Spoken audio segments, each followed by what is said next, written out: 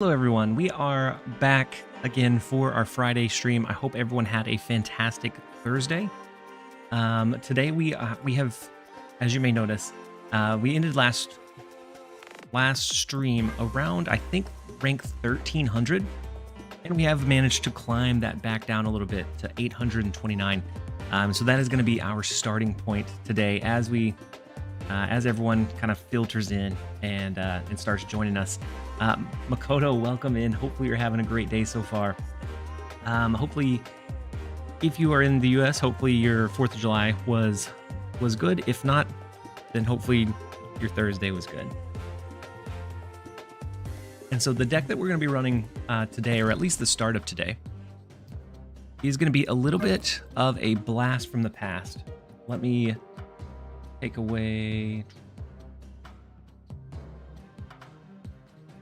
Tapped will move me over. And so the main idea with this deck is a lot of Arisham decks and a lot of other decks that are really prevalent right now, they need those on reveals. They need really heavy on reveals. And so Cosmo into Mystique is a very viable or potential playline. We also have the generation of things like Korg, Rockslide to disrupt their draw for our Hawk. We have Devil Dino as that alternate line. So there's a lot of good targets for Mystique in either Cosmo, Hawk, or Dino. We have White Widow to clutter them up a little bit, just a good value slot in. We have Black Widow, which is great at being able to make sure that they don't draw. It takes up a little bit of board space as well. And then we have our card generators in Maria Hill, Mirage, and Agent Coulson. Then of course we have the Shang-Chi because we have so many high power things that are floating around. Zero Youth, welcome in. Captain Pixie, 2 Bites, Strange Hollow, Rin, thank you guys, Sleeper, thank you guys for being here. And then Mystic Friar, have you found that Goose can do work against Arisham? I haven't seen many good tempo Arishams at my rank. It can, but if you can't Goose every lane, the weakness of that is that they typically will have something like Mystique, so they can Blob or Hawk in one lane and then Mystique to copy it into the Goose lane, and so then you can't really counter it from that point. And then welcome in. Hopefully you guys are having a fantastic Friday so far. And we're gonna end the week with a bang. We're hopefully we're gonna climb a little bit today. We've been having a decent amount of success with where the meta has shifted to. And so we're gonna load up a few games here as people are still filtering in, but glad that you guys could join us. I've been climbing like crazy with Clutterball. Yeah, that's I actually just posted a video. You guys may have gotten here before the video went live. But I just posted a video with it's junk. It's the clutter deck that uses the daggers, that one way to swing a location at the very end of the game. Rin, you said, isn't Sarah also good here? So you can double Hawk on 6. It can be, but a lot of times Sarah is a really low tempo play going into 5, and I want to be putting out just good value all the way through. And if we're going to lean into the Cosmo, it may not be able to keep up by doing the Sarah. We'd rather try to block a potential blob that they drop, and then it gets locked at 0 power. Climb from 40 to 80. Thanks, Junk. Zero Youth. That's incredible. Yeah, that's the one. I'm up to 541. Yeah, this is what I was running yesterday or last night after the hot location went away, and I've been having some decent success with it. I really enjoy this. It can block so many different play lines, and you can do some sneaky things with Ghost Spider. You can anticipate a Shang-Chi and then have your cannonball that destroys one lane switch over into the lane that you anticipate the Shang-Chi to be able to swing that one back in your favor too. There's a lot of cool ways to run that one. And then as people are filtering in, before we jump into our first game, I'm going to run our quick set of ads so that we delay it a little while so that it's not going to hit anybody during the middle of gameplay. And then Neo, welcome in. Hopefully you're having a great day so far. So that was a hilarious tie yesterday. Messiah, it was. That the mutually shared destruction. That was such a close game, and it was a very good one. And so I giggled a little bit when it was an exact tie too. Anatar, welcome in. Hopefully you're having a great day so far. I'm gonna go watch that clutter video.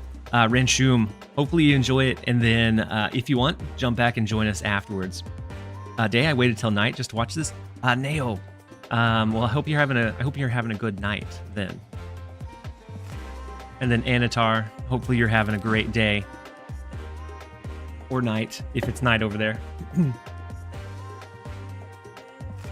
so we're gonna launch up this, and actually my daughter's home from daycare right now. And so my wife's gonna be watching her, but she's calling for me real fast. While the ads are running, I'm gonna go check on her as people filter in.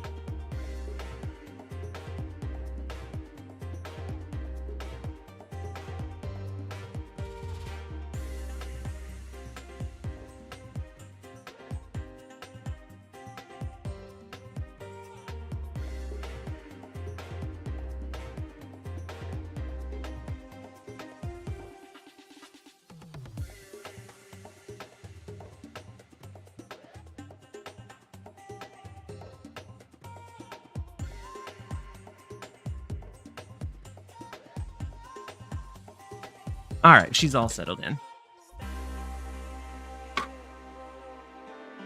We're gonna launch up the Blast from the Past here, and the reason I called it that is because it's very similar to a deck that did well around Hawk's release. It was a good kind of hybrid approach. And then welcome in. Hopefully you're having a great day. First up for the day, we have a clever name. With the Eternals arc, it gets kind of interesting because the other locations will fill up, and we have a decent amount of tempo. I'm actually going to play it a little bit aggressively here, and see if they want to hold two. We have the Maria Hill that will generate a 2-cost card for us. We have White Widow, which is a phenomenal tempo grab for early game. We have the Black Widow, which will stop them from drawing, and then we'll kind of play it out from there. And so their first drop is Ant-Man. They could be running a Zoo deck, so they may have Shanna, Squirrel Girl that could push into these 2 lanes after the fact. So we have to kind of keep an eye out for that. I think we're going to go... I'm going to go White Widow to the right, and then we'll start pushing for mid. And so, Nifty Weasel, thank you so much for 6 months as a tier 1 sub. Nifty Weasel, huge support coming in first thing as we launch the stream. I appreciate the vote of confidence. Hopefully you're having a great day. And so Mysterio comes down. We have to anticipate the Mockingbird. Yeah, Shadow King's a good one if they're dropping the blob. Shadow King can offset it and just do huge swings for you. And so I think we drop Black Widow here, stop them from drawing. Next turn would end up looking like maybe the Agent Coulson. Maybe we do Mirage. Okay, so Thor, we have to worry about this lane being able to get impacted after this round. So this will give us extra resources, and we'll be able to drop Devil Dino into the right next turn. I think we'll lock that in for now. They are unimpacted by the Widow's Kiss because they do have enough early flood. Unfortunately, Fastos comes down, and so they're going to be locked to about 9 here. So we could always push a big Devil Dino, because it could be up to 13. We could push a big Devil Dino, and then we'll be pushing for a potential win in the left. They had a lot more early tempo than what I was going to give them credit for. And so this lane is going to be a lost lane. Jane Foster pulls out Thor, so they'll be guaranteed to be able to play that one. And we have initiative going to this last turn, which is a little bit unfortunate. Rumi said, been having a lot of luck with Disrupt Hawk deck, with Crossbones, Juggernaut, and Magneto. Yeah, I think it can do some phenomenal things. This was beautiful as a top deck. Unless, of course, they have like those counterplays. The Mystique to copy Devil Dino.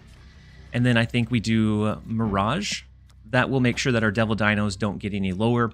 We're going to add a card back into our hand, and we get a little bit of extra benefit in this lane. And so it really depends on how big they could play. They could do the Hammer plus Odin. That would give them 12 here, bring them up to 15, up to a max of 19. We're going to stay at 19 as well. And so then it would come down to a point differential if the real Mysterio is to the right. We're going to lock this in, hope that they don't have the Shang-Chi, and we're starting off with a really big potential cube swing here. Let's see what it looks like. So the Titania coming down would be a big one. Hit Monkey. Ooh, and then Beta. So it's going to be a tie in mid because this has to... No, it's not the Hammer. They don't go for the Hammer at all, unfortunately. we lose out. That was a big Hitmonkey play on that last turn, and they had much more tempo than I was giving them credit for. So we start with a loss, which is kind of true to the streams, true to the streams lately. Strange Hollow, you said I just discovered the untap button in the top right corner. Yeah, oh. That was you found the posture check. Thank you. I always end up sitting like a hunched gremlin or goblin, and so I appreciate the posture check. I lean down to get close to the mic, and I forget that it's awful for the back. One of my friends is hating this meta and can't get to 90, so he gave me his account, and I'm just grinding out games for the gold. Beanman, sometimes that sounds like a true friend. Hopefully it's a pretty easy climb for you. Now, you said I've been using a junk mild mix, which works numbers against Arisham. Yeah, and I've been finding that we're seeing less Arisham now, and so we have to be a little bit cautious on just throwing Hawk into anything. And so next up we have Mysterio, and Sakar's going to pull into one of our cards, being Cosmo. Not a bad one. And this one does look like that Zoo deck. And then Tommy, you said, would you ever consider a Red Guardian left there? Chances where they add a +4 cost card.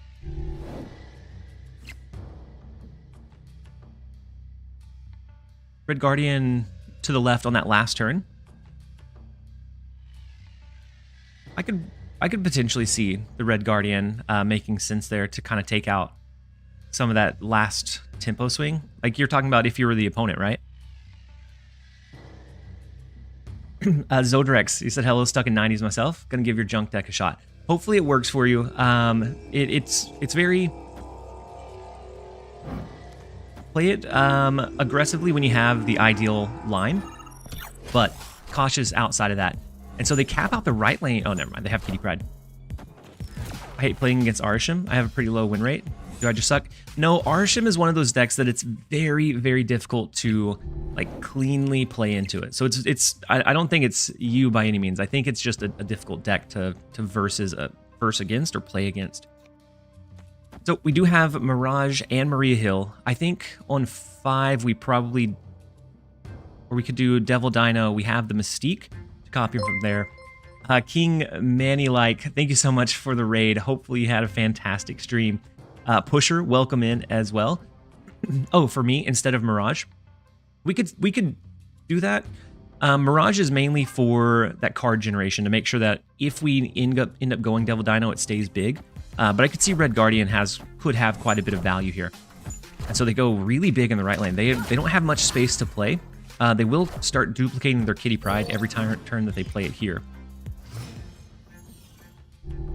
Woody's list. What was Woody running? So we steal their Athena, which is kind of cool.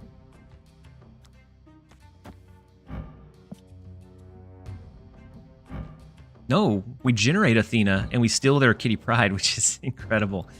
I think we go Athena, Kitty Pride here. Next turn could be a Devil Dino mid, and we're going to have a really big hand from this point. So we can stop Nebula from scaling.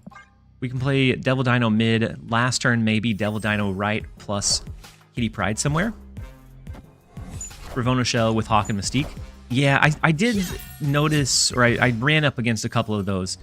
But with the Arisham deck that I was running, I ran it very heavy on like the Eliath side of it to make sure that it canceled out any kind of like Hawk on the last turn or anything big like that.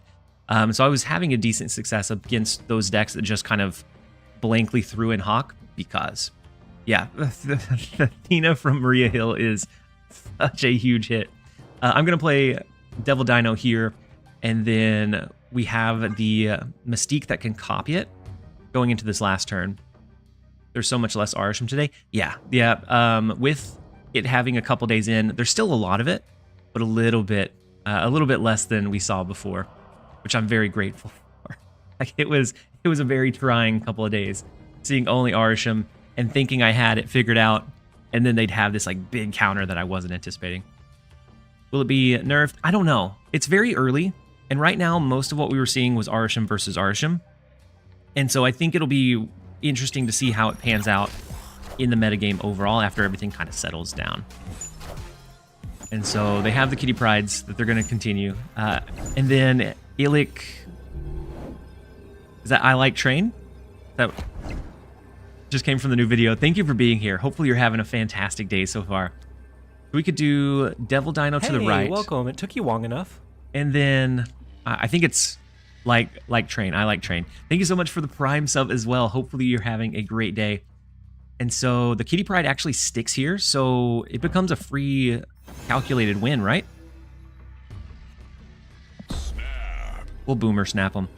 We have the Devil Dino on the right, which is going to scale past what they have here, and then our Kitty Pride. And since they had too many cards, their Kitty Pride got stuck in cloning bats, which is unfortunate, but it is what it is. I still don't have them. Spent 3 keys. Ugh, Strange Hollow. That's tough. Is the best strategy against Arsham just losing Prio? Either losing Prio or priming a Cosmo. Because looking at most of the Annihilus decks, or not Arsham decks, they're very heavy on reveal. A Cosmo or a well-placed Cosmo can be so dominant against what they're thinking or wanting to do. It can block a potential Alive later on. It can block a Blob, and then Blob ends up just being a 6-cost body. It can block their Loki, their Rogue, their Mystique. All of those big, heavy on reveals, Cosmo stops very heavy. And a lot of times they don't have that guaranteed just value in their cards, and so they don't have a guaranteed early tempo. And so that, you could also look at doing like Doc Ock stuff to flood a lane and then counter it later, which is what we did with the Clutter deck. And then Ranshum, welcome back. Hopefully you enjoyed the video. And then you could also look to do just like the counter Hawk stuff. Hey, aren't Thena? Yeah, I'm Thena like strong guy. That's me. That's exactly who I am.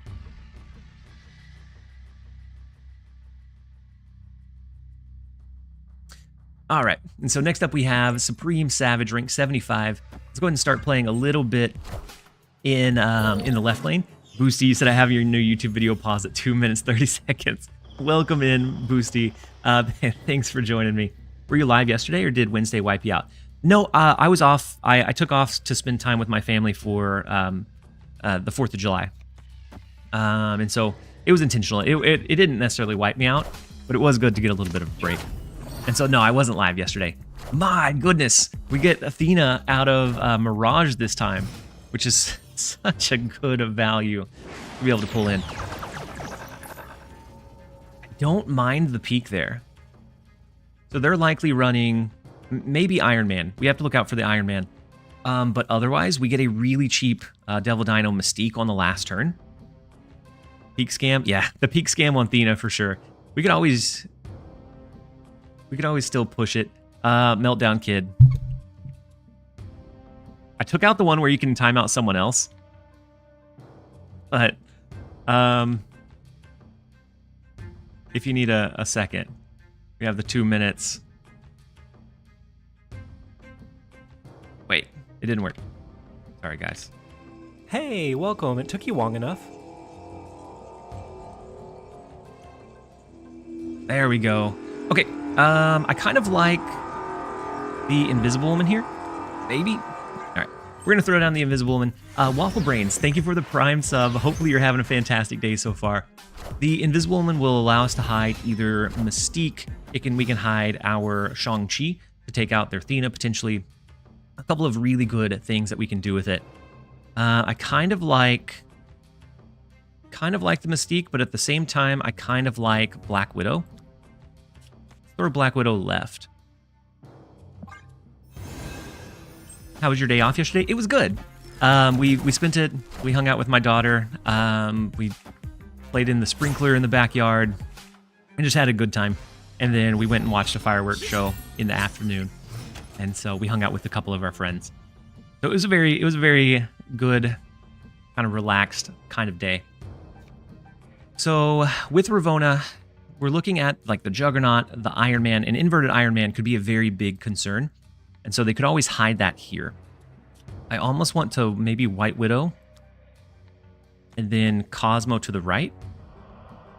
On the last turn, we could Devil Dino plus Mystique to the left. Try to find a big way to win. I think that guy was overestimating the value of your Invisible Woman. Yeah, most definitely. Okay, so they have the Hawk to the left, and we are going to cap out that lane with the White Widow. Cosmo is going to make sure that they can't use that Mystique that is very common in these types of builds right now. And so we only have to beat 7 power at most if this is a real Mysterio. Or we have to beat 9 power. We have to beat 9 power to the left, which should be no problem for like a Devil Dino. Let's go Devil Dino and then Mystique. And so that's going to be 2, 4, 6, 8 actually. Because we don't have the cards that are being generated. And then Coca, hey TLSG, is there any plans in continuing your free-to-play account videos? There is. I lost the footage on the account up to 90 days whenever I took my break. My hard drive got fried. And so I want to pick it back up, but I have to find the proper time to do it.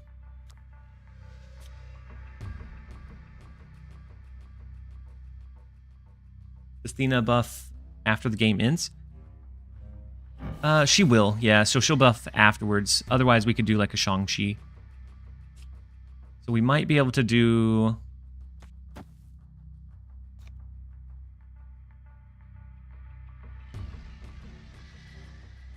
That Cosmo's going to hurt us, I think. This would be 5 to the right, which is the biggest thing we can do for 3.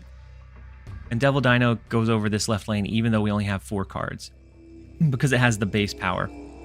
And so it really depends on what they throw over here. We're going to see if that's going to be enough. No, probably not. The Mystique and the Nocturne. Mystique not able to copy the Hawk because of the Cosmo. If that's the real Mysterio, we lose. If not, we're good. We are so good. That was so incredibly close. Probably should have not been winnable with just Athena. But the Cosmo, what I thought stabbed us in the back, actually worked out in our favor. We'll gladly take it. Let's go ahead and jump over into the next one. Is Taruku, welcome in. Hopefully you're having a great day so far. We are back. We got a little bit of rest, and we're figuring out the meta. So we're feeling good. We're feeling confident. And then I know someone said interesting deck, and I saw the message but didn't get to read it. So Zero, you said interesting deck. I'm missing White Widow. You could do just another good value, either 2 or 3 cost card. So Red Guardian has a decent amount of value. Why not Mystique Dino last turn? So let me see if I can hide this. So Mystique couldn't have been played over here. Since she doesn't have the base, it'd be 2, 4, 6, 8. So it would have been 5 less than what's here now. And so if the real Mysterio was left, which was what I was accounting for, we wouldn't have been able to beat the real Mysterio left. And so we took that into account because we would have had to play Devil Dino here, Mystique to copy it to the left. We would have only had an 8 power instead of 13. Because Dino has the base power to go off of. And so we shifted it a little bit into a less ideal play. But that was my first thought too, was the Dino into Mystique. And then Latiri, thank you so much for the Prime sub. Hopefully you're having a fantastic day. You guys are starting this Friday off incredibly well. Hopefully you all are having a fantastic day so far. I'm against someone playing this deck. At least I can see what cards they have. It's interesting that it picked up so quickly. No more tilting today. No more tilting today. We are on our redemption arc. We are climbing up. The Onslaught Citadel is beautiful for this deck. We can always hide Cosmo into like a Devil Dino or a couple of other things. I love White Widow, but I think she should probably lose a point of power. I do too. She's the cheapest, most consistent clutter tool. Even if the Widow's Kiss isn't a negative power card, she is so pivotal and vital. So I agree. I think she's a little bit too flexible. 3 cost, I think, might kill her. 2 cost, I think, less power potentially. And so they're going to transform whatever they play next into a demon. We may be looking at a bounce deck. We have Quake that was generated from Maria Hill, which could give us some decent value. We could shift Onslaught Citadel away from the left and push it to power up like a Devil Dino somewhere else. But since the Icebox did hit Devil Dino, it gets a little bit more difficult to play that one out. We'd have to look for some other way to navigate that power. So let's go with Mirage. They did play the Demon out already, which changed from the Hood. Or they changed their Hood into a Demon, and they created a Demon. So they have one in hand as well. So if they don't play it this turn, we'll be able to pull it in. If they do, then we definitely lose eternity range. Titania, interesting. And so it looks like it may be a like Falcon Black Swan style deck. So we have to look out for that last turn flood. So we can Korg. Do we think they play in the left this turn? I'm actually seeing how many 1-cost cards they have. I'm afraid of a potential Falcon.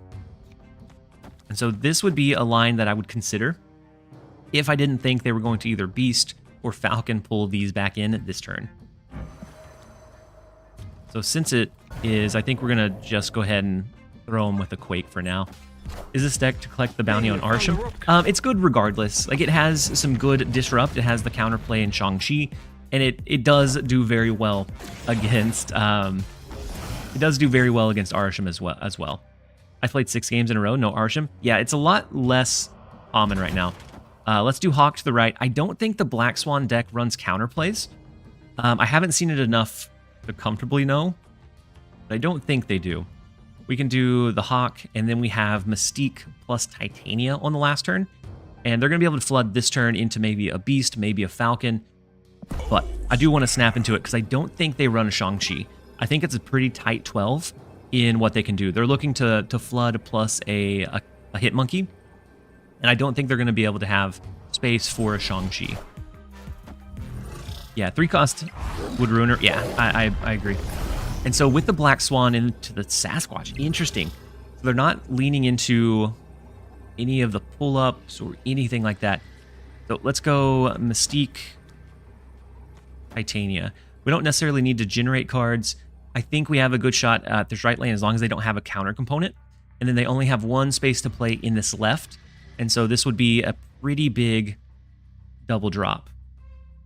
We could also push to fight for mid if we thought that they thought that this was enough, but they have a lot more space to play. And so if they're wanting to flood Mysterio, Hit Monkey, I don't think the left would be able to keep up with a big power swing.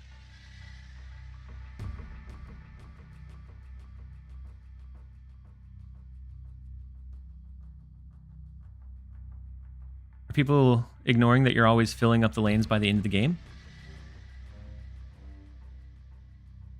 There's no rush to be filling the kissed lane immediately. Yeah. So especially a lot of decks, like it ends up being a 0-cost card. But if you're running a lower curved or a slower deck, sometimes that Widow's Kiss ends up staying. So, like I don't think the 2-4, 2-4, I don't think that necessarily needs to be a thing. It gives you so much early game value in like PVA games and those sorts. And so they do play probably Hit Monkey left, I would imagine. Hit Monkey left. Can we outpower the big scale of it? It looks like we can. We are going to collect a 4-cuber here with the Titania, knowing the idea of what they are running and that they likely don't have those counter components built in. We were able to kind of abuse that, drop the Hawk early, and not worry about spreading into those other 2 lanes. We'll grab the 4 cubes, and we are on our upward ascension. We will We will go ahead and jump over into the next one. The splits, yeah, they have some really good splits. I'll take a look at them before we jump out. Can we still pull them up? No, we can't pull them up. But there are a lot of black and white Kirby crackles mixed in here. They've been doing some very hefty splits on these small ball cards.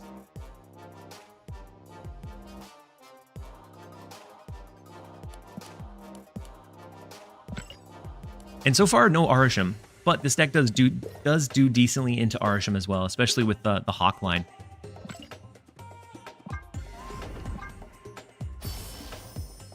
The post 50 season pass track has been treating me really well this season. A lot of credits, a lot of variants, not a lot of just boosters. Neo, thank you so much for the tier 1 sub. That does help us towards that affiliate plus, I think is what it's called. Status, and so if we hit that, we get a bigger split of any of our subs, and so we get more support from you guys, and Twitch gets less of it. And so next up, Next up, we have Mr. Juggernaut, the battle of the pixel avatars. First location is Negative Zone. Cal Rosie, welcome in. Hopefully you're having a great day so far. So the first location is Negative Zone, which is definitely a tough one. Oof, that's so unfortunate. They are running an Arisham deck, but they unfortunately dropped Daredevil directly into Space Throne, and so that is always going to be a snap. As unfortunate as it is for them. Yeah, that's the way that it breaks sometimes. Ray, do you think a deck that doesn't run Arisham or Hawk has a disadvantage playing against Arisham decks? Not necessarily. So it can. It absolutely can. But if you're not running one of those that have the really big high power plays, Hey, welcome. then you need some way to counter those from the opponent, because you're going to see those very, very often. And so like my video from today, it just released, it's a junk deck. It doesn't run Arisham or a Hawk in any way. And with that, we have two ways to counter those big cards that end up getting on the board. We have Shang-Chi and Cannonball. And then JMac007, thank you so much for the tier 1 as well. That pushes us that much closer to that Partner Plus. Maybe that's what it's called, not Affiliate Plus. Maybe it's Partner Plus. My Prime sub is spent on another streamer right now, but I pledge it to TLSG going forward. Bobby Crow, and I appreciate it. At the end of the game, unless you're doing something to take advantage of her filling up a lane, 2 power is nothing at all. Yeah, it's just really good early tempo. And then you Smeal. Did you explain why you prefer Hill over Snowguard? So Snowguard is a little bit higher curve, and this one we wanted the kind of low curve, and Hill can generate some really good 2-cost cards now. So since she came out, we've had several 2-cost cards added in. I'm going to run a quick minute of ads so that it pushes them off from the gameplay, and then we'll look at the 2-cost cards, and then we'll jump back into some more. And so for the 2-cost cards, we have a lot of good value that can be generated now. Used to, it was a little bit hit and miss because you wouldn't have as many solid ones. But she can generate Medusa, which is 2/5. Goose would be pretty decent. Athena is amazing, as we saw. We have Scorpion, which is decent value. The Shadow King, going down from, I think at the time it was 4, down to 2, is such a big power swing, I guess, especially against Blob and things like that. You could always get Collector, which gets some benefit. You could create another White Widow. There's just a lot of really good 2-cost cards that I think a lot of times are going to benefit you a little bit better than Snowguard. Snowguard's fine in the place, but I do like Maria Hill a bit. And whenever Maria Hill first came out, a lot of the 2-cost cards were very lackluster, but we've had a lot of big ones added in. And then, Neo, you should add a Battle Me, which uses something like 5,000 points. I had one, but it ended up taking up quite a bit of time from the streams. And so it may be that I have to add it back, but only have it dedicated to like the last little bit of the stream or something like that. But it was something that was really fun to do. Wait, why does it say ad start in 2 minutes? Hey, welcome. It took you long enough. Rosie, thank you so much for the Prime sub. You guys are absolutely coming in huge on a Friday. Hopefully you've had a fantastic week. I'm glad you were able to join us, and that hopefully you're having a fantastic day so far. Remember how bad Snowguard used to be? Oof. I remember that was one of the most challenging videos that I did. That and Ghost. Ghost was awful. Absolutely unplayable. TLSG, have you taken advantage of the custom card feature? I see your baby Daredevil is set as your favorite. So I have for some. I just haven't played Daredevil in a deck recently where I changed it. But for most of them, I use the... Oh, ignore that one. For most of them, I have. That way you can see like the animation. For Cosmo, it looks like I do need to change that one as well. So with Forge, I'd expect to see a Brood. And it's going to be a little Brood of us to stop their unclogged lane with a Cosmo. Lady Deathstrike was rough too. Yeah, she was almost unplayable. Yeah, Rocks and Hawks, that is a blast from the past. It is. And it is it's in such a good place right now that it feels really, really good to play. So we could always Black Widow, but with Machine World, we're going to get that Black Widow back in return. And since we don't have our key resources yet, I'm going to use the Rock Slide instead. I fully anticipate this being Brood. And so then we can kind of Brood up their day, especially if this is Absorb Man. Ooh, no, it wasn't Brood. So Forge into Mobius was definitely different than what I was thinking. We do have the Rock Slide, but they have 3 of our cards generated, and so it's an array of things that it could be. Oh, it's an Arisham. Okay. Thank you, guys. I missed it. I missed the deck size, but yeah, it's Arisham deck. And so let's go ahead and do a Black Widow. The Cosmo wasn't great, but the Hawk... Actually, instead of Black Widow, let's do Cosmo into a Hawk, into Mystique, plus maybe something else as there after that. 50k? Yeah, so 5k, I had it, I think, at like maybe 5 or 10, and it was happening every single stream, and especially those that kind of draw out, it ended up taking a significant amount of time, and while it was really fun, I don't think it was as engaging for everybody as it was for like me and that opponent. So we do grab the retreat from the snap there. So far, we're absolutely doing phenomenal. We lost the first one, but ever since then, I don't know that we've been hit with a loss yet.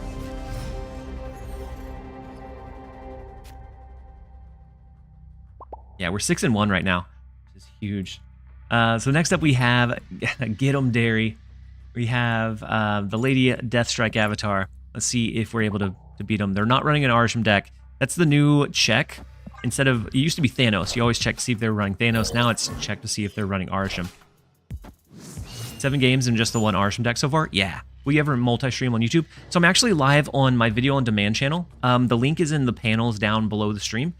And so I don't do it on my main one. That way I have the capacity to be able to launch a video right before my live starts. That way I can kind of cross-promote.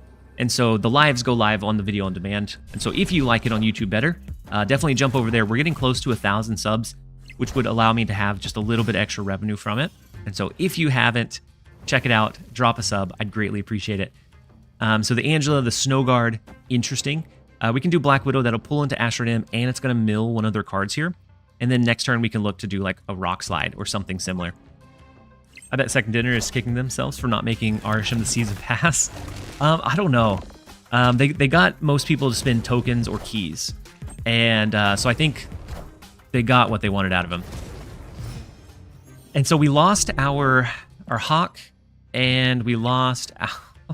Oh, that is such a bad double hit. We lost Hawk and Devil Dino, which is a rough one. Rough one for sure. I think we drop Agent Coulson and we praise for a Hawk or Devil Dino or something with an ongoing. No, the Taskmaster is not going to be what we need. This deck's to work. Yeah, it's been working pretty decently so far. Gallagher, Snap Evolution. Check for Agatha, check for Thanos, check for Arisham. It's been that transition is what we've been seeing a lot of. I don't think we can win this one.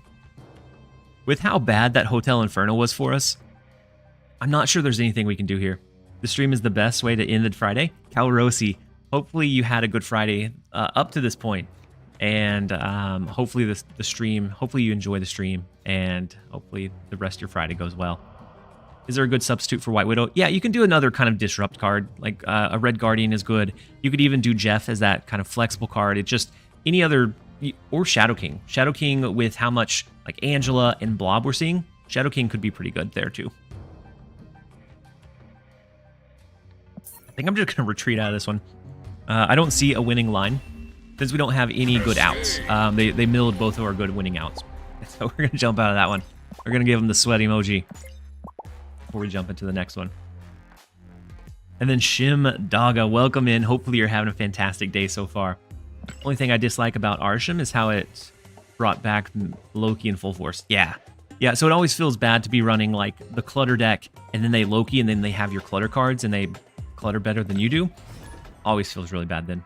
It's been a few days of Arisham. What's your thoughts on the card? I like and dislike it. It's a love-hate relationship. So I think Arisham's very flexible, can do a lot of really good things, but it also creates some really crazy snap lines, and that's what I find the most frustrating, is that it's so difficult to know when they're just being aggressive, when they have like a crazy counterplay, and if your counterplay to theirs is what it needs to be to actually win. And then Get 'em Dairy, very good game. You milled both of my big hits. So that was a fantastic Hotel Inferno for you. There was just nothing I could do after that point. Very good game. Hopefully we run into you again sometime soon. Always a pleasure. Snapping is a nightmare both against and with Arsham. Yeah, yep. And I think that's the most like frustrating part. You got way lucky. I was it hit both of the big ones back to back. And so every once in a while it happens, but you snapped early, so you got the 2 out of it, and I can appreciate the aggressiveness. And so the middle location, Monster Metropolis, we have Hala. With it being an Arsham deck, we can always throw Hydrate. Thank you, Neo. We can always throw Cosmo down. If we end up drawing into Hawk, then that's going to be a really big power play. We could always copy the Cosmo with Mystique into Hala potentially to stop them from being able to do any kind of blob scenarios. Arsham is definitely fun. Yeah, he's fun, but I can see some people being... I can see why it can be frustrating, because those snap lines are so atrocious. So the Cosmo here, I don't think we Mystique copy it. I think that's a little bit risky. I'm going to do Rock Slide instead. We're still kind of trying to dig for the Hawk, which would give us a good way to win. Oof. Our Cosmo is now gone. All of our cards are now gone. That was a rough Legion for us. Really rough Legion. The only way we could come back would be a Hawk into like the Mystique, but that runs a big risk of getting countered pretty heavily. Yeah, that's a good snap. That's a good snap. Jump out of it. They probably should have snapped before it, knowing that that was likely going to happen. He'd be more fun if you weren't forced to run Hawk and Blob. Yeah. Yeah, I think Blob is what creates some really high power, high intensity things. But I think Arsham highlights a major problem. Loki, and now Arsham can afford to run tech cards galore. I actually, when I was running him most recently, I dropped Loki, and I think he ran really, really well even still. And so I ran full into the Blob, Mystique, Rogue, Absorbing Man, and I was absolutely... And then the Eliath. Eliath, I think, is another piece that steals a lot of cubes and makes those snap lines really difficult to read. I'm going to play Korg over to the right. Next up, we have JF. They're not running an Arsham deck, but with Great Web, I think we have a chance of maybe cluttering them a little bit earlier than what they would want to be. Yeah, and it's brutal to know whether they've drawn it or not. And so it's easy to overstay thinking there's no way they drew Shang-Chi. And there was one game where I had my Shang-Chi milled, but I had created, or I had drawn another one from Arsham, so I had a backup Shang-Chi, and it created a big 4 or 8 cube like deficit off of that. And it's just that unknowing that makes it so difficult to kind of gauge. So we're going to shuffle our cards after this. I would do Agent Coulson here to keep our hand relatively full, but since we're going to be shuffling cards, I think we're going to go ahead and play Cosmo.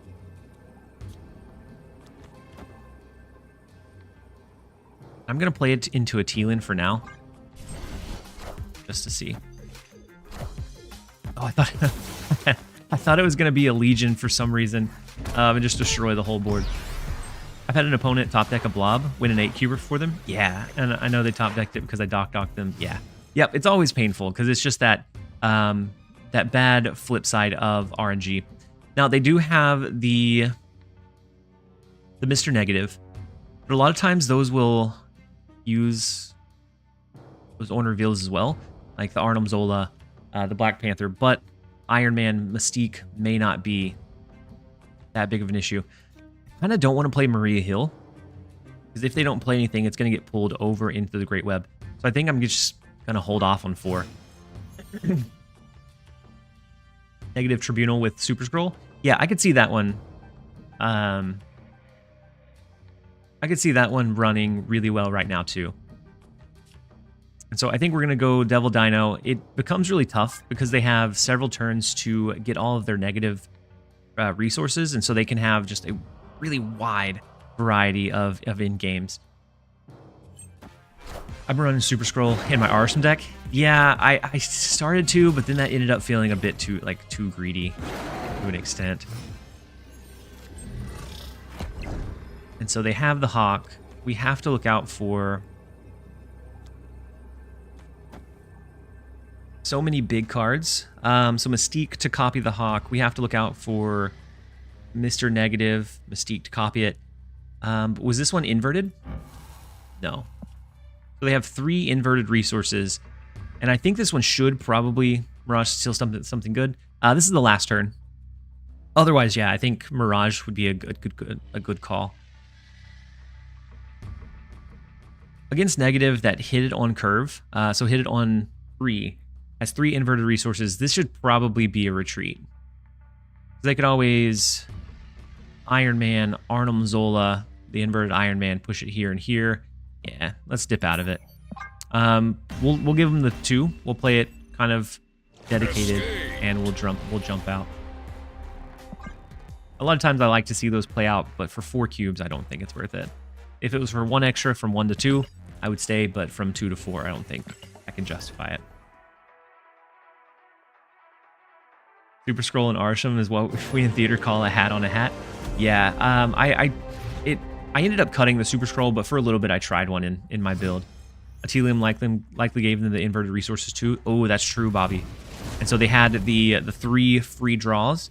So they probably had a big, like hefty last turn play that was lined up. So the first location is Limbo. Next up we have T-Sarge. Second one is Mojo World. A lot of times this deck can do fine at flooding the board.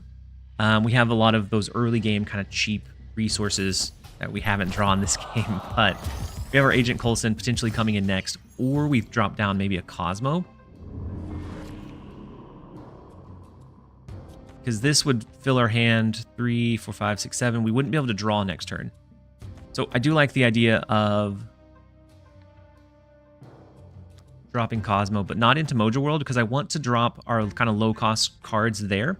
But their really big impact comes from those on reveals. You think you'll be streaming on Sunday? I don't think so, Strange Hollow. I'm most likely going to be hanging out with my family.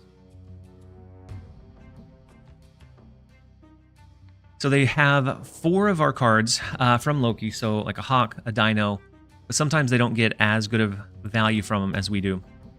This is still going to not allow us to draw, but we do have a relatively good hand that we're looking at. And since it's an Arisham deck, and we have the Hawk, we have this blocked, we have Mystique, I think that should be a pretty big snap, but I kind of want to wait it out just a little bit.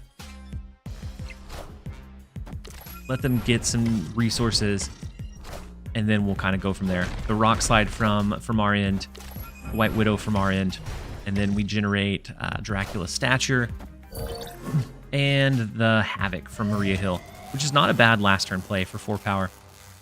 Let's go ahead and snap into it now. We have the Hawk to the left, and Cosmo is really disruptive to Arisham builds. So if they were wanting to do Blob, if they were wanting to do something big and then an Eliath to make sure we couldn't counter it, or Cosmo really prohibits that.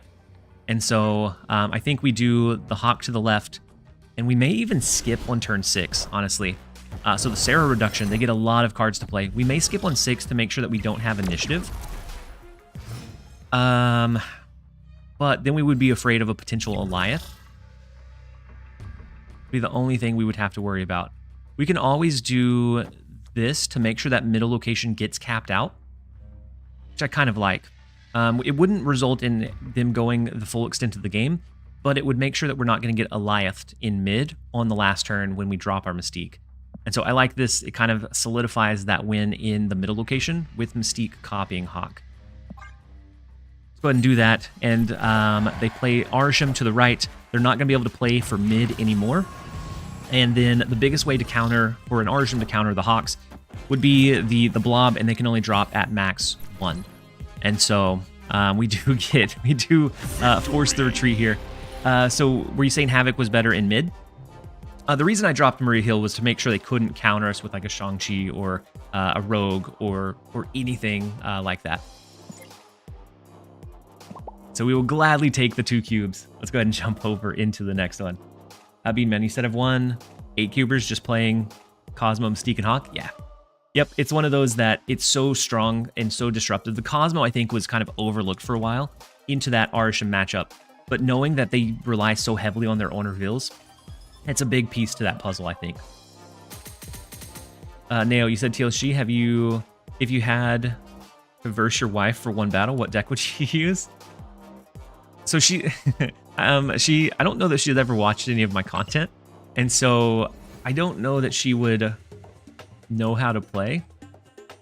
I would just do a full just generated deck. So let's delete one. We have enough Millmanias. And so I would just do the random, I would let Doctor Strange fill it up with whatever he wanted to. So we would do the plus autofill, and then we would run that. Because I think since she doesn't play, she doesn't know much about the game, it would probably be fine. Pretty standard destroy deck. That doesn't look awful. Like, it would definitely be able to pump out quite a bit. I've been playing Cosmo over Mobius in KM's anti-Arsham deck.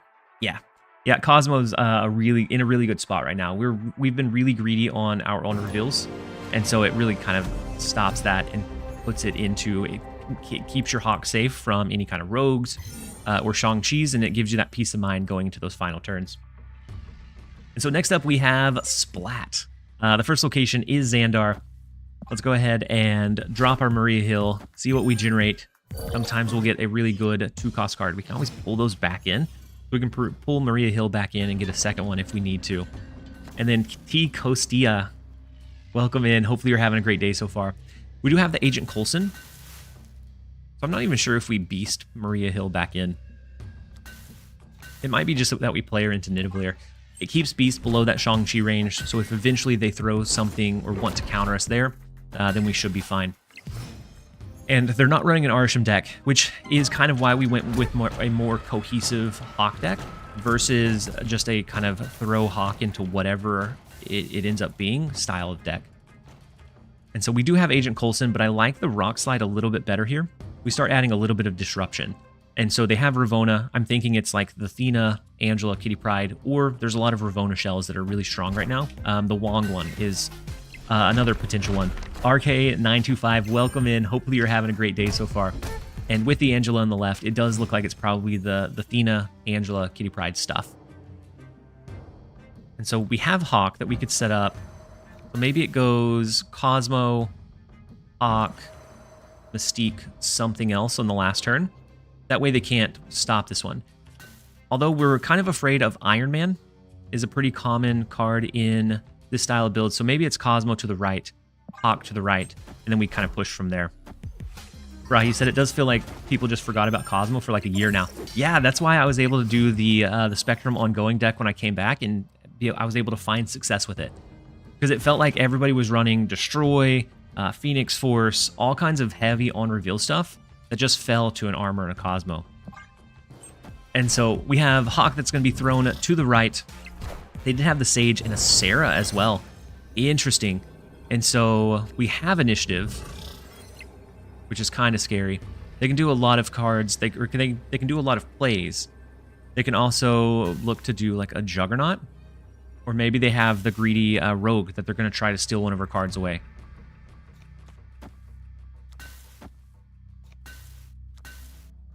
So Coulson would give the same power as Korg in the left lane, because we would bump up the Hawk, or the Mystique copy of the Hawk. It's also going to give us a little bump in the right lane.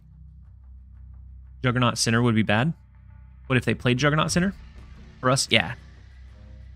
So I'm afraid of a couple of things. And the reason I'm not stacking into Nidavellir, I'm afraid of Iron Man, which would give them a huge lead here. They have the discount from both Ravonna and Sarah, so it could be very likely that they do both Iron Man and Juggernaut mid. And so I think left would be a little bit easier to snag and a little bit safer from a potential Juggernaut. Is the reason that I'm kind of guessing that left lane. Victory. But we do end up getting the retreat from Splat. I think the Cosmo, it made their overall line a little bit clunkier. I am a little bit surprised with the retreat there. I'm guessing they just couldn't make a decision on. Yeah, I didn't know we were for sure losing, but I thought it was going to be a close one for sure. What's a good deck for Infinite Conquest? There's several that do well. So anything that typically has some good counterplay to it. Arsham's I like Arsham in Conquest a little bit more than on Ladder because of that randomness, that RNG. You can also look to do like Clutter, Hawk stuff. You could do Junk.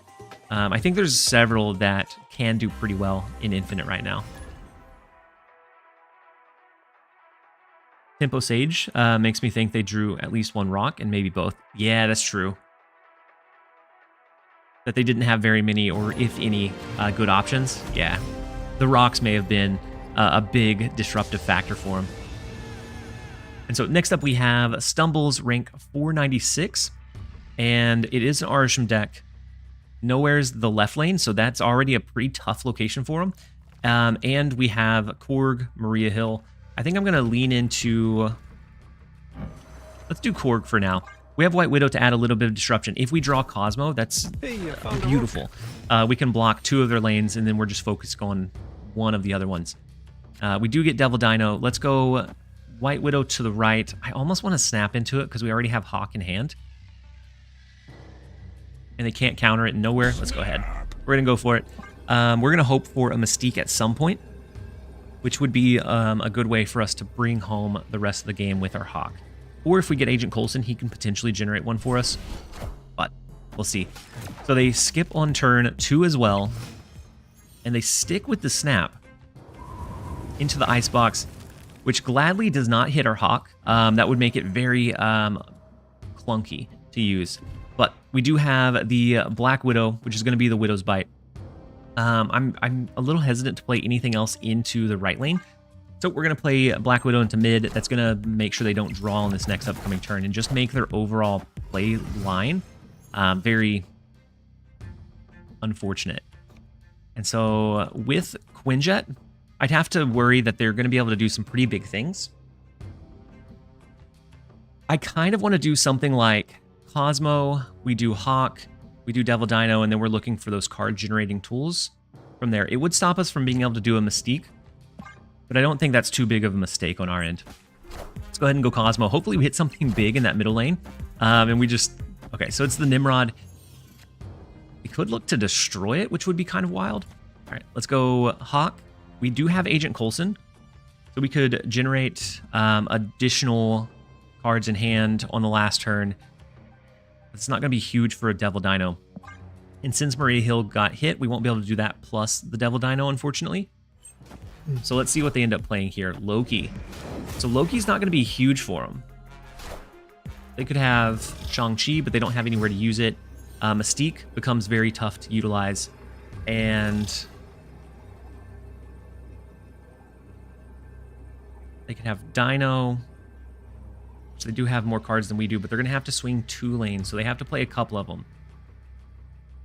Shang-Chi's not really a viable one.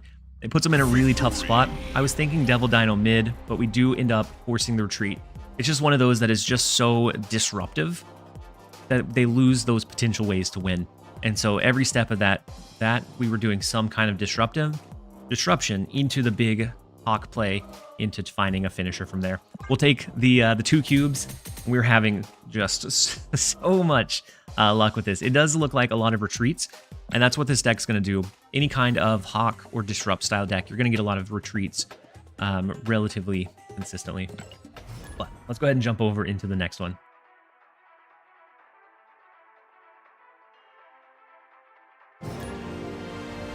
I'm curious on our stats. I'm going to pull it up.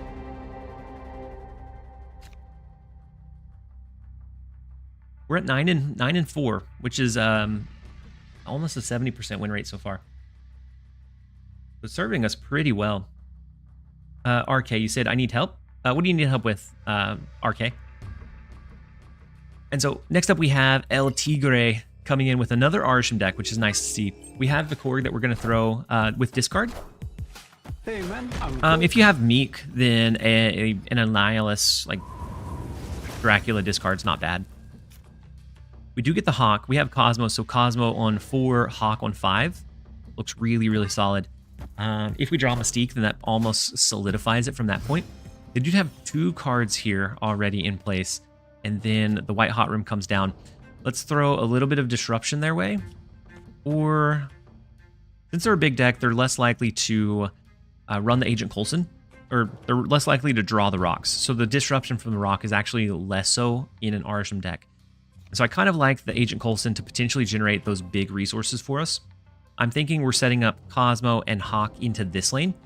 And then if we don't have initiative, we have Shang-Chi to swing us some favorability back our way on that last turn. We get a second Shang-Chi, and then we have Claw. I'm just getting into Season 2. Well, okay, so discard, unless you have a lot of those pieces, can be kind of clunky. But if you have the main, Coulson always gives a second Hawk. That's what we were hoping for. If you have the main, like Dracula, Apocalypse, you can do some decent ones earlier in the game. So you may not have Meek yet, unless you pulled it recently. But Meek is a really good one and kind of flexible. It gives you like a Jeff level of versatility. We're going to throw Cosmo into the middle location. They do have War Machine coming down. And so we're going to throw our Hawk, and we're hoping for Mystique as that top deck. We have the 1 out of 4. If not, we still have some decent play lines in either Claw or Devil Dino or Shang-Chi. But that would be the biggest push for us. And then Neo, you said, hey, TLSG, one last question before I go for the night. What are some card suggestions for a Control Surfer deck? Cosmo would be a big one. You also might tech in Shadow King as a way to offset some of those big like blobs that do get their way through. I haven't played Silver Surfer in a while, and so you may also might look at Polaris. I'm not sure if that adds as much value as it used to. If you're running the Hawk as well, then like a Black Widow Rock Slide could be good for that kind of backup play line. Juggernaut's a good shout too. All right, let's lock in the Hawk play. They do have Scar, but our Hawk is going to be a little bit bigger than their Scar. And then we do draw the Mystique, which is beautiful to see.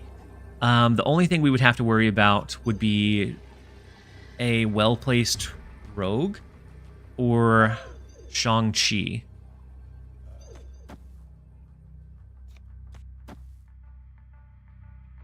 I think we split them. It was the God draw though, for sure. I think we split them so that even if they like Shang-Chi and steal this one, it becomes a point differential. Unless they steal it and play in White Hot Room, at which case we may be roasted. But I'm willing to snap into it. We'll Boomer snap into the great top deck, and then we do force the retreat on them.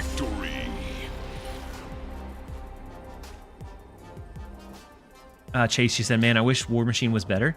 Maybe make it ongoing. Ongoing would be crazy. That would be, you could be stacked with like your Ebony Maws and all kinds of cool stuff.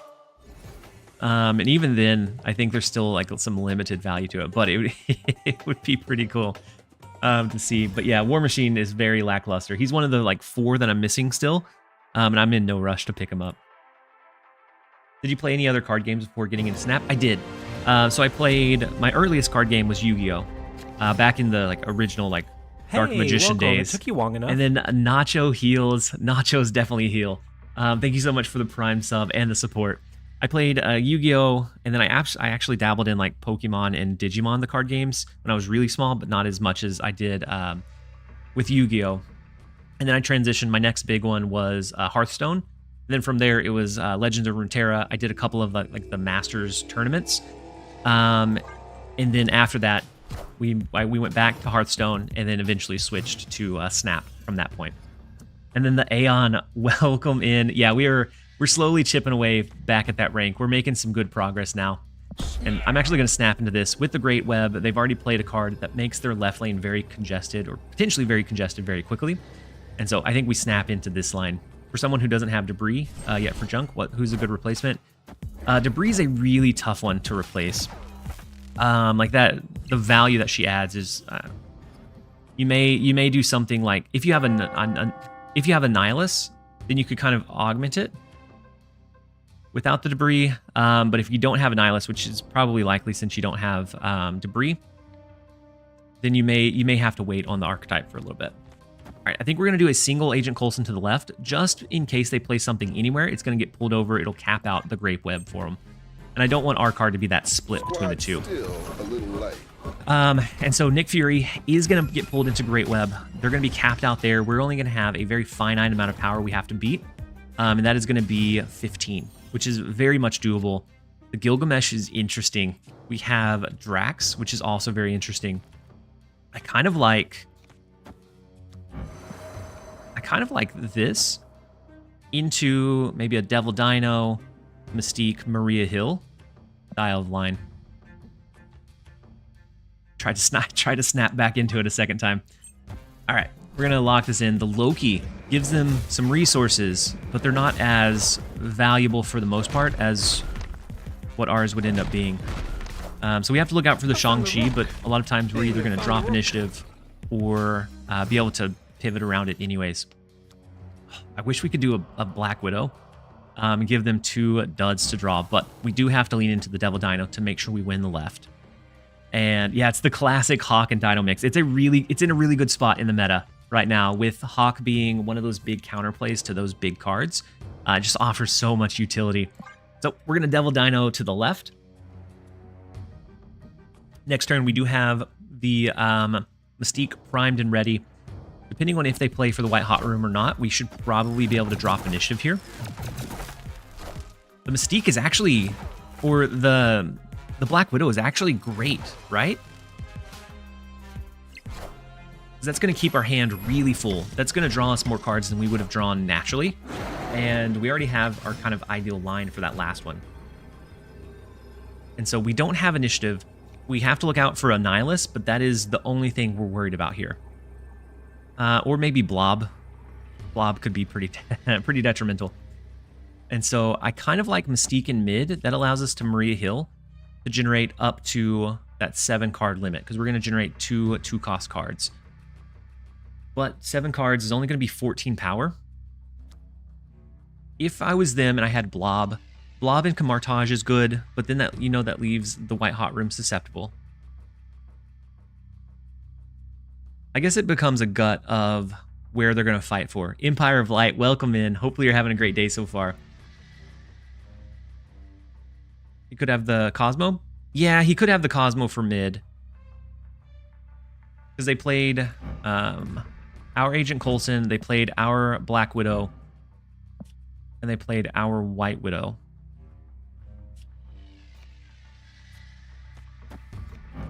This is also a line, but if they do Blob in the right, then we'd be... He's afraid of Hawk, not Mystique, I think.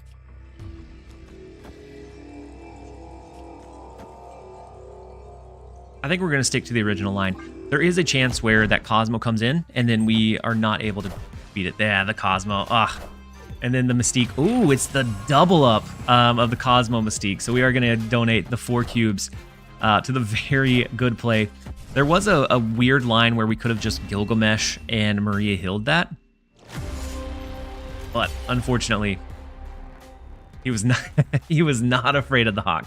He was not afraid of it at all, unfortunately.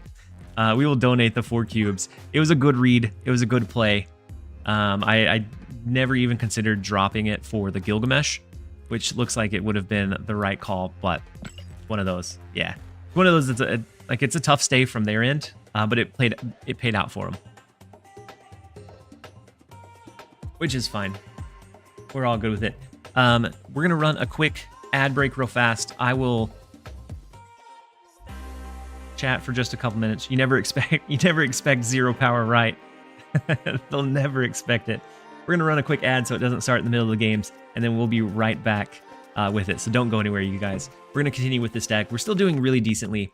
That one was a big one to lose. It definitely hurt losing those 4 cubes, but we're still at a 66% win rate. And for me, statistically doing worse on stream, I think 66% win is great. Thus, honestly, I would have left. I mean, they may have been real confident in the Mystique line. So it's all right. And if he popped in, we got the ad revenue from him. And so it's worth the 4 cubes to make him watch a few of the ads. As my Marvel Snap title says, I'm here for this. Is there one that says that? Cal Rosie, any conquest today? We may run a little bit of conquest. I want to get a highlight video, as long as this deck performs how well I think it's going to. I want to get some games in for like a stream highlight to go live tomorrow. But then we may jump into some Conquest. I think I have one more infinite ticket to burn. Oh, we need to turn off the Nightbot factor because that's doubling up. For any of you guys that are also here, we're still running the Star Trek promotion or sponsorship. And so anyone that downloads using my link or !star does give back to the channel for each metric that you end up hitting. And so if you have always wanted to like support, you can't really justify a sub, then that's a way that you can give back. Hitting that first metric, which takes around 20 minutes, gives back equivalent to a subscription. And so next up, we have No Use for a Name. They're not running an Arisham deck. I'm going to go ahead and play White Widow on 1 because of Elysium. Fantastic value for us. And then we have the Black Widow. Hey, welcome. That will come down on 2 to stop them from drawing. And then Haven for RL. Thank you so much for the Prime sub. That puts us at 9 today. And you guys have been just blowing it away with how supportive you've been. I was off work, so I was able to stream all week, and I've had a lot of fun doing it. Thank you guys for being here to enjoy that journey. And I wish I could do it more often, honestly. But with work, that does end up getting in the way. So unfortunately, Vormir is going to let them destroy the Widow's Bite for free. But it is what it is. And then Rod Clutcher. The notification hasn't popped up. There it is. Thank you so much for the Prime sub as well, pushing us to 10 for the day. We have Scorpion to the right. I'm going to go ahead and sacrifice that over there. We have Rock Slide to add even more disruption onto their end of things. We have both Cosmo and Hawk already in hand. And we're going to finally see some of their cards on turn 3. We'll see some of their cards for the first time here. And so Ant-Man, Cole Obsidian is an interesting one. This could be a Zoo deck. Looking at the Ant-Man Cole Obsidian, I think there's some Gilgamesh Zoo that do run that. Yeah, I think it's definitely Zoo, which would make sense why they're kind of slow playing it, because they can more efficiently kind of position their cards. We don't have a way to change this location. I'm gonna, I think, go ahead and drop Cosmo. Maybe it's that we drop Hawk and we try to snipe them with the Cosmo on the last turn. Could be a potential direction we go. The Blue Marvel comes down, which is always gonna be big. I like that Gilgamesh kind of brought Zoo back. Yeah, it's definitely a very scary one. Do we ever double up in mid? I don't think we do. I think we spread the wealth. Cosmo to block a Gilgamesh mid, I don't think is going to be fantastic. With this, we should be able to grab initiative. And so maybe it's Cosmo. Maybe we stop their Squirrel Girl or their Shanna from going off next turn. But I think they always end up throwing the Gilgamesh into mid. So the Dazzler comes down, the Squirrel Girl does get dropped.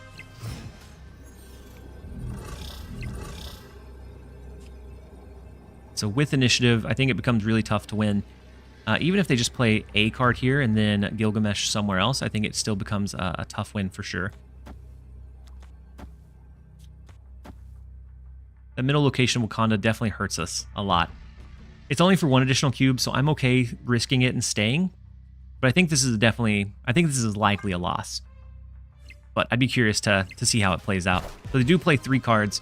We're hoping to block one of their own reveals to the right to surprise them and give us a win there. The Mockingbird, no, we're not gonna be able to do that. And then the Shadow King, we could have won had we pushed a little bit further into mid. So no Gilgamesh. We blocked the Shang-Chi with Cosmo, so that was a good read. It was just the follow-up in mid. Unfortunately, it was a close one. It was very, very close. Shimdog, you said after a couple hours on ladder, there were 2 main decks, Arisham and Arisham counters. Yeah. Yep, and that's why we are running this. It's not necessarily a direct counter to any of those, but it's a cohesive deck. I was running into like some crazy decks that were... I ran into a Hercules move deck that just had Hawk in the deck for giggles. Yeah, we had to play Shang-Chi mid, which was definitely a tough call.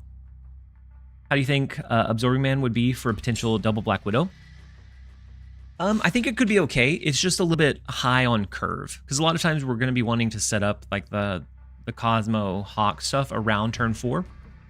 But I think it'd be probably okay. But next up, we do have Boss Mang coming in, not running an Arsham deck, which is nice to see. We're going to go ahead and play a Korg outright that gadds that early disruption. We have a Rock Slide coming in for turn number 3. And then we're looking to draw our game-ending pieces from there. So honestly, a pretty good, promising early hand. And so middle becomes Deep Space, which is definitely not favorable for us. Let's Maria Hill to the left. A fellow 12-card enjoyer? Yeah, we're getting a lot of 12-card enjoyers today. Hey man, I'm And so they have Korg. Deep Space becomes very tricky. We do get Hawk, which is nice. So we have Rock Slide to add more disruption on their end. We have Hawk and Mystique. We can always maybe stage Nimrod into mid if we wanted to. We may also just give that location up. They have the Rock Slide as well. And so I'm curious what their other pieces are. There's not very many people running the like Cosmo Dino stuff. So I'd be very curious. I don't want to do Cosmo. And then we can set up Hawk into Mystique. Or we Cosmo to the left. But I think Hawk into Mystique to the left is the play we're going to go with. Korg has a voice line? Yeah, he recently got added with a voice line. That Atuma in mid from the hub, right? Such a good hub pull for him. It kind of broke out that curve and gave them a really high power resource in that middle location. How did you tell he wasn't running Arsham? Oh, from the deck tracker. So right here. That's how many cards they have left in their deck. Yeah, that Atuma was huge. Deep Space plus Atuma, you can't beat it. And we got Nimrod, which is not awful, but not anywhere near as good for our curve as that Atuma. And then Cammy, you said, hey, the YouTube video is right. You are live. We are. I love being able to do that and be able to push out and let people know that we're live. And so, yeah, if you don't have the tracker, you can always click here and you can see the number. So the right lane becomes really tough because they can just as easily play really anything as that follow-up. We'd have to be reliant on like something like this, which I don't think is going to consistently find us ways to win.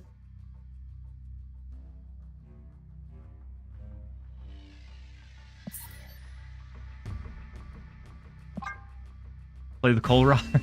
Play the Coal Rock just for the sizzle. Oh, Waffle, you didn't know about the portrait? Yeah, you can click. You can see how many cards were destroyed. You can actually see which cards were destroyed. So if you didn't notice what got discarded or destroyed, you can actually check there.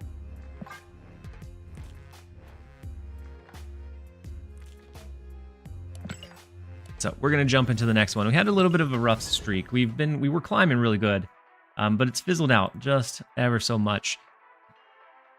But definitely not as bad as it was before. I think that brings us down. We're just below 60%, but we were at 70, and so I think it's just all evening out now. Spooter Duder, you said I'll even show what. Yeah, it shows what Lamentus destroys, which is I think crazy. I think that's too much information for it to give, honestly. White Widow into a blind right location can win games. You're right, it absolutely can. So we have Maria Hill. We have Quantum Tunnel against Dad. We could Maria Hill rotate the left lane. There's some good hits, but there's also some potential bad. I guess the only bad one would be Mystique. So we are going to go ahead and send it to the roulette. Yeah, we have Dad that we're going against now. And so they have the Kitty Pride. Devil Dino is not a bad rotation with us having Hawk in hand already. If we can draw Mystique, then we can pretty much freely rotate from that point on. Speaking of Mystique, wow. I actually kind of like a Master Mold rotation here. It's going to clog up their hand a little bit. There's a potential for us to play it again later on. I don't want to snap into this. We're going to snap into it. They've showed the Kitty Pride. It could be like the Angela, Kitty Pride, Juggernaut, Iron Man engine. But we have a big tempo going into these turns. So the Sentinel is going to be disruptive. The Rock Slide is big as well. Great flip. They have the Ravona, so I would definitely anticipate the like Iron Man and a couple of those plays. I like the Agent Coulson. We're just going to go ahead and let it rip with an Agent Coulson rotation as well. I guess if we pulled out Mirage or Marie Hill, it'd be rough, but we have really our game enders already in hand. So we're gonna Agent Coulson rotation, just lean into the chaos. And then we hit a Korg, which is another great flip for us. White Widow, unfortunately, caps us out in the left lane into the Rock, which is great to see. We have Cosmo, so we could stop any kind of Juggernaut play. They could have a Rogue, which would steal Devil Dino. That could be a possibility that they have in their deck, but then it still rotates out. So I almost think we set up a Cosmo mid, a Hawk mid, Mystique plus whatever on the final turn. So the Athena, the Sage. Interesting, they went Sage on 4. Cosmo comes down. That's going to hopefully stop any kind of big lines that they may have. We could always Master Mold into a Mystique, but that may be a mistake. Let's go Hawk and we'll play from there. I think Hawk opens up the possibility for the Mystique. And then Lee, welcome in. Hopefully you're having a great day so far. So far, our day has been great. They rotate a Rock into Viper. They have Viper in their deck? Go. I thought I knew the core they were running, but I absolutely do not. Yeah, we don't want to make the Wong decision here. So we could either... we just stack in mid. As long as they didn't win left, that'd be fine. Viper for Havoc? Viper for Havoc is diabolical. I think we look to do... this. It keeps Devil Dino big. That gives us a decent amount in the right lane.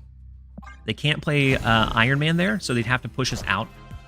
And they could Shang-Chi left if they end up having it, which would potentially win it for them, but it depended on what they would rotate into, I think.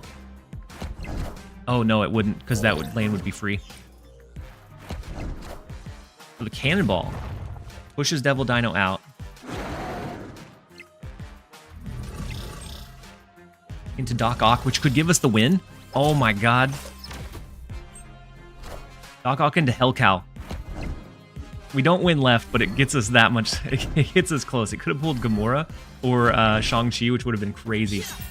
They do win off of that. It was a good final play.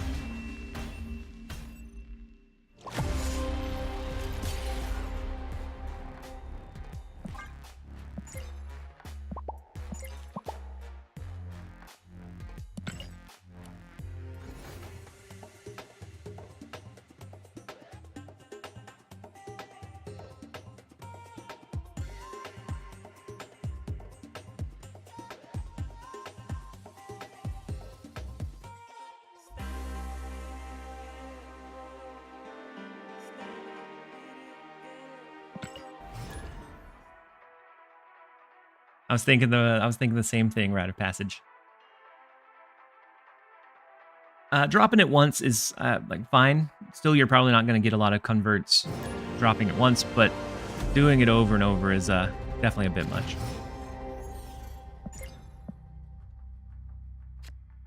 Yeah, they dropped it like 4 times within like 5 minutes. Yeah, no, I saw that. I saw it coming through. The first time I ignored it. Then I saw it welcome. continue. It took you long enough.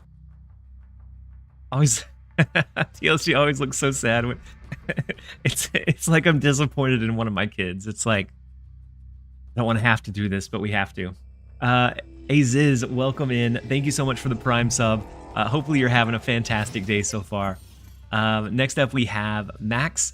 The first location is Kiln. We do get some early tempo, and so I think we may be okay. They're not even following you? How rude. So I think we throw Mirage to get some information about what's running here. And then of all things, Mech Arena. Mech Arena's a tough one to recruit for. So we get their Rock Slide, which is actually nice to see. They have a really hefty curve. Came in, demanded advice, ignored the advice he got, and yeah. Mirage is underused. Yeah, I feel like Mirage is kind of like Morph. It's gotten more value over time. Because now a lot of times later in the game or mid-game, hey, Big Baby Give, thank you so much for the tier 1 gifted sub to Wolfenar. Very much appreciate it. Hopefully you're having a great day. Yeah, and for Maria Hill, there's so many good 2-cost cards. So I think we go Cable, and then maybe we drop a White Widow on them. I found Mirage is great with Yuna. Yeah, I agree. Ooh, so I'm glad we didn't go White Widow. And so with Forge, I guess we should have taken note, but it's a Surfer deck. Cosmo can be really disruptive against Surfer. We can drop Cosmo if we have initiative going to the last turn to block any kind of buffs that it would generate. But with it being 13 already, I don't think we can beat just the flat 13, unfortunately. So we're going to do this, and then we'll see. Your Mirage could have hit Brood. Yeah, it could have hit Brood. I do like the Rock Slide to add that disruption to him, but it is a little bit rough. And so the Rock Slide comes in. After turn 5, the cards are going to stack here, so we have to be ready for that to be over after 5. So I think we drop Hawk in the right lane. And they're going to have initiative going to the last turn, so they'll always be able to get off like their Silver Surfer, their Absorbing Man, all of those ideal lines. But I still think we go Adam Warlock. Yeah, the Adam Warlock was spotted. So we have the Hawk. Depending on what gets shifted over to the right lane, since they have Mockingbird in place, rough. Even with Rock Slide, it's only going to bring it back up by 4, so we still lose by 1 over there. First card played is what shifts? Oh, it is? I didn't know it went in order of play. At one point I did, but I'm sure I just forgot about it. So unfortunately, we lose just ever so slightly in both of these lanes. We don't have a way to push power to either side. We'll jump out of this one. Arsham got Surfer running Hawk. Yeah, it sure does. Man, we went in. We started the day and we had just a big surge of really good wins, and then it's been real small losses from there. We just have to weather the storm. We'll get back on the favorable side here very, very soon, I'm sure. Dr. Killjoy, here I am watching TLSG with 2 mates like it's the Super Bowl. Dr. Killjoy, that is such a big that's such a big compliment. Hopefully your mates are doing well. Hopefully they enjoy it and you didn't just throw some random guy on the TV screen. But I'm glad that you're here. And then Mike.tv said, hey TLSG, we've matched up a few times and haven't had good matches. I was wondering if when we match up in the future, you could spam the Miss Marvel emote at me. Non-stop for fun. Thanks, name. My in-game name is Dara. Mike.tv, I think I can do that. I think I can do that for you. And so we have the Hawk in hand with Mirror Island, which is great against the Arisham. We have Black Widow. We have Baron Mordo. Rock Slide, some really good disruption. We're going to go ahead and snap it.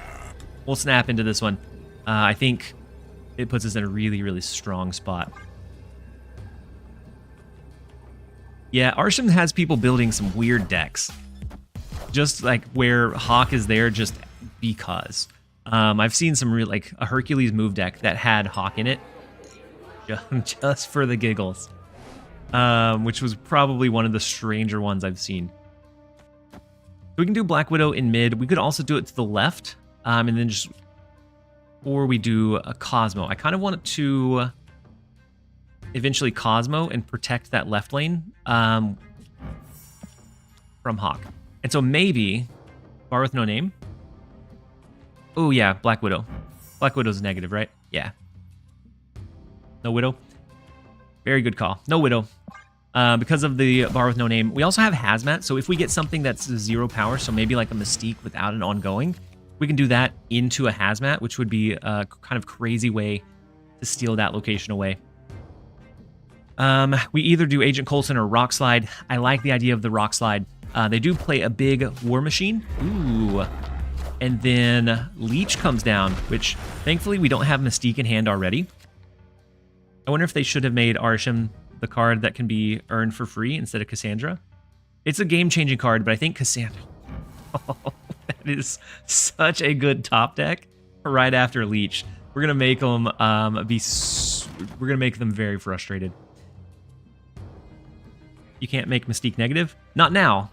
Before I could have. With the Mystique Hazmat, but they dropped Leech. It's like they heard it. Snap, we snapped earlier. If this was Deadpool's dinner, we would. Just enjoy your billion stats? Yeah, that's what we're going to be doing. So the rock, they did draw one of our rocks. They do use Cersei to change it into a Galactus, which would have been, would have ended the game had they not had additional cards there. But I guess the Cersei always had it in mind. We'd have initiative, so we have to look out for Shang-Chi. But if they Shang-Chi, we should just win the point differential anyways. And so let's do Mystique, Agent Coulson, and then see if they stick it out. Cersei summoned the Galactus Wolverine package. She did.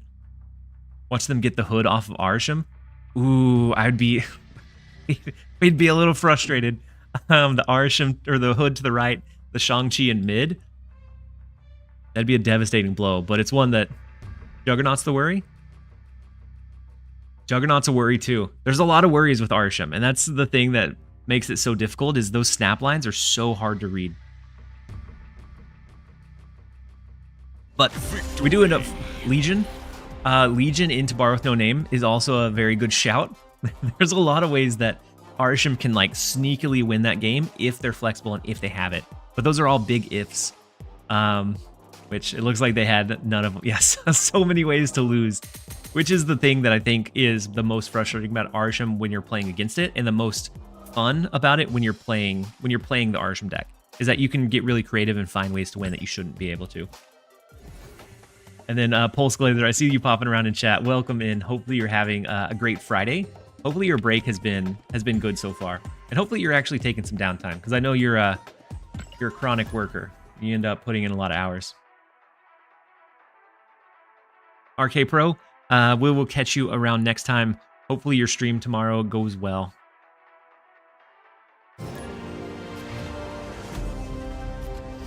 Yep, not knowing what they can do makes you stay in games, yeah. Yep, and then those can potentially lead to sloppier play and then bigger cube losses, and it can be a really like domino effect. And so next up we have Mr. Adam. The first location is Hellfire Club, so we're going to throw Maria Hill to the right. And they're not running Arsham, so we have to... Iceman hitting Hawk is so unfortunate every time. Now we would have to look for drawing into like Devil Dino to find a way to win. 7 a.m. Eastern. All right, so we're going to go ahead and play the White Widow into mid. Double up the power. We do have a little bit of disruption in like our Rock Slide as well. And we do get the Devil Dino, so not as good as the Hawk most of the time, but still a decent card nonetheless. If we need to, we have the backup line of like a Shadow King to offset any kind of double ups that they have. Steely, you said I lost to Arsham that Loki twice at a 27 card deck. I don't have Shang, they top decked Shang turn 6. Yeah. And that's why we're running the Cosmo. Cosmo can give you that peace of mind. You can park your Hawk behind it and then not worry that they're going to do any kind of outrageous or outlandish things. Killmonger comes down. It takes out the Iceman. Seeing those two cards, I don't know what they're running, honestly. But we do get the second little disruption in our Korg. Next turn's probably Devil Dino. The bad thing is we don't have any card generating resources. And so we can't make sure that Devil Dino is big. Jessica Jones in the left. What kind of deck is running?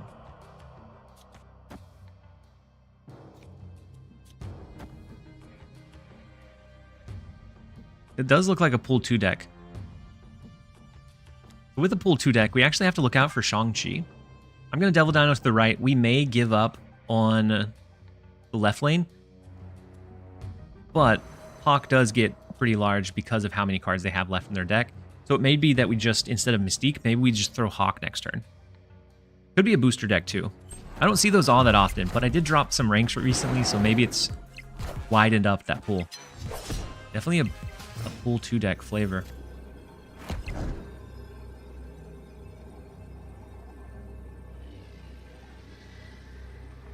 Do we lose to pool 2? Pool 2 gamer, we might lose to.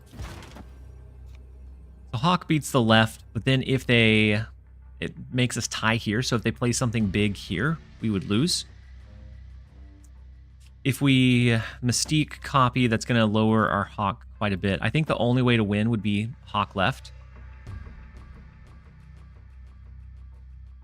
Mirage and Coulson on vacation? Yeah, Mirage and Coulson are just hanging out at the beach. They're enjoying the summer break.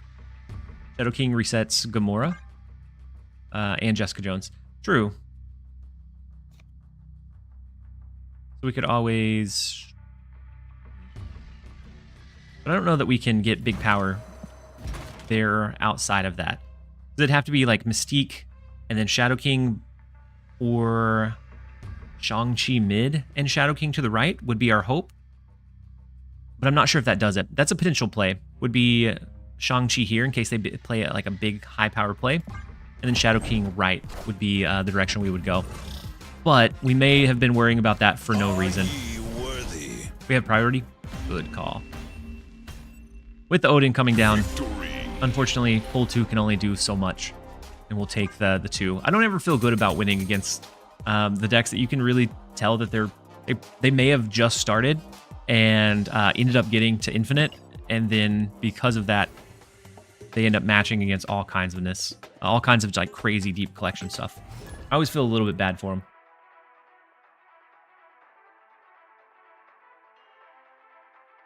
Yeah, Ranshum, we're climbing back up. We started a little bit yesterday before I went out with the family. I climbed a little bit with Junk, and I climbed a little bit with Arashima, of all things. And we've been climbing a little bit with this one. We dropped from 300 to 2,000, and then we're making our redemption climb. And now, next up we have Sit. And so from a pool 2 gamer to a top 150 gamer. Very good split for the matchmaking. They have Korgon 1. What's the highest rank you've gotten in Snap? Last season I ended below rank 100. And I think that was so I quit playing very shortly after the ranked ladder came out, and so I never really pushed it. That you, Justin? It is. Me. If you're talking to me. My real name's Justin. The MMR working perfectly? Yeah, absolutely working perfectly. And then Dark Moo, welcome in. Hopefully you are having a fantastic day. You said, wouldn't Snowguard instead of Maria or Mirage be better? So I like Maria Hill quite a bit. Maria Hill has a lot of good 2-cost cards now. Whenever she came out, it wasn't really as viable. There was just kind of some okay 2-costs. But we've had Shadow King brought down. We have Thena. We have a lot of really good 2-cost cards or 2-cost hits. But Snowguard is going to be just as good. Like, if you wanted to, you could run Snowguard. Yeah, the buffed up Shadow King is always unfortunate, especially if you like hit it really big with like Krakoa. And then it ends up just being detrimental. He said, I live in Merida, Mexico, so I'll watch your stream as long as I can. Dark Moo, welcome in. Hopefully you have a great day. Hopefully you're staying cool. And it's a comfort stream. So it's the Cosmo Mirror, which is interesting. Hopefully you're having a good day. I'm glad that you're joining us and you can watch as long as you can. New Krakoa is way better than the old one. I agree. The old one was awful. It was so treacherous. I think we play Hawk, and then it looks like we're running against a mirror, so we'd probably honestly see their Hawk as well. No, a skip. Skip 1-5 is kind of crazy, right?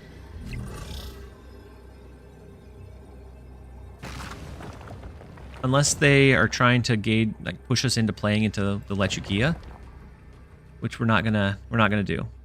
We're gonna play Mystique to copy the Hawk and then Black Widow. They probably won't play much into the Lechugia unless they're just giving up the Icebox. And I think they probably have Hawk in hand, and I don't want to buff theirs up higher than what ours is. or we'll get the retreat. The highest I've been was 69. The highest I've ended the season is 556. Oh, so you slipped back down after getting all the way up to 69. It happens. It happens to the best of us. Like a couple of bad hours, and it just all that progress just ends up going away. And it looks like it is time for a quick set of ads. We're gonna run it. I'm gonna wait a couple of seconds, and we'll queue into a game so you guys don't miss any of the middle of the game action. So don't go anywhere, guys. We'll chat for just a few seconds, then I'll jump into another one. I mean, I'd be a spooter dooter. So it's no patch next week? I don't think so. I don't think the patch is next week. I think it was like the 23rd, so I think we have several weeks. Next week may be an over-the-air, but I think 23rd was the next patch we were looking at. I remember when the only way to get Galactus was Nick Fury. There were people that were running just those RNG generating cards to try to get Galactus. That was a simpler time, a zombie. I went from 12k to 2k from yesterday to today with Arsham Galactus. I'm actually enjoying the game so much. Yeah, I enjoy playing Arsham once you get him figured out. So the one that I was running that I had quite a bit of success with was this one. It leans super heavy into the blob, so you can counter all of the hawks that are going around. If you end up getting 2 or 3 blobs, so you can do blob on 5, a Mystique and Absorbing Man on 6, and so you're pressuring 3 lanes, you're gonna almost drain your entire deck. And so from that point, I think their hawk is gonna be very, very small. The replacement for Cersei, you could do really any other impactful 5 cost. So you could do Leech if that was enough tempo for you. You could also look to do like a Legion is another decent amount of disruption that can steal a lot of games away just from that ability alone. Boosty. I always know it's you whenever we see that emote. And so we're gonna launch a little bit more of this Arsham gameplay. Now we're running the Hawk deck for a little bit because I don't want to feature too many Arsham games on YouTube. So I want some with this. I think it performs really well right now. And so once we get enough, we can switch around a little bit. We may switch to some Arsham stuff. But that was the deck that I was climbing with yesterday. I'm starting to worry that Arsham will be like old Thanos. Just start with Arsham and the 11 best Series 5 cards in the game. Yeah, it could be. It's my happy to be here emote. And I'm always happy to see it. And so next up we are going against I'm a Djinn who last time they were here, they said they were going to donate 8 cubes to me. And I don't want them to. So they beat me on my downward descent from 300 to 2,000. They probably stole about 30 cubes total. It was just everything. Every time I thought I had them handled, they had the perfect counter. And so I'm not going to snap back. I think that snap may be because they popped into stream last time they beat me and said they would donate next time. And I don't want to take a donation. I'd rather beat them fair and square. So they're not running an Arsham deck. We have Agent Coulson to help either Dino. We also have Hawk, Korg to help it as well. And then we have our Cosmo to help protect some cards too. Haven't tried Leech. Leech is a good one, especially at disrupting their potential like Mystiques or Blobs, or it helps in a lot of scenarios. Wong is kind of funny. It might be the Wong play, but we're going to go for it. Wong into Korg or Korg plus Rock Slide, I think is really funny. Ah, they're donating it. Ooh, there's the Korg plus Rock Slide. Never Wong to play Wong. It is sometimes. I think they're just skipping and they're going to donate, which I feel bad about. This one was a pretty good hand. I think there was probably a likelihood that we could beat them going heads up. Play like they're running an OP deck. He feels Wong about it. And so now we can do all kinds of crazy shenanigans, but we're gonna give them the fist bump, and we'll finish out the game. We'll let them donate, but I still feel bad about it. All right, let's run like the Spider Woman, the Maria Hill, and we'll call it good. Ignore them ignoring you. If they beat me because I just assumed they were throwing, I'll be so sad. I don't think they do. And Jubilee could do it. If they end up playing one turn, I'll be so sad. But they do end up throwing and giving it to us. I appreciate it, Djinn. Maybe they're not too much of a degenerate.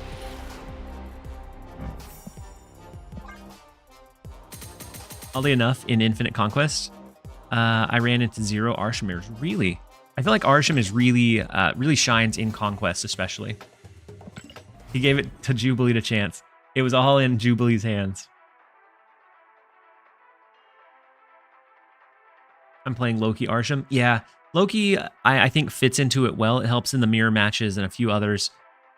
But I just felt like more often than not, I didn't want to play the Loki, and so we ended up cutting it. Their name is Imogen Jean. Oh, I thought it was a D instead of an O. Imogen? Well, now I feel bad because I think I've been calling him a degenerate in like all of my videos and when they popped in stream. So I'll correct it for now. Next up we have Mars. The first location is Stark Tower, so we're going to play some cards there early. But because they're playing cards there early, especially since they're an Arsham deck, it gives us some advantage in our White Widow. We also have Black Widow, which is going to offer quite a bit. Imogen is just a normal name. You're pronouncing it oddly. Is it Imogen? How do you pronounce it? It's not one that I've seen, so I'm not as familiar with it. Whew. And then Subterranean comes up, which is great for us for somewhat. Imogen?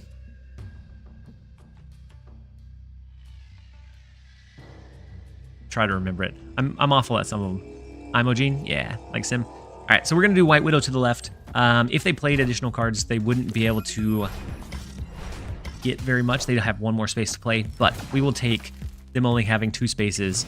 We have our Rock Slide or Black Widow, which we're going to lean towards. It's Jeff. Who's Jeff? Not Ima? Imogen?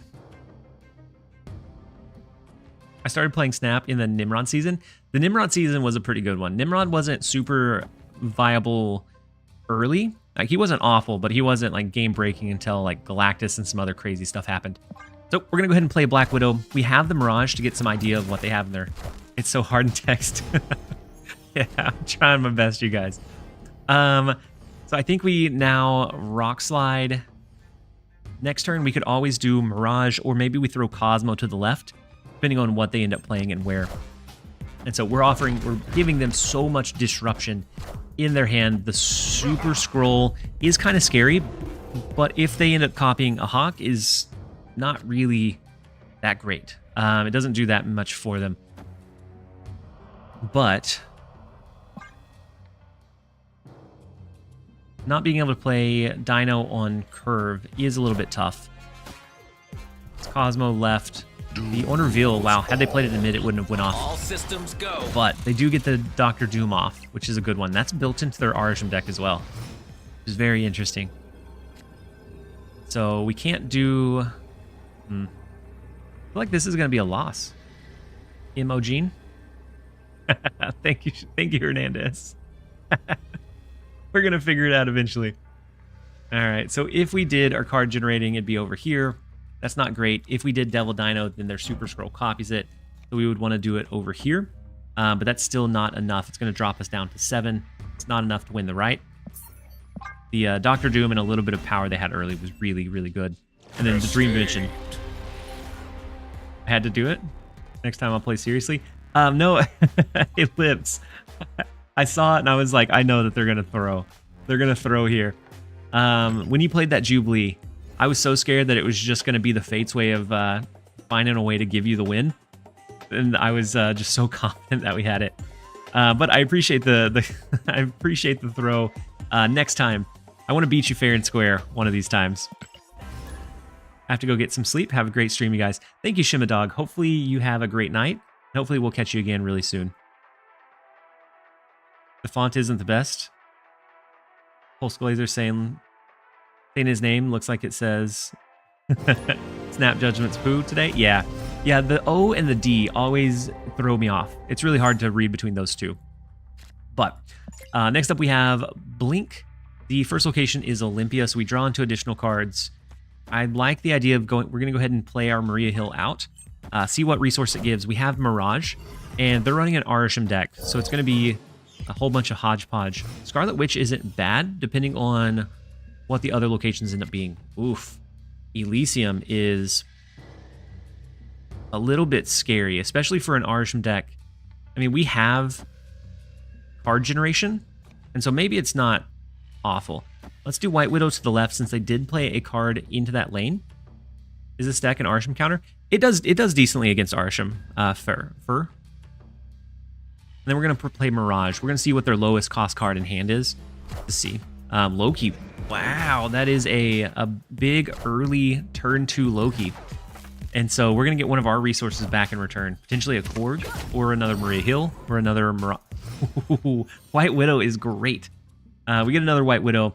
Do they ever assume it's coming to the left? I mean, probably. But I'll gladly take it. And then we can do Coulson. And we may even rip away Elysium.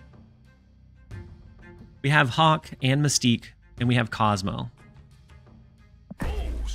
Looks like a big time snap. So they have White Widow as well. If they play theirs here, then they'll cap us out unless they play 2 cards into Olympia. Elysium turning a Hawk plus Mystique. Turn 6 seems good, no? It could, yeah. I could see that. That way we can drop it on the last turn. And with them having the cards that we have to look out for them having a Cosmo, though. So depending on if we have initiative or not. So White Widow on the left, they only have 1 more space to play over there. We'll see if they... Agent Coulson giving us Shang-Chi, which is not bad, and then Spider-Man. The Black Widow had no room to add any disruption, so that's great for us. Throw priority, then slam both on T6.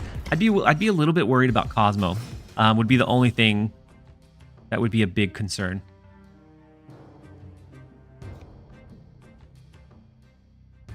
But we can throw Prio here. Yeah, so they played our White Widow. Wow, this Loki was created by Arsham. They had another one in hand. So they played our White Widow, they played our Black Widow, and that would be it. And they got 5 cards from us. So they have 3 more somewhere in their hand. And so 9 more puts us to 7, and we'd still be... It'd be a point differential. I think I'm going to play Spider-Man mid. I think there's a good chance that we are still able to dodge initiative. So the second Agent Coulson comes down. Oh, it's only turn 4, not even turn 6.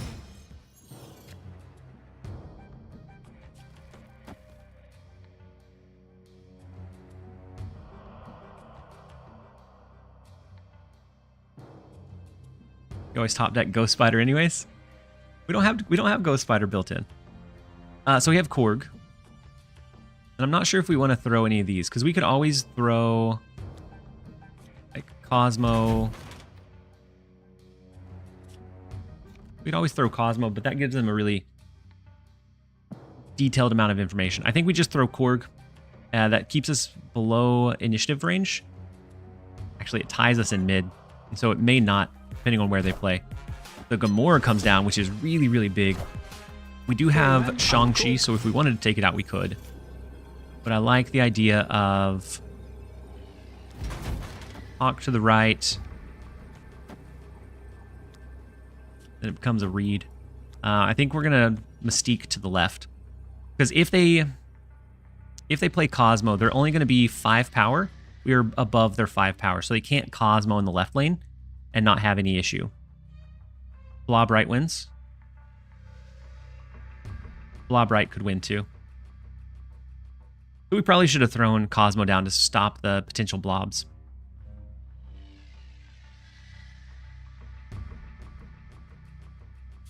Hawk mid. Good. Hawk mid, Mystique left. We'll ship it there. And Eliath definitely wins it for them. So if they have an Eliath mid. Blob left also wins, right? No. Devil Dino mid, the Martyr. So we come in the Hawk, and then our Mystique should copy it. It should be above it. And that's a little blob compared to 26 power Mystique. We will grab the 4 cubes. And this deck does really well. Really anything that has the Hawk line is going to be really strong into Arisham. And one of the bad things about Arisham is that it's so flexible that it creates a lot of those big high variance cube plays or cube games. But we'll gladly take the 4. Let's jump over into the next one. It was a good variant on the blob. And it seemed like he absorbed those cards really fast. I don't know how many he pulled in, but it doesn't seem like it was very many.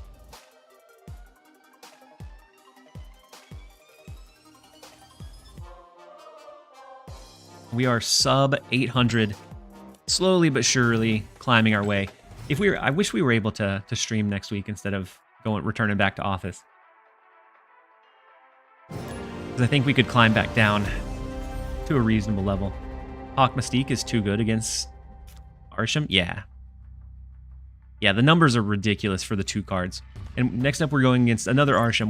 We've started finding the Arisham enjoyers. We have Maria Hill. We have Mirage. And then we have White Widow for a little bit of disruption. What's your real job? My full-time job is data analyst or data analysis.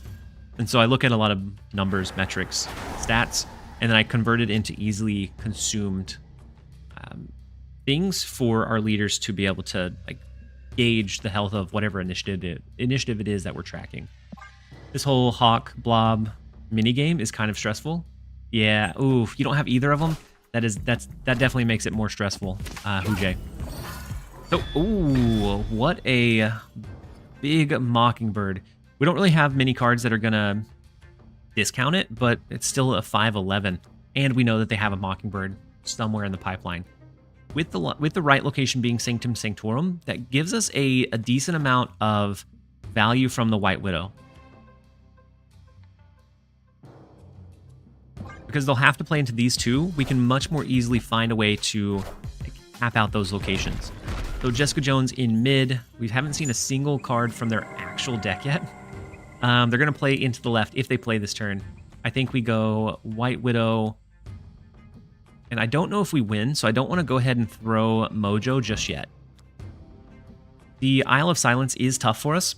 We're not going to be able to do anything really big. We'll have to rely on maybe like a Cosmo to stop their blob from being able to do blob-like things. But I think White Widow, the left, might be able to... Ooh. We're not going to be able to... Ooh. Wait, we can't Cosmo in mid because of Isle of Silence. What an iffy game.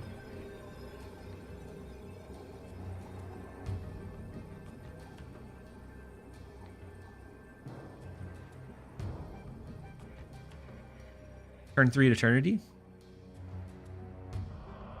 Oh yeah, it was turn 4. I was thinking it was turn 3 for some reason. So we have their Mockingbird, but we know that theirs is going to be cheap.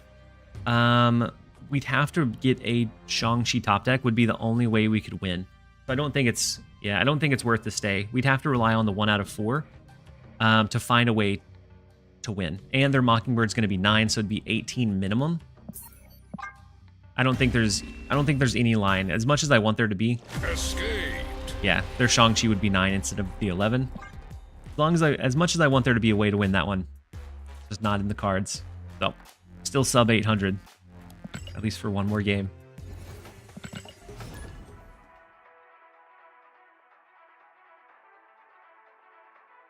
And I'm missing Loki, Hawk, Mockingbird, and Blob. Ooh. So Junk deck works decently against both Arisham decks and Arisham deck counters. So if you have like Cannonball, or Cannonball is a big one, but like the Debris style Clutter, I posted a video on it today. It worked decently for me last night. I had it was like it was just under a 60% win rate that I was able to maintain with it.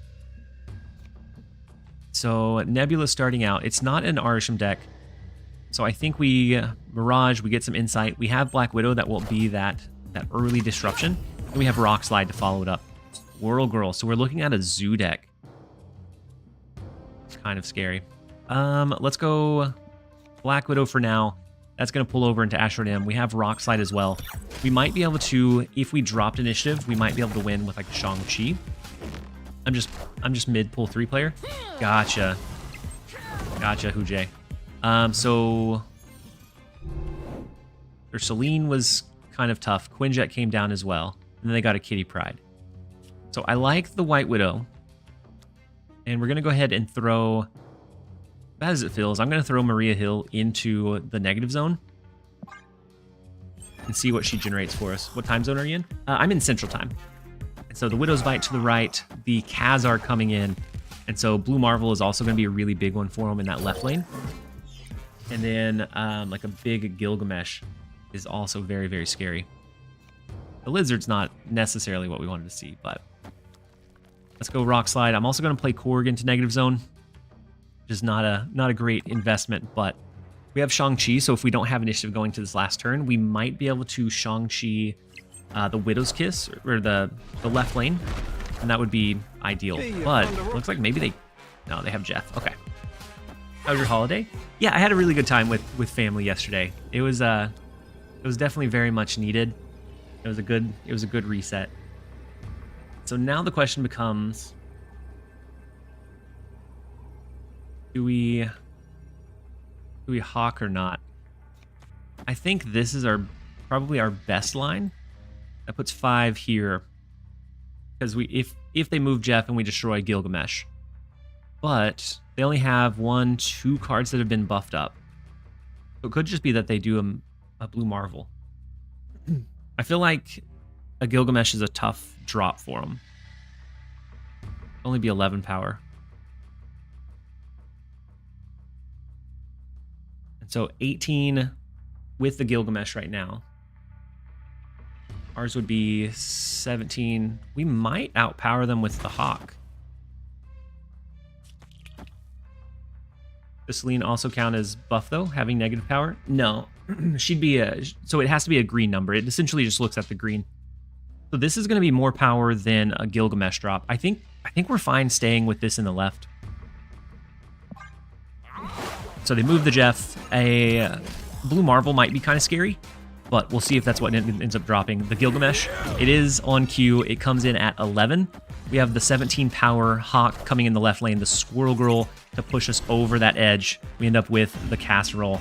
And so that was a little bit more strategic, being able to outpower that potential Gilgamesh. What's a factor box? And so I'll go through and I'll order soon. In maybe like 30 minutes. It'll take like 10 minutes to run through the website. But a factor box is a meal prep service that I've heard really good things about. I'm excited to try. It has a lot of the dietary specific foods. So if you have allergens, different needs, and it has everything listed out. They're a little bit easier to cook than your HelloFresh. It's a little bit faster, which is why I prefer them. And they have a really big variety, and that variety changes. With the 50% discount code, it ends up being about like a $7 per meal, which I can justify. Outside of that, it gets a little bit harder because you get 50% off on that first one. Hydrate. I grabbed the cup and then I forgot to hydrate. Thank you for the reminder. And so it is something that I'm excited to try out. I haven't tried them before. I've tried HelloFresh before, but I'm excited for the factor because they're really quick to make meals and it looks like a good variety. And so I'll go through ordering it here in a little bit, but any new subscriber that orders their first box for that 50% discount helps support me and support the channel. Hydrate more. Meltdown Kid. Here's to you. You guys are going to waterlog me. Then a food review stream when it comes. So I'll do an unboxing. Oh my God.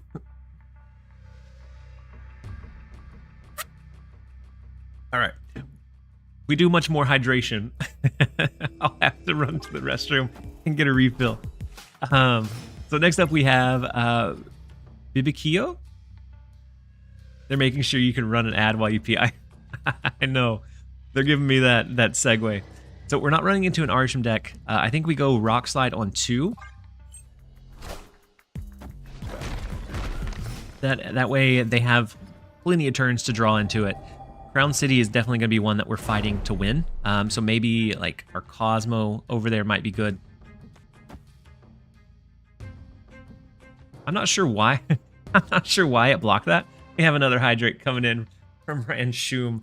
Is that 2 more or just 1 more? I think that's just 1 more. We're low. We're starting to run low. Let's go ahead and do the Mirage. We do Cosmo to the right. That protects our Hawk over there. And Stegron. So it looks like maybe a Clutter deck. Or it's just like a move Disrupt. I was Teledad. You guys are making use of your channel points. We are definitely going to be able to run ads the next time we have to take a break.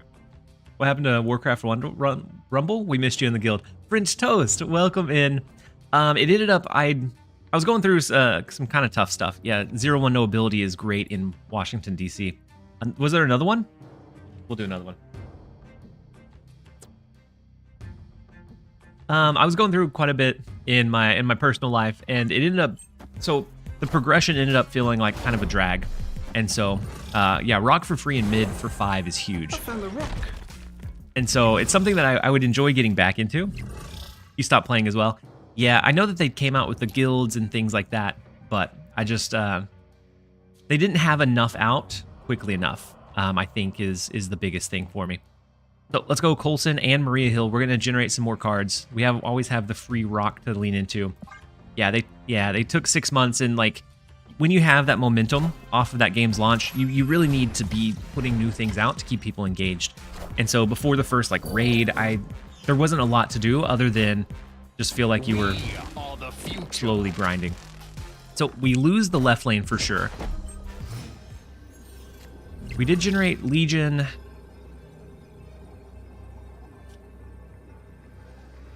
The Nightcrawler to the right. I think we keep everything below Shang-Chi range here. Ooh, we need to worry about not having the right lane one, right? So it could always be Legion, Rock, Black Widow. Might be our line. Royal Rumble? No, so it was Warcraft. And I know they've done some updates. They're pushing to get new players back in, or returning players. So I wouldn't say that it's dead. Yeah, the Magneto was big. This may be able to do it. It just depends on what their big finishing play is. A Cannonball, right? And so Cannonball would end up pushing our Rock out. We'd only be at 3, 4, 5. Oh, but we'd have the win here. With the extra +4. So 7, 8, 9. And it'd be 9. Unless they can do quick finger. We have the emotes only chat. Hold on. We got 2 minutes. So as we make our last selections, we have emotes only going through. Was there another Hydrate?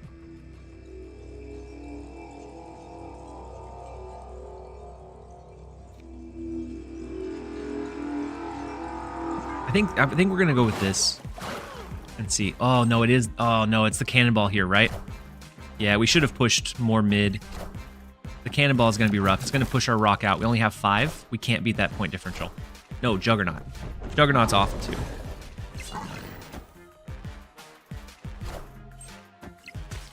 We're beaten by the Rock. The Legion mid was, I guess, the play. We lost 2. We should have. That one was very winnable.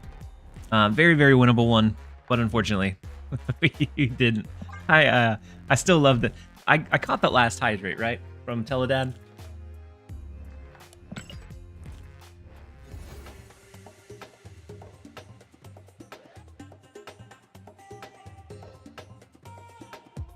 I don't know why I love the emote only chat so much. I need to up my emote game though. That's something that I definitely need to do. I need to find a few more. And so it's always fun to see everybody else like who they support. And so like we see some KM best ones. We see Teledad. We see some KM best ones. A lot of times we'll see Binks, Alex. Of course, we see Jeff and Dara in the mix as well. But next up, we have Skynet and we're gonna go through the first couple of turns, and we will release you guys back from your captivity. Let's go. We go Korg, and then the snap redemption. We're gonna go ahead and snap into it. We'll make it snappy, and then let's go ahead and turn off emote only chat. You guys are free to say whatever you want. If you want to keep the emotes going, that's perfectly fine. But we we are back to where we can type it out. Hey man, I'm Cook. And so they have the Kitty Pride, Angela. Oh, already done? Yeah, I snapped the emote only. Yeah, it runs for 2 minutes for the emote only. At least right now. It may be that we extend it, just depends. What is the last day for the Star Trek promo? Let me look how much longer it's running. We have 4 days and 4 hours left. And so there's still quite a bit of time if you wanted to pick it up and try to make some progress. So definitely still able to help with that. So we do have Black Widow. They got the draw from the Abbey last turn with the Kitty Pride. Should you buy Mockingbird with tokens? Mockingbird is really strong right now. She's very flexible, goes into a lot of decks. I wouldn't be surprised if she got her power nerfed from like 9 down to like 7 with how common she is in the game. And so if you run things like Thanos decks, like almost a requirement for those. If you end up running Arisham decks, she's great in Arisham decks, and then just like Mysterio Flood style stuff, she's great there as well. So she's definitely one of the better performing ones right now. And so Mystique will copy the Iron Man, the Widow's Bite comes in, Kitty Pride, and Korg of their own. So it goes in order of play, right? And so if we clutter this right lane, no, I don't think we ever win this one. So with the maybe with the Widow's Bite, they're gonna have Mystique. They're gonna have the negative Widow's Bite, and then a Widow's Kiss, all stacked up into the right lane. And last turn we could get jugged. Yeah, we might get juggernauted last turn, but Iron Man. We'll see. Hey, you found a rope. I think this right lane is at least halfway decent for a play line. Started playing Snap again after almost a year, and every deck I try feels so bad because I don't have any of the new cards. Right now, we've been in between. Nice. So we win the right lane. It's just about winning one of the other ones, which I don't know if we do with just something like a Hawk, because Juggernaut is very, very likely.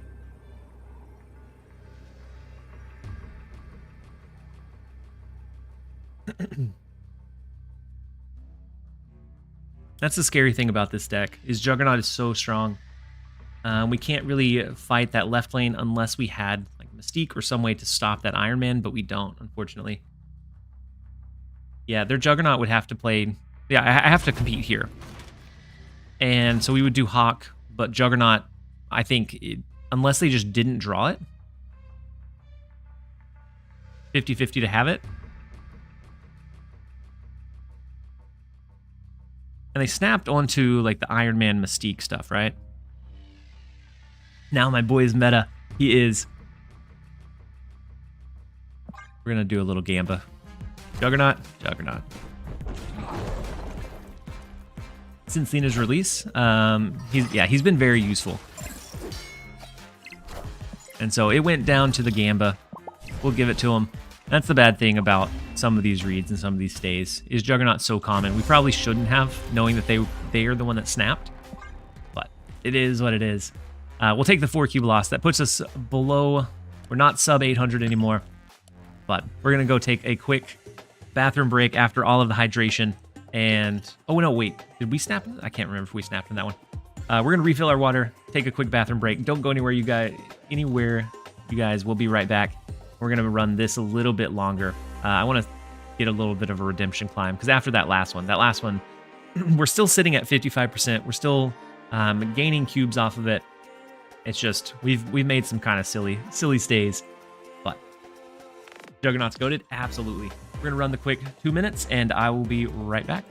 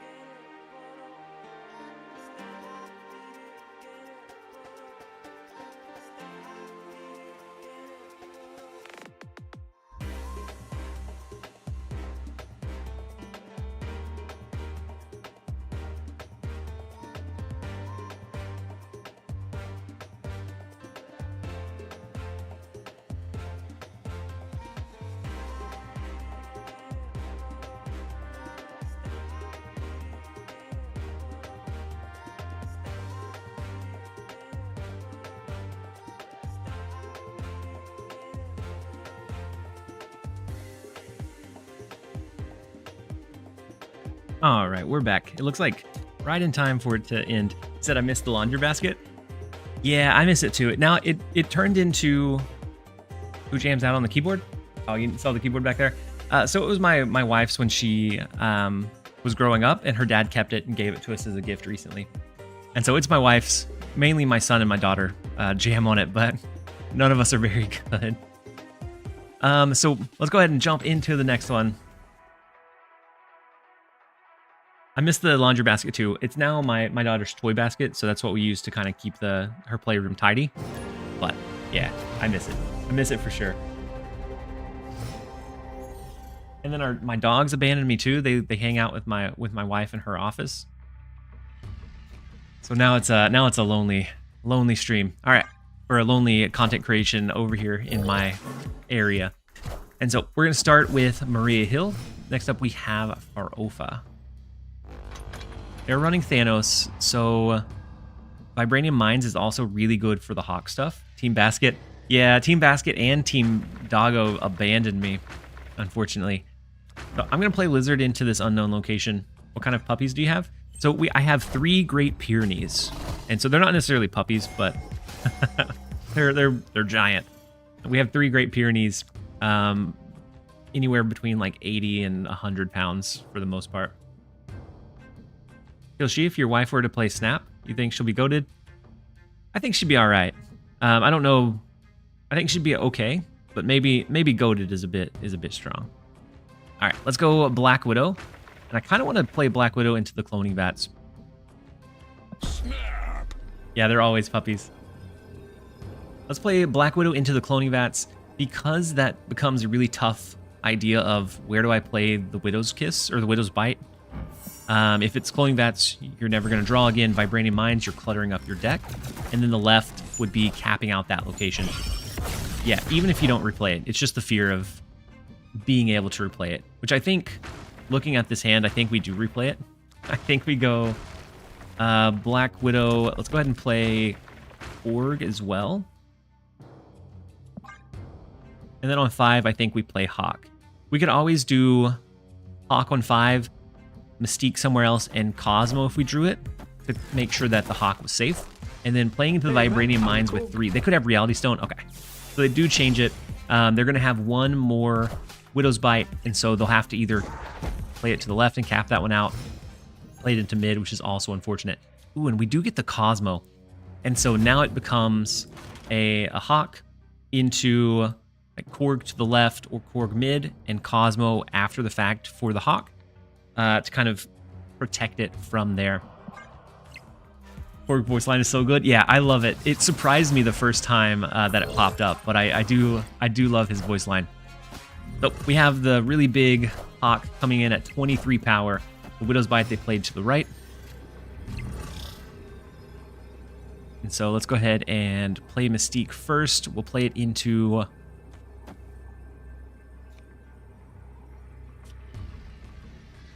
It's either mid or left.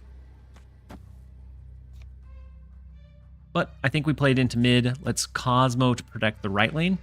And then they'll have to play for all 3 to be able to swing it back. We have a slight lead in the left lane already. I thought I was getting trolled when I first heard it. So did I. It surprised me because I didn't see the patch anywhere. And so they did play 2 cards on the right. I'm assuming they do like a Shang-Chi. And then Cosmo's going to be there as that last turn surprise swing to stop that from happening. Even if it wasn't in play, we had the left lane locked in. We stole back mid, since we are able to get all 3 locations from the Thanos build. And just that Cosmo piece of it is very, very flexible. Tavern, welcome in. Hopefully you're having a fantastic day. We're doing a little bit of climbing. We're redeeming the sick Cosmo. Yeah, I love Cosmo. Cosmo is so underutilized because it's really hard to build him where he gets consistent value. But right now, with where the meta's out, there's so many people reliant on so many on reveals that he has a really good place. And speaking of Cosmo, I do need to take him off of being black and white. We have, or being not the custom card. Switch it to the custom. We have, I may switch it to may switch to this one for a bit. See how that. Let's see how that looks in. We'll switch to that one for now. I do like the Venomized one quite a bit, though. And then some, actually, I'm going to switch to the Summer Vacation one. Summer Vacation is one that is pretty uncommon, or was for a while, from one of the early like beta seasons. So we'll switch to that one.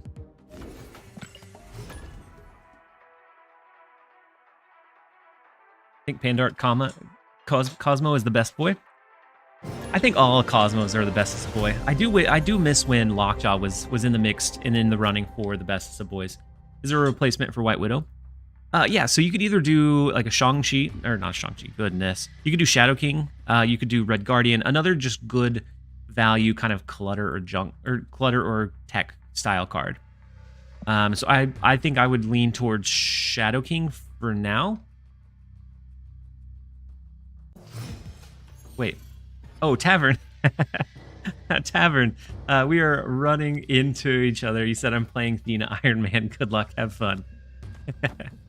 So hopefully we can beat Tavern.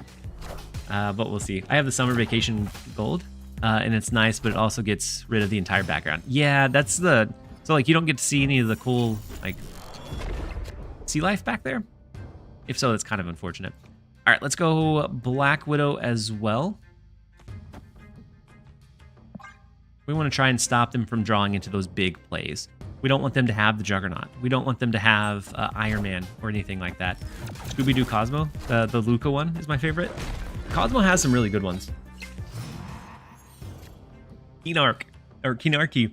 I was actually going to hydrate at that very moment. So it was fortunate timing. So we could always Cosmo. I'm guessing with the Rock Slide, they're running Hawk in their Iron Man setup. I kind of like Rock Slide though. Yeah, we nailed it. We were in sync. I started running Ultron Khazar. Ultron Khazar can be pretty fun, yeah. We're about to see even more Arsham with weekend missions. Ooh, that's true. In 5 minutes, it's going to be Arsham galore. All right, we don't have initiative, so something like Cosmo here doesn't feel great. I think I'm just going to Korg and Agent Coulson. Yeah, the Arsham is going to be out in spades. The Nocturne. So not the... They could still have Juggernaut. They could still have Iron Man. Valkyrie is an interesting thought, though.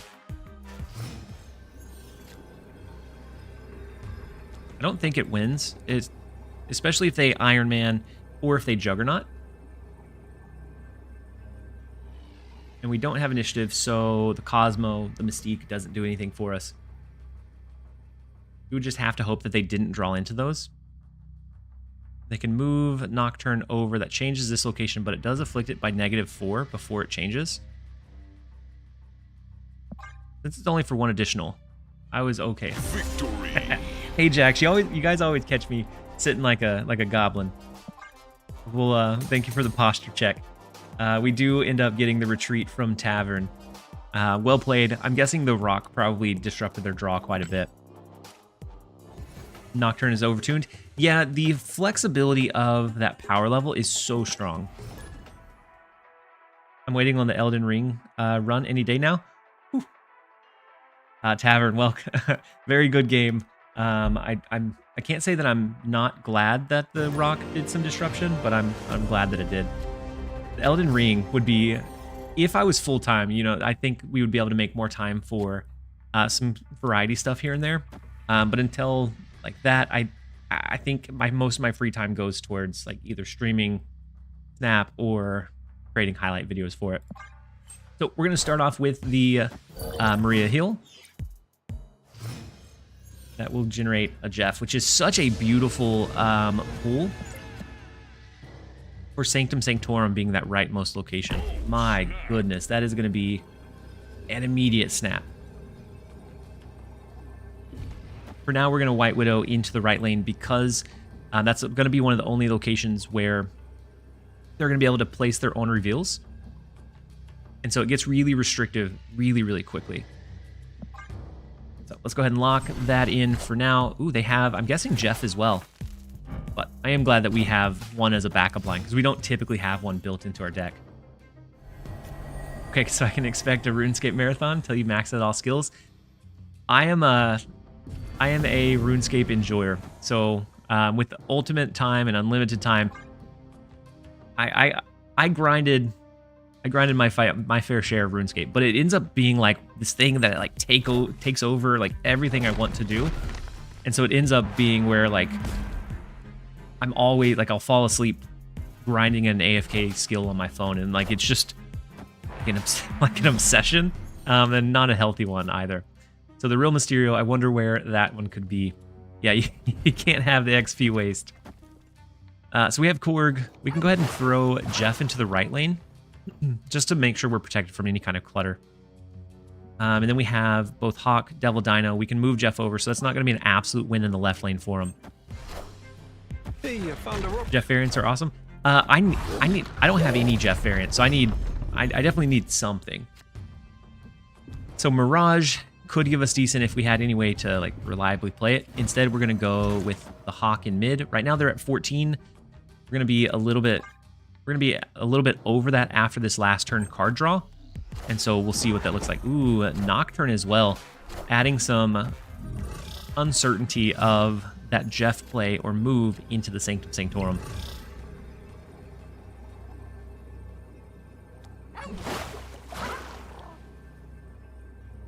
We have initiative, so Shang-Chi doesn't do us anything valuable unless for some reason they moved Nocturne into mid.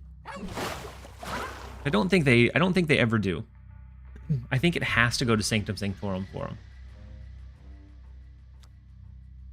So then that would leave us with like this, which is not great. They could have Juggernaut, which would protect one lane, but Juggernaut's not incredible for them. A Mockingbird, two cards that didn't start in their deck. Mockingbird and a low cost card, Sage. Yeah, Sage to the right would end up being. They would have to do Sage and a 1 or 2 cost card. I think that has to be a retreat because it's 1 or so 2, 4, 6, 8 plus whatever else they played. Yeah, we'll retreat out. Osef, welcome in. Iron Man in 1 lane wins. Yeah. All right, Van. Just because you snap and end up losing doesn't always mean that the snap was not the right call. And so I stand by my snap from early game, adding that pressure, adding that Sanctum Sanctorum in. They did have the Jeff, which was good, but I think at the time it was a good snap. Yeah, it's definitely tough to play against. That deck is very flexible and a little bit frustrating at times. Oh, we have another 8 for Gilgamesh. Woof. It's such a slow and kind of boring deck to play, but we'll see several Gilgamesh, some Arisham, and then they want you to add in Quinjet to your Arisham decks. Interesting. All right, before we jump into any more, do we have a new collection? Yeah, we have a new Vibranium rewards. I always do the free ones, and that's where I end up stopping. But the main idea with those is it gets you to kind of look at those smaller purchases. Sometimes you'll be like, I'll spend 2 or 3. But as long as you just claim the free, then you are fine. Sometimes it's decent value, but it feels like it's regressed from like the first one they released.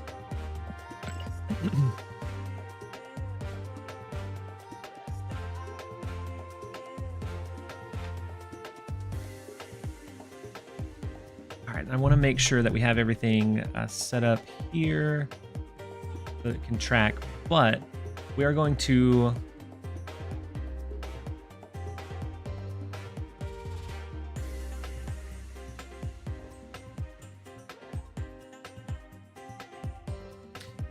okay, so we are going to switch over really quickly. I'm going to run through the factor sign up, and then so it takes like 5-10 minutes that we'll run through The factor, I'm going to go through and I'm going to order a couple of boxes or just one box, but I'm going to order my box for our sponsored segment. And so the next 2 hours are sponsored by Factor, but it's only going to be, it'll be Snap for most of it.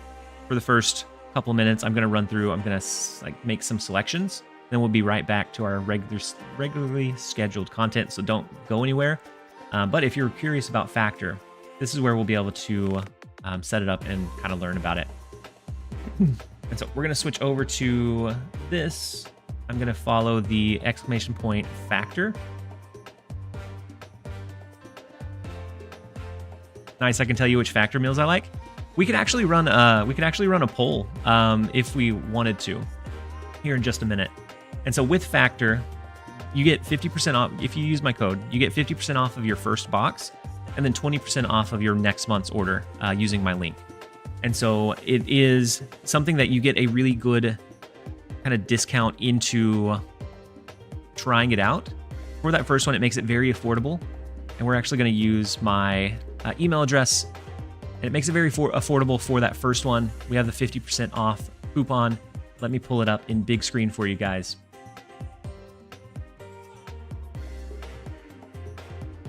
And so here you can see that discount go into effect as soon as you use your email address.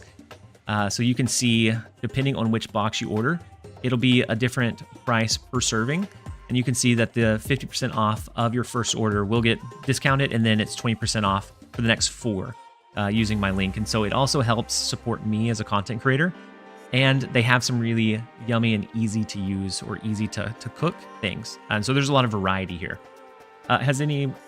So I don't know exactly where all they deliver to. You can use the link and then check it out. I know that they're pushing pretty heavily in the US right now, but I'm not sure if they've expanded past that. And so for me, I think mine ends up being like the 8 meals per week typically is what I'd be looking at. And so for the first box, it's $60 for 8 different meals, which is not awful whenever you think about it. US only, I think it might be, which is not awful. I would probably spend that at the grocery store cooking, and these are going to be quick. They're going to be healthy, so it's a variety of your foods and your food groups. And if you have different dietary restrictions, they are able to take that into account as well. And so I actually like the Calorie Smart idea. So we're going to do that. Let's see. We'll select this plan, and I'll go through and I'll look at a couple of them. And really quickly, I'll put in my email address, and then we'll go from there. Okay, so we're gonna go ahead and get started. Ooh, it's having me create a password. Just in case, we're gonna drag it off real fast. I don't want to dox myself.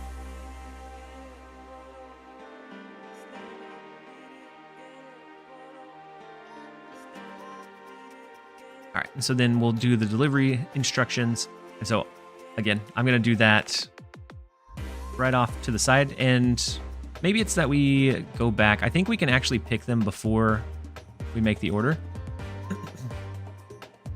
And so we can fill this out. That way I don't have to do the payment processing and everything like that. And so we have it rotates meals each week, and so that way it doesn't always have it's never going to get stale. You always have a couple of different options, and they all look very, very yummy. I'm kind of a picky eater, so things like mashed potatoes don't really fit for my eating style, but I know that it is very good for some people. And so it eliminates that hassle of having to do your meal prep, because they're easy to cook, they're easy to clean, and they're easy to clean up. And so it's just heat it up and you're ready to go. But let's load a few more meals. It does have the top rated here already. Pick meals is the last step. Yeah. And so we're going to pick them. We're going to pick them here if we can. If not, then I'll have to go through the others. We may have to do it as the last step. Yeah. All right. And so I'll put in the information, or actually I can just pick out which 8 ones I would order, and we don't actually have to build the box yet. Who's the cook in the family? Primarily my wife. I would like to be, but she says most of my stuff is bland. I am definitely a very little seasoning. You use a little bit, and I call it good. So most of the time, what I end up cooking, my daughter likes because she's at the age where she likes bland food, but my wife usually has to spice it up a bit. And so I see a couple, and I'm going to end up ordering 8 of them. I'm not a big fan of like the actual jalapenos, but I like the jalapeno spice. And it's in a cauliflower rice, which I think is really interesting. And it tells you the breakdown of like all of your calorie count, your fats, your protein. So those that are looking at those macros, it is very helpful for being able to order those. Unless you don't eat red meat, go for it first. And so this one I think is going to be on my ad list.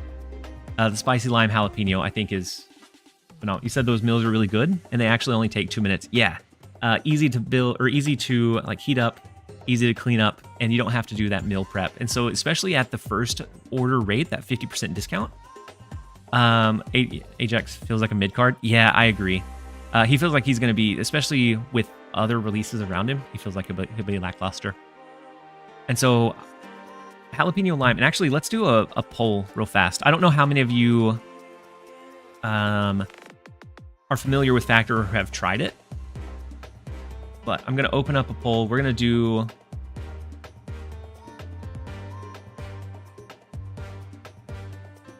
do a quick poll real quick.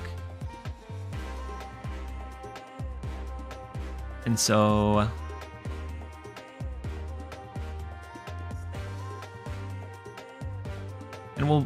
and so even if you haven't tried it, you'll be able to answer. So which Factor meal looks the best? So we'll do a couple of the ones that I was eyeballing. We'll do the jalapeno lime cheddar chicken. I guess it'll be chick. Didn't quite have enough room. With the roasted garlic filet mignon and shrimp sounds good. I'm not a fan of shrimp, but peppercorn spiced filet mignon actually feels really intriguing as well. I don't like the mashed potatoes, so that one may not be one that I end up going with, but the filet mignon portion sounds great. And then the 4-cheese tortellini.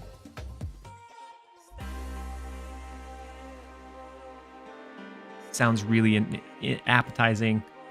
And like the more that I look at them, the more things I see that I'd be like, I don't think I could cook something this good on my own.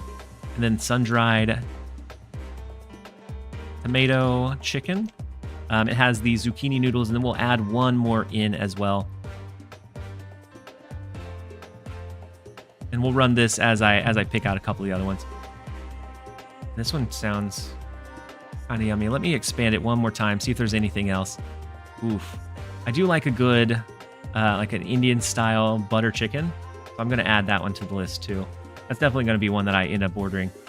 But which one of these do you guys think looks the best? And if you have another one that you prefer more, we'll do it for 2 minutes as I poke through some of these different orders. If you have another one that you've tried it before that you liked better, definitely send that into the chat as well, because I'll be making my box after the stream today. So we'll start the poll for you guys. We'll run it really quickly. It should be up and running. And then, which of these meals would your kid eat? That's a good choice. That's a good question. The good thing is I have lunches where she's gone. That's why I'm only going to do 8 versus a little bit more. So I'm only going to order them for me. But my daughter's a really picky eater.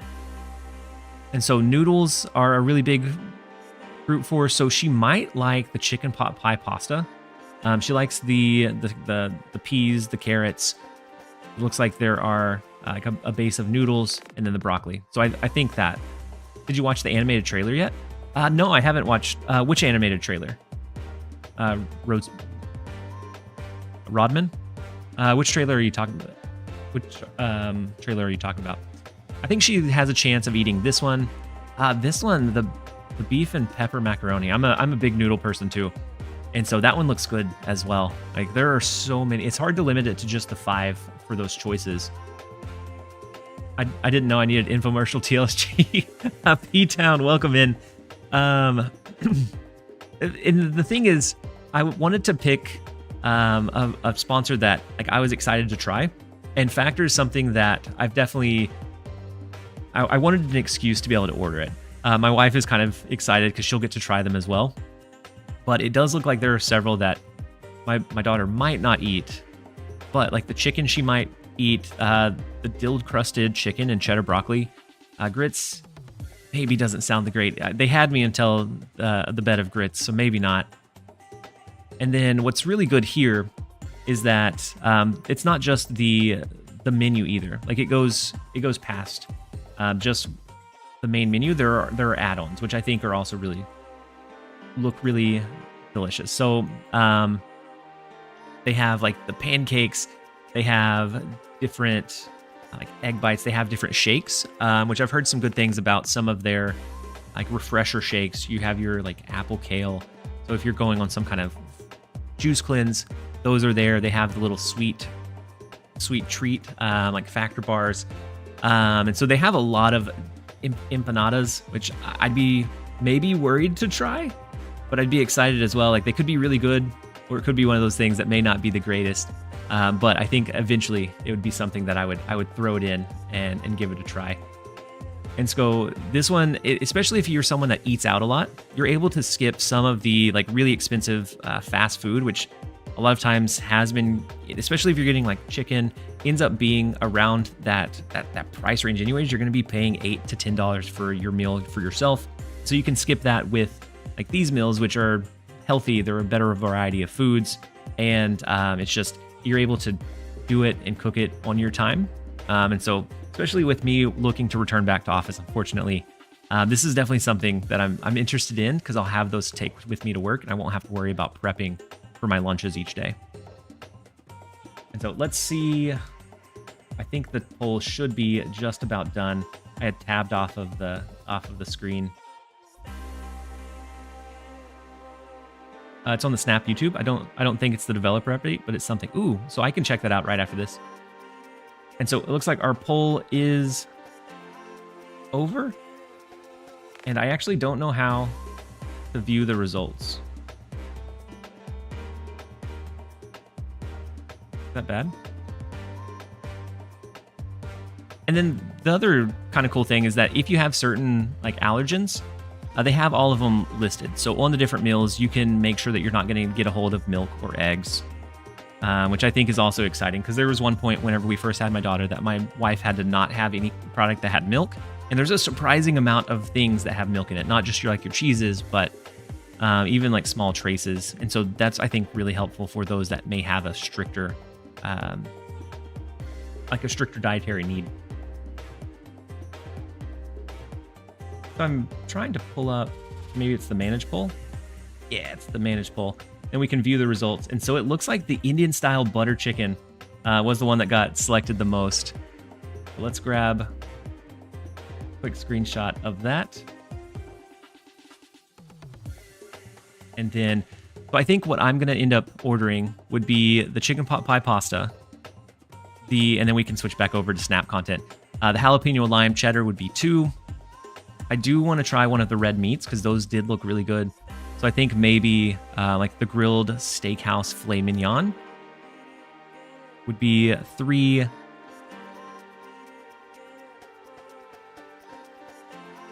We have the Indian style butter chicken. I have to go with that one. I think that one sounds incredible. For 4. And I do like the cream tortellini. That looks good. They all look really good, by the way.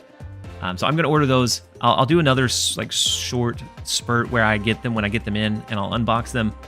But for now, we can go ahead and switch back over to Snap. Do you guys want to watch the animated trailer that they put on the Snap page? LeBron James hairline? Wait, who? I like the overlay factor. The untapped overlay. Yeah, I can't get that to go away unless I close out the game. And so let's go YouTube.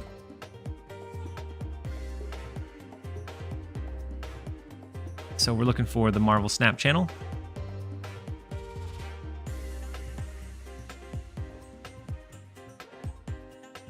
Hey, Ari, you played with me yesterday? Welcome in, by the way. You said they released something on the Marvel Snap, the official Marvel Snap channel? Why is it that it didn't show up for me? Would I be able to get to it from the game? Wait, far right? Ooh. Thank you. I didn't see it.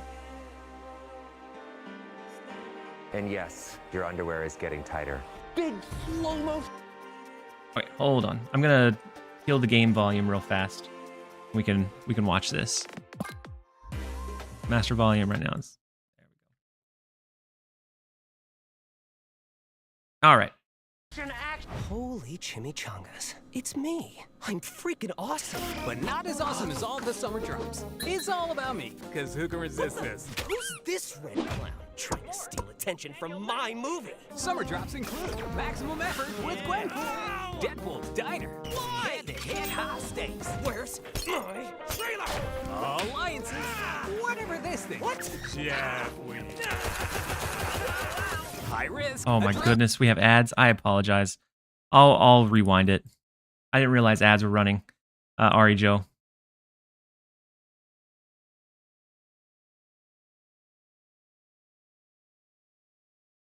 There was a number that was listed at the start of the video. I'll call it in a second. The animated trailer gives no actual information. Yeah, it's not the dev update. Okay, we guys are back from the ads. All right. And yes, your underwear is getting tighter. Big slow Like 1-800? Holy chimichangas. It's me. I'm freaking awesome. but not as awesome as all the summer drops. 1-800-OH-SNAP. It's wild. All right. Do I need to call it? I gotta go grab my phone, and then we'll call it. Let's let the rest roll. It's all about me, because who can resist this? Who's this red clown trying to steal attention from my movie? Summer drops include maximum effort with Gwenpool, Deadpool's Diner, hand-to-hand high stakes, Where's my trailer? alliances, whatever this thing. What? Jeff, high risk, adrenaline. I restarted it, like Packer. endless variants of your favorite heroes and villains and assemble your deck. Easy to pick up, hard to master. Call now.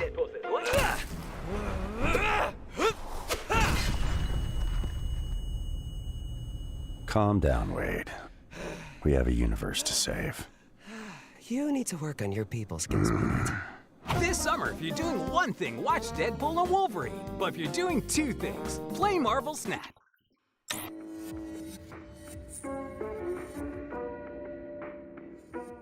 Who can resist this? Call the number. Okay. Is it safe to play on air? And then we'll jump back to actually playing Marvel Snap. It's safe to play. Yeah, I'm trusting you. So 1-800. We have so 644-7627.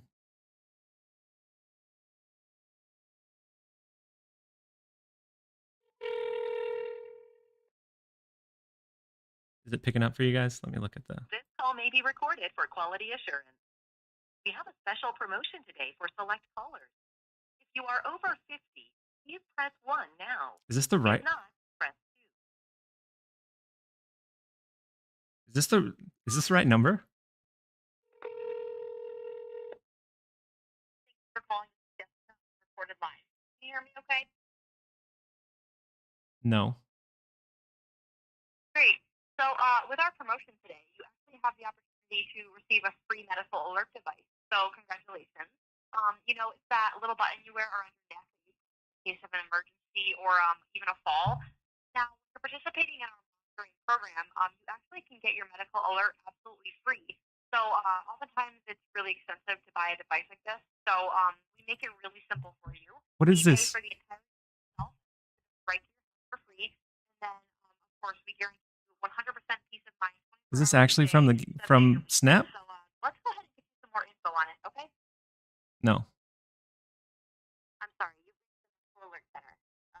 Unfortunately, we're unable to assist you any further, but just for calling Pusher, in I don't today, know. you have the opportunity to receive a special gift. So just please stay on the line while I transfer your call. So I'm really curious if they set that up. Because they just hung up on me. I guess I need a life alert. I said I was under 50. And so we're going to jump back to a little bit of Marvel Snap. But thank you again. As a reminder, as we're switching away from the factor segment, a free life alert. That's all you need sometimes. All right, so we're going to switch back to a little bit of Marvel Snap. And just a reminder, with the factor, if you use my code, if you use my link, you get a 50% off of your first box, your first order, and then it's 20% off for the following 4. And so thanks again to them for sponsoring this next like hour and a half of the stream for us to play the content that we normally like to play anyways. And I'm excited to get the meals in and be able to give them a try. So let's go ahead and turn up our game sound again. I don't have a clue what just happened. So Marvel Snap released an animated Wolverine versus Deadpool thing, or like a trailer, and in that there was a number to call, and so I called it, and I'm like halfway sure that I'm gonna get charged like $1,000 per minute that we were on the call, but we'll see. We'll see. Let's bring the deck. I guess the deck trackers are on for you, but they weren't for me. Let's move them back over. And so Pusher, that's what you walked into. We made a call. I needed a life alert, apparently. Apparently. And so we're going to go against. So next up we have Soyo Penguin. The first location is Lemuria, so our cards aren't going to reveal. They can't charge before Asia. I have no idea, Boomer Girl. No idea. From the Daily Bugle. And so we get Ant-Man. They're probably running the Gilgamesh deck, and we might get a copy of their Ant-Man, which would be 2 really big ones when stacked into a singular lane. Bria Hill gives us Invisible Woman, which is not bad. Ooh, their lowest cost card was an Agent Coulson. Crazy. All right, so we have the Nebula. Rocks are also really good. Cosmo can stop them from being able to do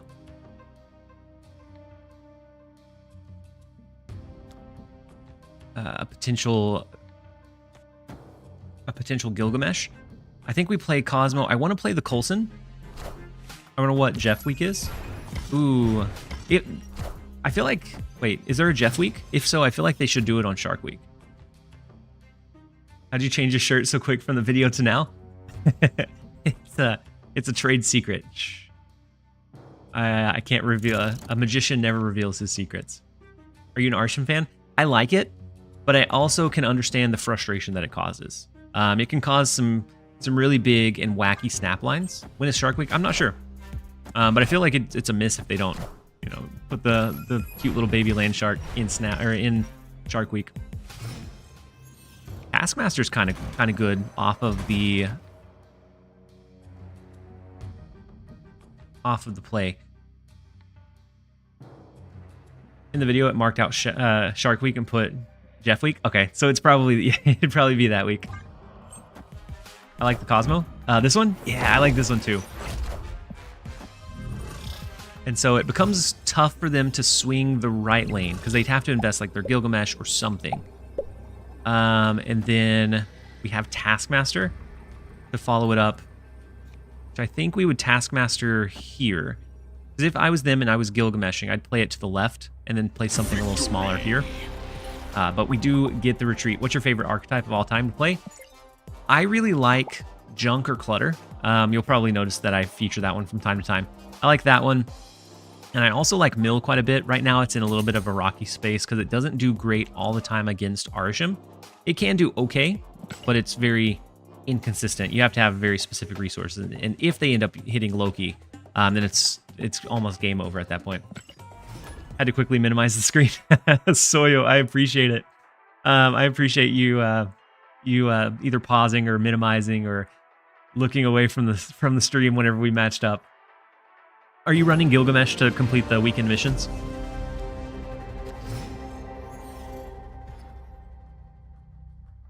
All right, so next up we have Alia and the Serial Senpai. Thank you so much for Hey, 1 welcome. month It took you long enough. as a tier 1 sub. I appreciate it. Thanks for being here. I appreciate the support. Hopefully you're having a fantastic day. So we're going to play Maria Hill. Yeah, just Gilga chatting for the missions. Yeah, I'll be doing that at some point this weekend. It's 8 games, which is actually quite a bit, but overall, it's a relatively strong deck. It's just a little boring to play, and so I'm not going to run it on stream.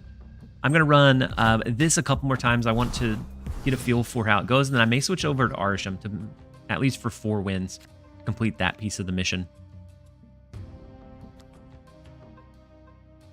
So we do have our Cosmo. We have Hawk as well. I kind of like the idea of maybe we go ahead and prep the Cosmo in the right lane. Why do you have double trackers on? Wait, do I have double trackers? What do you mean, Joka? The Cosmo, the monster because of Shang? Yeah, sometimes. Oh, like one tracker to the left? Oh. So on Twitch, there's an untapped overlay, and so they got zeroed. Ooh, they did get zeroed. And so that one is interactive. You can hover over the cards. I forgot about the interactive overlay. This is unfortunate because they can't do the Khazar on curve like they would want. And I think instead of White Widow, I think I'm going to go Black Widow here. And it does look like another Zudek, or I mean, we've seen Shanna, so it could be the one that wants to destroy them. But the Mockingbird's a good hit. I saw some posts on the forums already saying that there was an influx of hackers in the game because people were playing 2-cost cards on turn 1. Oh no. Well, I'm the hacker. I'm the hacker because I played Arisham. And then Black Smoke, welcome in. Hopefully you're having a fantastic day so far. We can do Hawk, but that gets down to 11. Unless we play... I guess we can play Rock Slide next turn. So let's play the Hawk. If we get Shang-Chi, there's always a chance that we Shang-Chi to the left. Yeah, there's an overlay on the overlay. But one of them is just on Twitch itself, so it's interactive. You can always minimize that as well. And so a Gilgamesh doesn't get played or doesn't win here. Where would a Gilgamesh... This would give us a good push in mid. Either that or we get 11. We get 9. Or do we get 8, 9, 10, 11, 12, 13 here? So it has to be mid. We have to overpower the mid lane. So let's go Mystique to copy the Hawk, Rock Slide in mid, and then we'll ship it. So the Nico, I guess we should have calculated what Gilgamesh would be. That would have been an easy, yeah. I don't think we're going to beat the Gilgamesh, unfortunately. It is an extra 8 plus the 10. No. 12, 15, 16, 17. Yeah, I think we should have thrown it in the left lane. Hey, welcome. Took you long Geltza, enough. welcome in. Thank you so much for the Prime sub. You looks like you started up, I think, one of the first hype trains we've had today. I appreciate you being here. Hopefully you're having a great day so far. And we just did a factored sponsored ad or stream segment, and the rest of this stream is brought to you and sponsored by them, even though we get to play Marvel Snap like we normally would. Oh, it's gone now? Yeah, so in between games, I think when I launch up a deck, it'll come back. So one of them is what I naturally have in my videos. The other one is the Twitch overlay. So you can hover over one of the cards and it'll show you what it does. I was having a game break for some months and came back to the newest card now. Having such a great time. I'm so glad that you're enjoying it, Black Smoke. I think the one thing that Arisham does incredibly well is that it creates just some really fun, potential wacky games.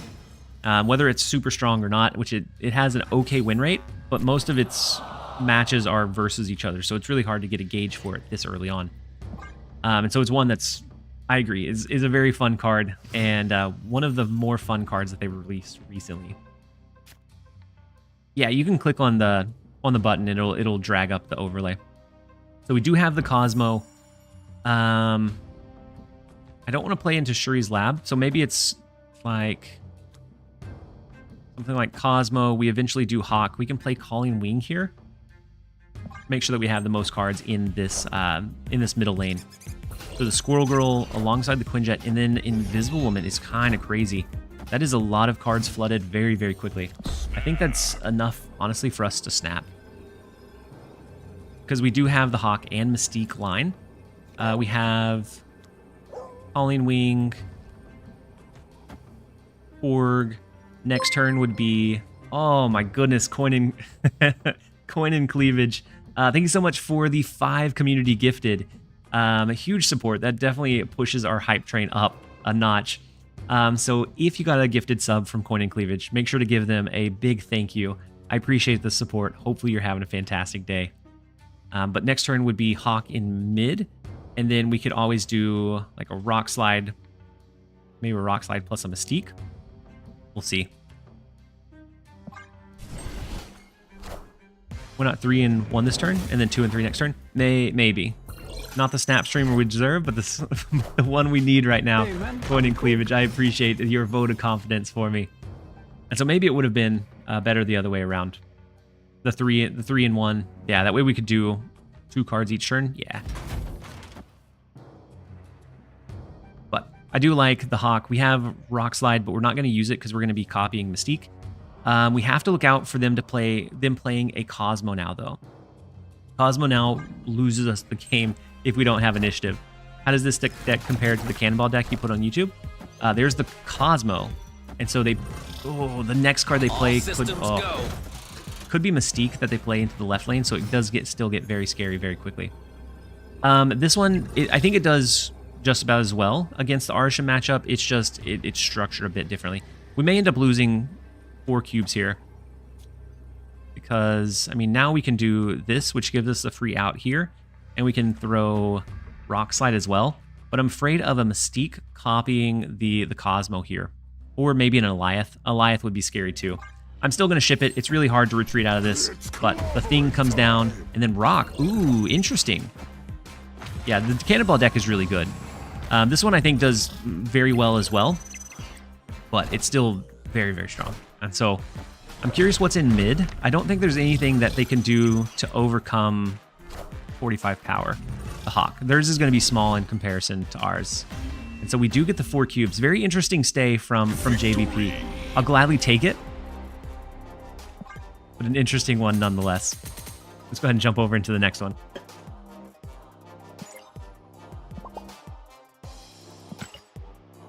We do have the bigger Hawk this time around.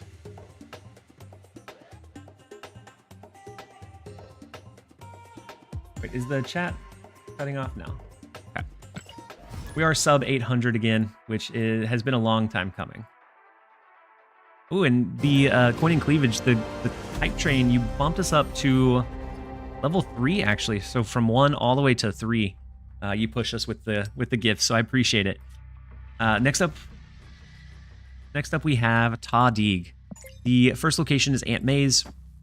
I'm going to play away from it. We'll see, depending on what these other locations are, if there's a better time or a better card for us to play there. So they start with the Psylocke. Are they running a negative deck? If so, Isle of Silence is tough for them. It's tough for us too. Oh no, they're just running an Arisham deck. And this deck does really well into Arisham. Could be Thanos. Yeah, looking at the deck size, which is on the tracker or here, they have 19, so it's Arisham. Yeah, I forget to double check it. But we're gonna go ahead and throw Mirage into Aunt May's, and they trigger the Drax, unfortunately. Ooh, Legion could be kind of scary. We're gonna skip here. Let the rocks get destroyed. And we always have Legion as a way to push it into these other 2 on 5 into 6. I think it's kind of funny. So I want to do something like... We also have the Hawk and Mystique line. But with that, we have to look out for those counter plays. I'm going to play Rock Slide and Korg and see what they play in the Isle of Silence. Ooh, they throw a Legion down. And so that very much hurts. our upper hand of what we can do. I found a rock. They threw the Legion into the Isle of Silence before we could. I think that means we just lose, honestly. I'm going to play Legion mid. It becomes really tough to compete with Drax in the left. It's below Shang-Chi range. We don't have anything of high base power. And so if there's a snap, we run very quickly. And we jump out. But otherwise, I think it's okay. There is the snap. It's almost like we summoned it upon Tawdig. Jump out of this one. We'll jump into a new one.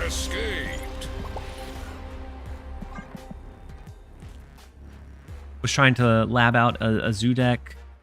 I got priority with Squirrels, Shan, and Mockingbird. Then blocked lanes with Goose and Negasonic. And it got me to rank 1400. What did you start at, Mud Dog? Or Mudmog, sorry. Hey, And then welcome. It took you long Rodman, enough. thank you so much for the Prime sub and being here to enjoy the content. Hopefully you're having a fantastic Friday. That pushes us to a big 20 for the day, which is such big support since we've been streaming consistently and we're still getting those in. You started at 21? That's huge, Mudmog. That's a good amount of climbing. And so next up we have...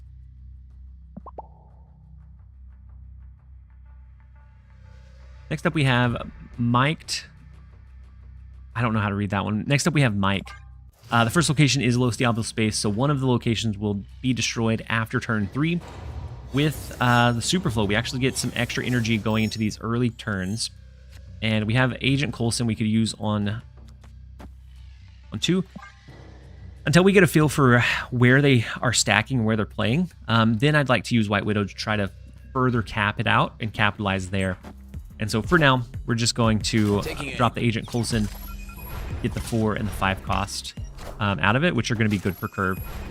They had Hawkeye and Agent Coulson as well. And so we have Namor that we could throw if we wanted to, but it's typically going to be ooh, we lose our Hawk, which is such a big hit against an Arisham deck.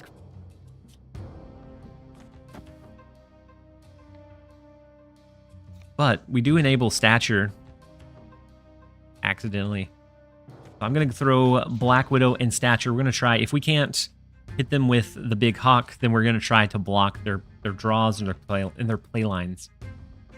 Depending on what location gets destroyed from Los Diablos Space. Ooh, Sandman is interesting for a 5-cost card. It's okay. We typically don't play many cards a turn. I would assume it would hurt them more than us. Ooh, into the Sandman into our Black Widow is so unfortunate. Because now they have to either not draw for 1 additional turn or kind of be stuck with the Widow's Bite as their only play. I think I'm going to go ahead and throw Devil Dino. We have to look out for a potential rogue stealing it. Aldo, you said I came here because your latest YouTube video asked me to come. Welcome, Aldo. Hopefully you enjoy the stream and hopefully you enjoyed being here. I'm glad that you gave it a shot and jumped over. Hopefully you're having a fantastic Friday so far. I hope they're doing some animation if the enemy plays Arsham. Yeah, I could see checking it because when I'm playing on PC with the untapped overlay, like, it's very easy to kind of glance over, see their deck size. But from the phone, I noticed that a lot of times I won't recognize it until a couple turns in.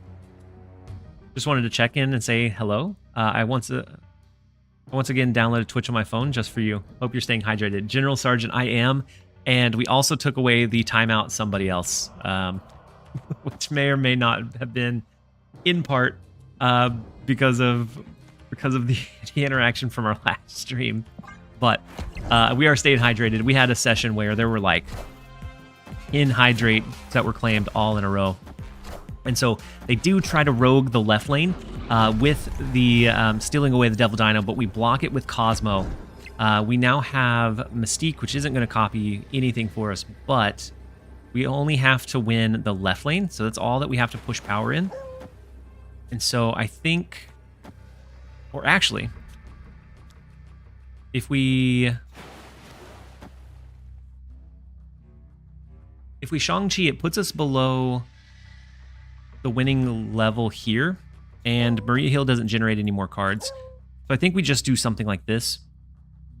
Removed it because of me. I thought it was a fun interaction, but I guess not everyone enjoyed it. You were the first one that used the claim, right? But we have the Shang-Chi that'll take out their middle lane. There is a world where they come over the top of it, but it's much more likely that we force a retreat here. The Cosmo can be so devastating, and that was the big tempo shift in this one, was being able to kind of pin out that either a Shang-Chi or Rogue might be coming and protect it. And so we will gladly take it. Let's jump over into the next one. TLSG, do you have an evil, most salty alter ego? A la Led Tasso? And how many channel points to make him fair? I don't think I have one. Like, I don't think I could even pretend to have one. I don't know. Maybe I do, like, deep down. And so I don't know how many channel points that would be. Maybe at some point, if we ever... Renshum, thank you for hanging out. Hopefully you have a fantastic day. Maybe at some point, if we go full time, we make it a community channel point challenge where you can kind of pool your channel points together to be the evil alter ego for a day. But it'd be very tough for me to do. TLSG is the Bob Ross of Snap creators. Yeah, it'd be a tough one for sure. And then I can imagine people popping in. That'd be the first time they've seen my stream and be just so taken aback by what they're seeing and what's happening. And so next up we have a Skyrex. The first location is Castle Blackstone. I'm going to play Korg over to the right. I like the idea of using White Widow into Castle Blackstone next turn to get kind of some early tempo. And it's an Arisham deck, so Hawk is going to be great. Cosmo is going to be great at stopping a lot of the things that they do. Mike, he said you soul read me with that Cosmo. Good game, Mike. I felt very happy whenever that came down. I knew that there was likely counter cards in play. I just didn't know when or if you would throw it, so I figured I'd block it out. And so we have the White Widow to the left. They have 6 cost cards now. Ooh, we don't get tempo off of that because Nick Fury bounced over to the left, unfortunately. And so they still have a pretty sizable lead. I think we go ahead and do, Subterranea, when we already have Hawk, is beautiful. I like the idea of White Widow here, and then maybe Agent Coulson next turn, depending on what we draw. And with having Hawk in hand already, I think it's worthy of a snap. We could always potentially drop, or top deck the Mystique, a Cosmo to stop some of their stuff. And I think we're in an okay spot for sure. And then Black Smoke. Yeah, if you end up ordering a box with my link, then you get a 50% off, and it helps support me. So a lot of people want to help support the channel, but just don't necessarily have the means. And one of those boxes helps me out immensely. And so if you do end up ordering one, then some of the proceeds do go to me. So we have Agent Coulson to the right. We are looking for either Shang-Chi, or we have to do our Hawk or Mystique to the left. But let's do Agent Coulson. Give it one more turn to dig for like a potential Mystique or Shang-Chi. And they have a Hawk of their own. Interesting. They've drawn some really solid things. We could always flip one of our... If we played a 3-cost card to the left, we could always flip it with Blink. But I don't want to flip Agent Coulson because that would be the guaranteed Shang-Chi. I think we have to do Hawk to the left. And then we're looking for Shang-Chi for mid or Mystique for the win. So we have 2 potential outs out of our 7 cards. Then Blob as well. A second Blob. This one was generated by Nick Fury. This one directly from their deck. We can see what he absorbed. So Cable, Scarlet Witch, Orvis, Rock, woof. Oh, they cleared out a couple of the rocks. Arisham, Rogue, Heimdall came down from this one. And we draw our other rock. Hawk to a left. No, you're okay. This would be our only play, and it doesn't win. This is 15. It brings us up directly to 21, so if they played anything here, then we can't do it. We could do a Hail Mary. It'd be the 1 out of 1, 2, 3, 4. It'd be the 1 out of 4 for the Shang-Chi top deck. Mystique incoming. Mystique could be incoming as well, yeah.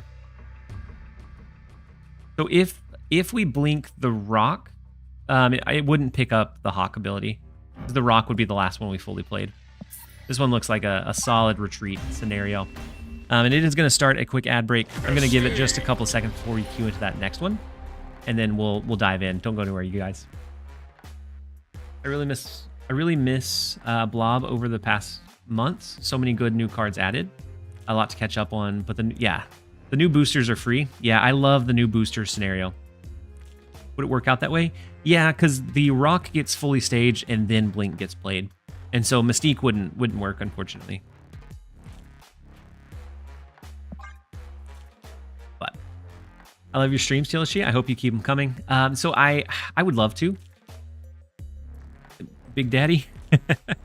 I would love to. Right now, I'm going to have to go back down to Fridays. So starting on Monday, I return back to office, which is kind of unfortunate. But I'll have to do that. It'll be harder to do videos and streams. I was off this week, so I was able to do it. But I'm off on Fridays for the summer, so I'm working long hours Monday through Thursday. So I will be able to, at the very least, stream on Fridays. I would like to do more, but return to office made me change jobs. Molder, I have been seriously considering it. This week, when I was streaming, was actually like a soft test to see if we could maybe be sustainable as full-time. And I think with the stream numbers, since I haven't been consistent for very long, they're not quite as much as I would need to make it consistent for that full-time. I think I would need to see like an average between 500 and 700. And we're seeing between like 3 and 4, which is not awful. Like there's a lot of people that stream for a very long time and don't get up to that. So it's not that I'm ungrateful for the amount of people that pop into the streams. It's just looking at, can I reasonably drop the job? Man, if I had a nickel for every time I heard, I would love to, Big Daddy. I'd have a solid 5 cents. Woof. My. I mean, if you need another, you have another nickel, because I just said it one more time, and so you're definitely on your way.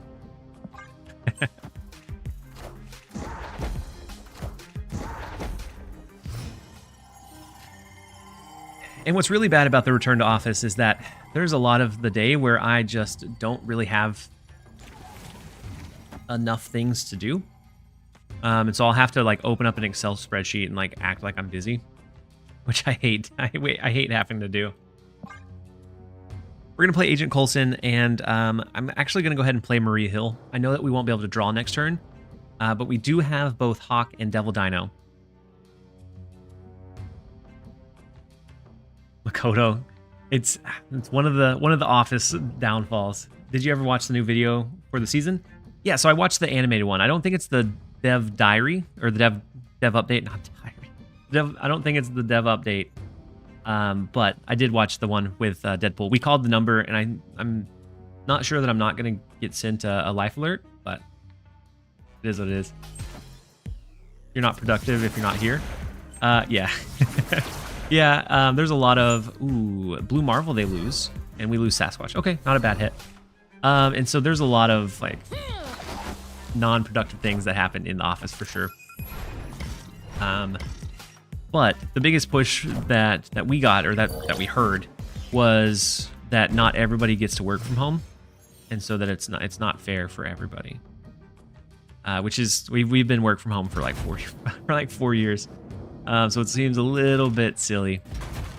We can't really push for mid anymore because of the Echo.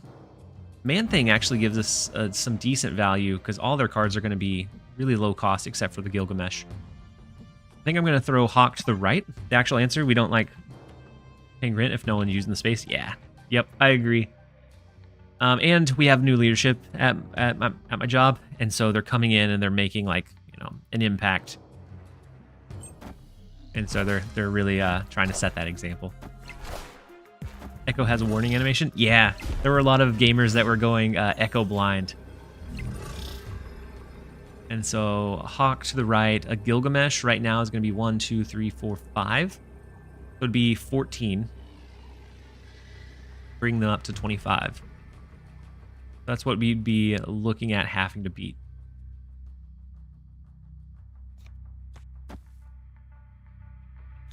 Then we're still looking to compete in one of the other lanes. I don't know that we get there. I think this one... So this deck may not do great into Gilgamesh, and so maybe that's not a fantastic time to run it. All right, let's retreat out, and I'm actually going to switch over to a little bit of, I think, Arisham. Escape. Yeah, Echo Blind is still a thing. Yeah. Have you ever answered this before? But what is your regular job? Yeah, I've answered it before. So my regular job is, it's data analytics. So I look at a whole bunch of like numbers and metrics, and like format the raw data into easily to consume like bite-sized pieces for our leaders to kind of understand at a glance. Nina, thank you so much for the big raid. Hopefully you had a fantastic stream, and thank you so much for the raid. That is huge for a Friday. We haven't really been able to catch up since I came back from the break, but every once in a while I catch your stream or one of your videos, and so hopefully things are going incredibly well still. And so what does TLSG stand for? Have a good stream, Justin. Thank you so much, Nina. And we'll return the favor one of these days. And so anybody from Nina's stream that maybe doesn't know me, because I did take a pretty long break, anyone from their stream that doesn't know me, I do a lot of things, and a lot of... I've covered the game since beta. I took a bit of a break, and we returned back and are jumping back in full force. And most of my content is over like deck spotlights, deck highlights. I'm known for being a very positive, just a good, wholesome vibe. And so if that is your sort of thing, definitely check out Stay Here. Or if you don't want to and you want to see a little bit more structured stuff, then I have a lot of videos over on YouTube as well. And so what's TLSG stand for? There's a lot of meanings for TLSG. The most common one is the last stand griefer from my Call of Duty days. TLSG is the opposite of me, zero toxicity. Well, I mean, you need a good balance, and so I'm sure you're a good level of toxic. But we enjoy the game. Wednesday's stream was actually a little rough. We got a little bit tilty on it, but we've kind of figured out Arisham. Arisham's launch was kind of rough, just because it's so difficult to know those snap lines. But with enough play, I actually dropped from rank 300 to 2000, and then we're working on our slow return to fame here. So we have Shang-Chi. We have the Absorbing Man to copy the Blob, which is such a big hit. I think we throw Beta Ray down. Full job called for return to office in 2021. Found a full-time remote job, and I could never go back to the office as a result. Not losing time to driving, more time. Yeah. Yep, Moeller, I agree. I haven't found anything, and this week was definitely that soft launch, like I said, to see if I could sustain just going full-time. And I think maybe at some point, if we stream on our Fridays consistently enough, it could be, but just somewhere down the line. And so they were able to get Blob out early because of White Palace and Quinjet. We do have the Shang-Chi to address it. And we have Absorbing Man to copy the other Blob. Their snap is a little bit scary. I would prefer this one to be Mystique. We snap because we know that they have the Absorbing Man. But we'll see if we can maybe stick it out. Oh, the Absorbing Man goes really big in that right lane as well. And it doesn't look like they're going for Mystique, the Rogue. Interesting. So Rogue steals our Claw, which is unfortunate, but it is what it is. And so now we would have to push for multiple lanes. I think this one definitely looks like a tough win for us. They're taking measures because they saw you streaming on company time. I mean, I'm off this week. And so, yeah, not enough energy, but there is enough energy for Mystique and Shang-Chi, which is beautiful to see. And so this would be bare minimum 15. We could do something like this to swing back the right lane in our favor. What a lucky top deck. We'll take it. Yeah, so I'm off this week, so I'm not streaming on company time, but I have before. You can abs Mystique. Do what? We could Absorbing Man Mystique as well, yeah. And so we could always do that or Mystique and then Absorbing Man. But I like the idea of Shang-Chi, I think, just a little bit better. Does Mystique copy Blob? Yeah. Yeah, Mystique copies Blob. And so with Blob, it's a really weird interaction, but since he has the ongoing can't be moved, Mystique's ability is if they have an ongoing, if the last card you played has an ongoing, you copy its entire text. And so let's go ahead and lock in this play. We're going to copy the Blob with our Mystique, and then it just comes down to if they have like an Eliath or something that could counteract our Shang-Chi in the right.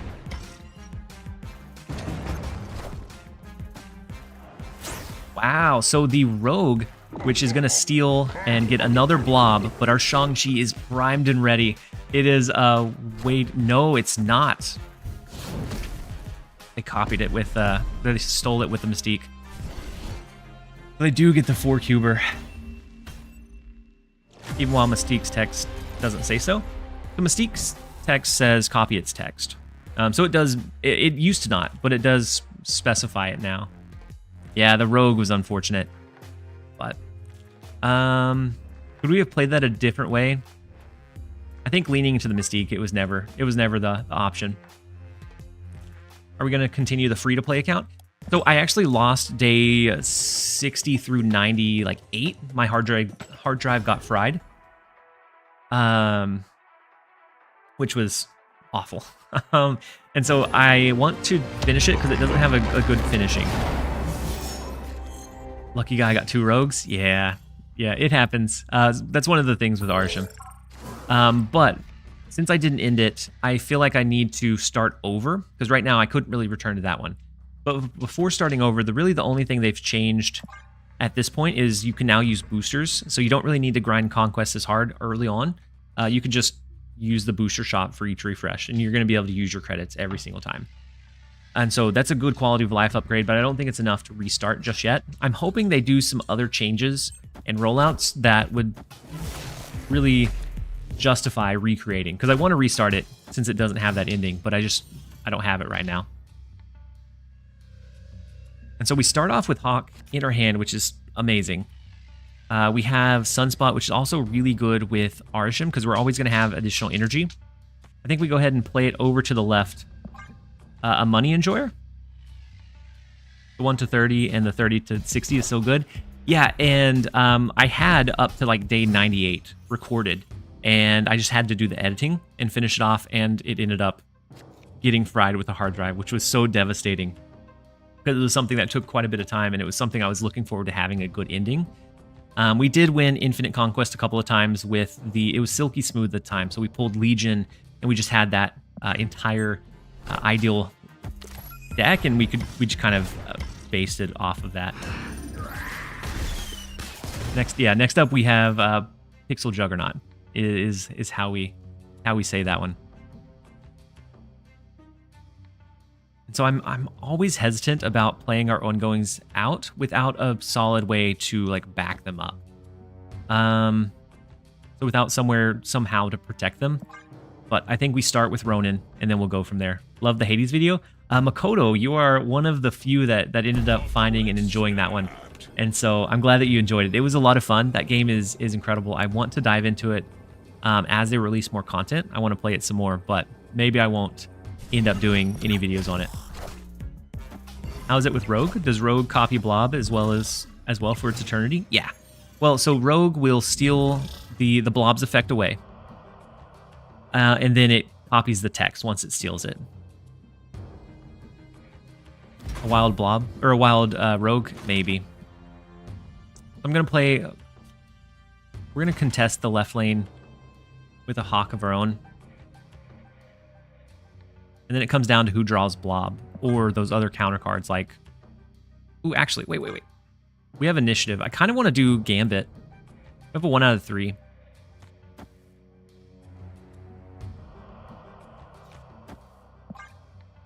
I mean, maybe by the Lamb game. That game's really fun too. Cult of the Lamb. It's very satanic, but it's very fun.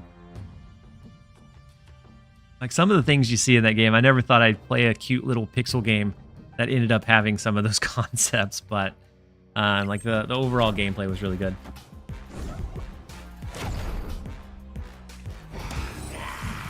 What did we discard? Shocker. Not a shocker.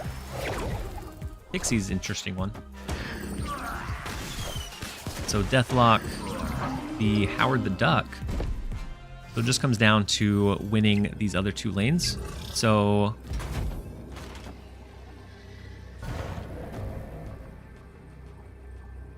maybe we do something like this. I've been enjoying playing Animal Well. I've heard about Animal Well, but I haven't seen much on it. Is it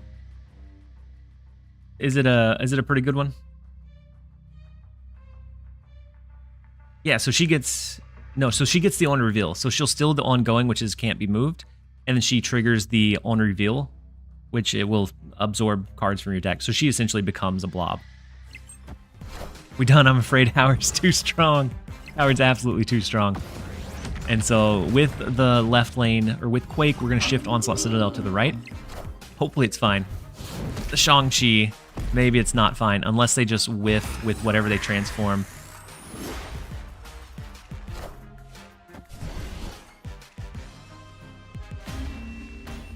They did not whiff with what they transformed. Almost turned it into a casserole. Maybe it's just that I don't play Arsham on stream. We're climbing back up instead of down. 2 games, 8 cubes lost. Rough. Told you Howard is instant GG. Would Quinjet fit in this deck? Yeah, Quinjet could fit in the deck. You usually don't use Cersei. That would be a relatively easy cut, honestly. Like some games Cersei comes in really big, but a lot of times you either don't see her or she's not as pivotal. And so just to get the weekend mission done, you could slot in Quinjet. So next up we have Santa and Weird World. So they're gonna get a whole bunch of like hodgepodge, and we get their Deadpool. We're gonna go ahead and throw them onto the board. For them being a destroy deck, they're gonna get a whole bunch of just randomness, which is not super great for them. TLSG, will you be starting an alliance in Snap? Yeah, I'm gonna start one, but I'm not sure. I'm not sure how I find people that want to join, because I think we're gonna have over 25, and so I don't know how to make it fair across the board. So their Hulkbuster is gonna create another Nico in hand. Doughy Cat, welcome in. Thank you so much for the 77 person raid. Hopefully you had a fantastic stream. Hopefully, how are you enjoying this Arsham meta that we found ourselves in? Could there be multiple groups for the alliance? Maybe Malo. This is an unforgiving, crazy meta. You like it? I think that Arsham is my jam. Yeah, I like Arsham. It creates a lot of like really interesting and unique playlines that I think makes you think on your toes. I think it probably is a bit overtuned with things like Blob, Mystique, Absorbing Man, but I think it's a very fun card, and it's really fun to play out. We could use Venom to destroy these cards, but I'm kind of worried that they have Death and Null in hand. And so it might just be that we end up going like Nick Fury instead. We have Eliath on the last turn, so if they drop like a Null here, we'll have Eliath to take out that ability. I climbed to top 10k on stream. That's huge, Doughy Cat. I've been climbing down the ladder on accident. The last couple of days have been a little bit rough. Today's been fine. We've been staying about neutral, but...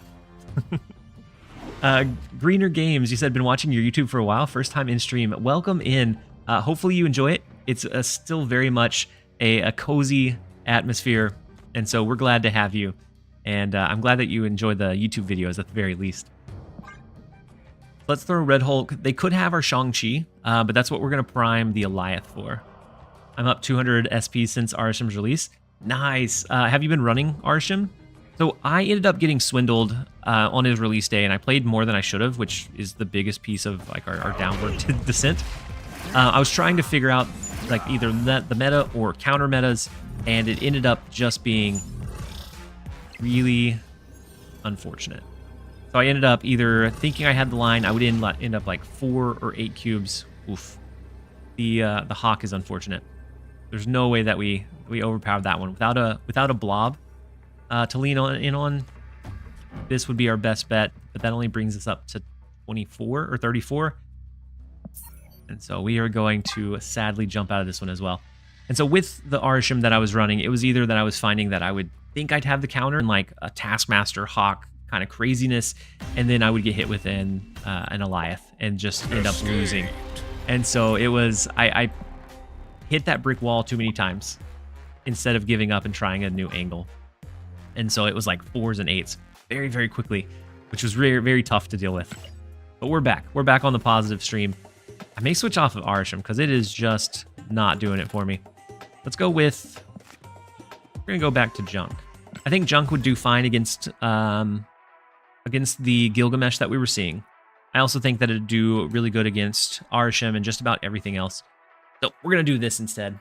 And then thank you, Diosa, for the hydrate reminder.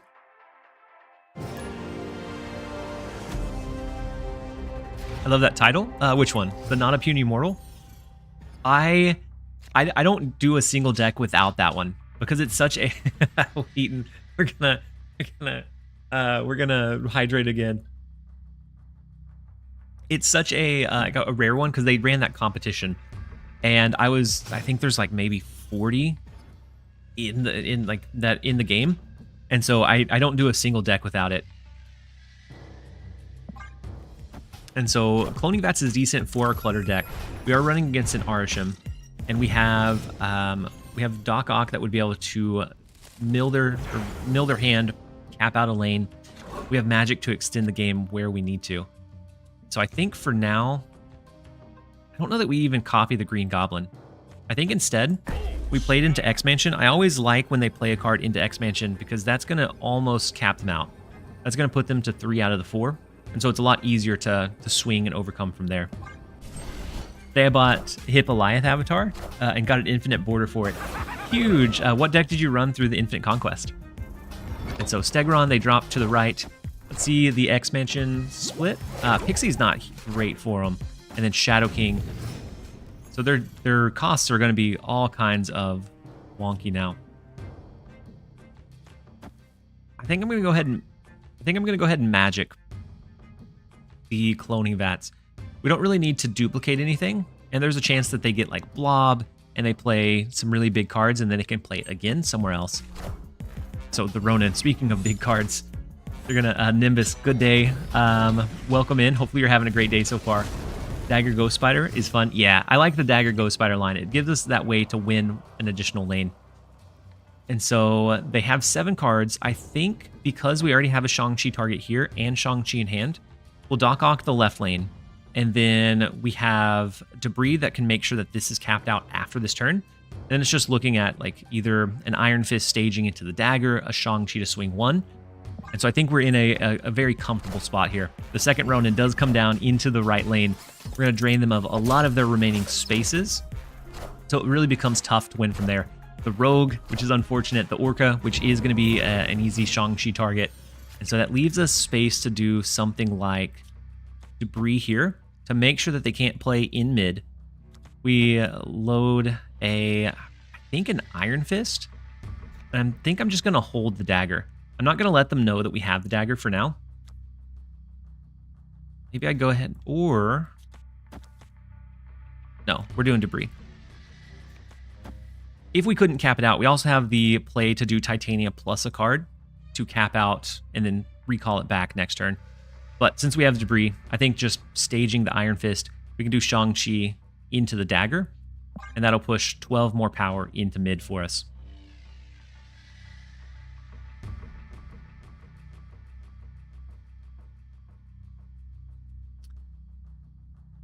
Dagger and Shang-Chi. No, we're going to Shang-Chi the left. We're going to Dagger into mid. So Supergiant Negasonic. Oof. That definitely becomes more problematic.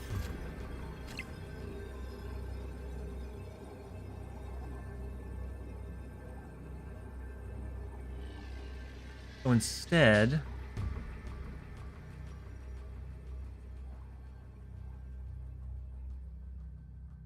we could, this would be 12, pushes us to 14. Shang-Chi, this doesn't win it for us though. Yeah, Dagger first would be our play, but that doesn't win us mid. And we can always do the Dagger and then Spider, which would pull it back over here. Ooh, that's fine. Yeah, so Dagger into mid gives us 12. Pulling back gives us another 12, but I don't know that it beats the Ronin. Move it back to the left? Yeah. And so it depends. The Ronin is going to get reduced. Move it back to the right. Oh, yeah, to the right. Yeah, that's where it was at. I don't know that this wins. It's the closest thing we have to a chance to win. But it depends on how big their last turn play is. And so by playing cards, their Ronin is going to get a little bit smaller. They could potentially... Ooh, Dr. Doom's not a big one. It's definitely fun, yeah. And so it's going to be 24 power. We are going to be able to outscale that right lane. Ghost Spider ripping back a massive 24 power unit over there. And then Shang-Chi is going to swing us and win us that left lane back in our favor. So we grab the 4 off of it. This is another deck that I like because it has some of those like sneaky play lines to find ways to push an incredible amount of power. The Ghost Spider one I was definitely having trouble finding it, but we eventually did. What's a good sub for Red Hulk? Just another good big like body or stat stick. So you could do Magneto, it's just Red Hulk's typically a little bit bigger.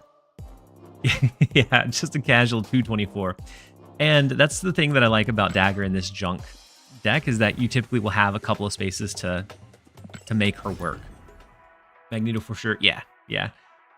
My vote would be for Magneto because you could always, if you get extra energy, you could potentially consolidate their stuff.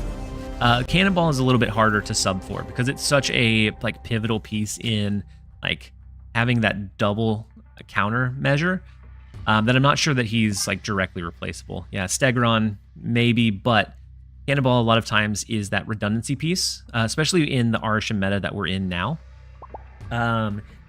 It's, you know that you're going to have something to counter one of their big plays because they're always going to have big plays in place. And so Cannonball is that kind of redundancy piece. So you have Cannonball or Shang-Chi, or some games you're going to need both. Nice deck. Thank you, Kanzi. I actually featured it on my YouTube channel earlier today. I was running a Dino Hawk deck, which was like a blast from the past. But it didn't do great into Gilgamesh Zoo, and so I decided to put it on the back burner for now. We switched back over to this. I've been having quite a bit of fun. So we have the Titania down. Unfortunately, our curve with Icebox hitting debris is kind of rough. We can always pull Titania over, but I think we're going to do, and kind of want to be able to draw too. But unless we waste the Ghost Spider, we're not going to be able to draw.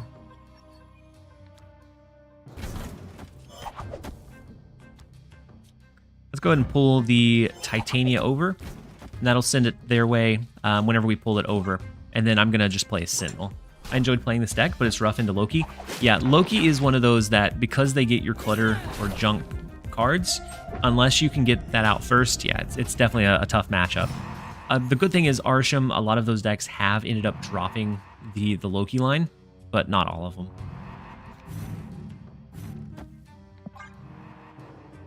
And so I am going to play one card to the right. I assume that they do as well. This one looks like it's probably a loss unless we can get lucky here in the right lane. I'm going to go ahead and play Debris that'll clutter up their left lane. If a snap comes in, we're going to jump out as fast as we can. Escaped. Scary, welcome in. You can do TLSG 1. I think I have 1 through 6, actually. And I'm going to run to the restroom really quick. And so that no ads interrupt our actual gameplay, I'm going to run a quick set of ads, and then we will be right back, you guys. Don't go anywhere.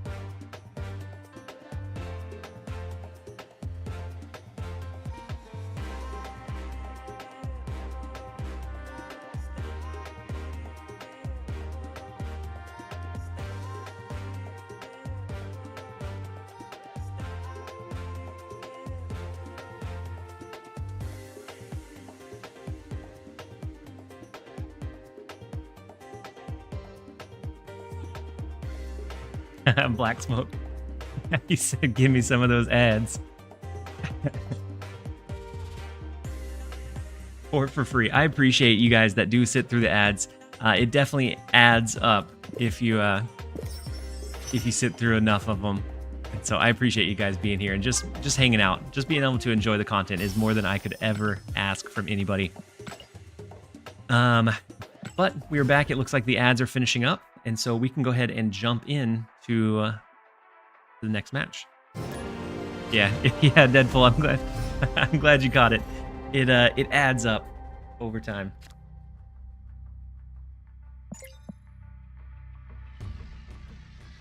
Next up, we have Sidewinder. The first location is Mindscape, and so we will switch hands after turn 5, which is typically a little bit rough, but we do have magic. We do get a... I'm going to snap into it. We get a helpful hand out of Central Park, which is really good for us. That helps our clutter line. We have debris. We have Green Goblin already. And so we're going to make it very restrictive very, very quickly. Let's start with the Green Goblin. Forgive me if you've answered this too many times. What does TLSG stand for? So there's a lot of things that it could stand for. But the actual thing is it stands for that live stream guy. There was like probably 8 years ago or so, I streamed for all of about a month, and I thought it would be really funny if when I was streaming, somebody saw it and said, "Hey, have you seen that live stream guy?" And their friend would be like, "Which one?" And so during that month that I streamed, chat shortened it to TLSG, and I just kind of kept that with every game that I played from then on. And so there's a lot of different stories. I like to create some fun around what the name means, but that's the original meaning.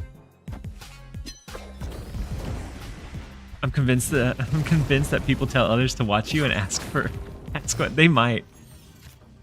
Yeah, my channel started as a dad joke. Like it's very true to to me. So we have Titania we can recall back, but if we end up doing debris, then we clutter this lane, unless we pulled it out, which is not great either. We could also do a cannonball to push one more card over into the lake. Emote only. All right, so we're gonna have 2 minutes of emote only chat from the redemption from Packers. This is one of my favorites. It always goes crazy. I always like to see who you guys support, and so emote only chat for the remainder of this game.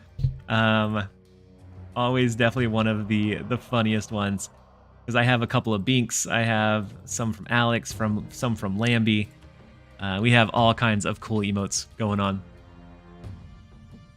And so Cannonball in Central Park seems risky, especially since we pull this back. They're going to be at max 8. This puts us at 5, 6, 7, 8, plus whatever we recalled back. I don't think we even play this turn. I think we just kind of waited out for the Cannonball. Ooh, so it does turn out that Cannonball would have capped out the right lane. Interesting. So we can still do it. Like we have the capability, especially with Shang-Chi in the left lane.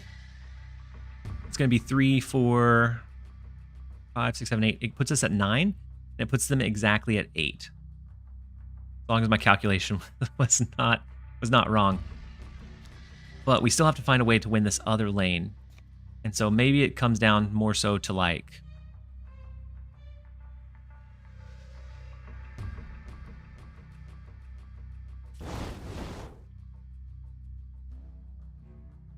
We could also always prime an Iron Fist and Cannonball push to the left and play one card over here.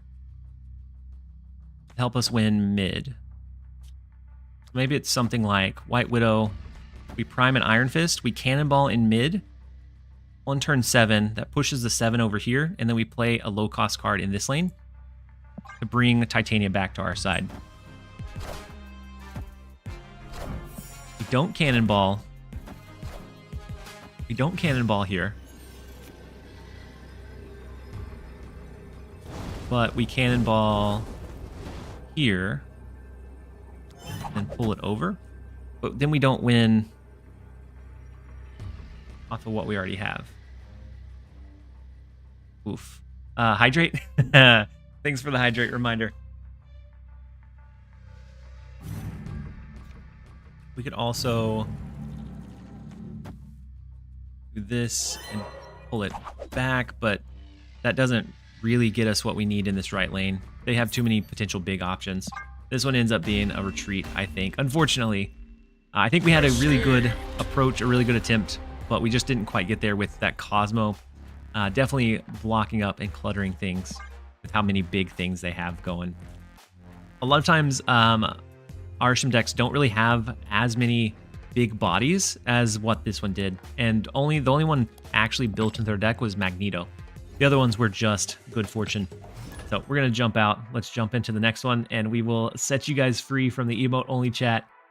Thank you for the redemption. I always love to see the flood the flood of emotes come through. Dark Moo, you said last 1 hour. I'm fighting Ubisoft support over my subscription. Yeah, Ubisoft is one that their support is definitely not great. Yeah, that's definitely a game where you wish you had Dagger. Because we had some big Dagger moves set up, and then we could probably find a way to win from there, but... You had a line there. It was Ghost Spider left first, then Cannonball right. Yeah, maybe. So it would have been 5, Ghost Spiders 2, so 5, 6, 7. We already had the 1 power there. That might have been the line, yeah. But Mount Vesuvius is always scary, especially against an Arisham deck. Crown City is going to be one of the locations we focus on capping out. We do have Doc Ock, and we have our movement enablers plus our dagger. And so let's go ahead and Green Goblin. Let's see if we can make them kind of close to capped out in Crown City. That's always the ideal goal for earlier in the match. Quinjet is going to be a bit unfortunate. The Dakin comes down. A Magic would be great at being able to extend the game. But if not, I think we'll be able to potentially find a way to win otherwise. Oof. With Lemuria, we'd be able to cap out the left lane, but it gives them 2 turns now to play for it. This one is free. I'm by slowly, so I'm actually waiting until after Mount Vesuvius goes off before I snap, because that forces them into staying, rather than giving them the chance to retreat. I think this one's free too. I think we are in a really good, heavy winning spot, but I do want to wait until Mount Vesuvius triggers. And so we could Doc Ock this turn, but I always like a little bit of magic. I think Debris clogs up and caps this one out, makes this a free lane. We have this lane, Magic into Lemuria, gives us an extra turn. We can then do Doc Ock to the right as we draw into our like Shang-Chi or Cannonball that we need to find a way to win from there.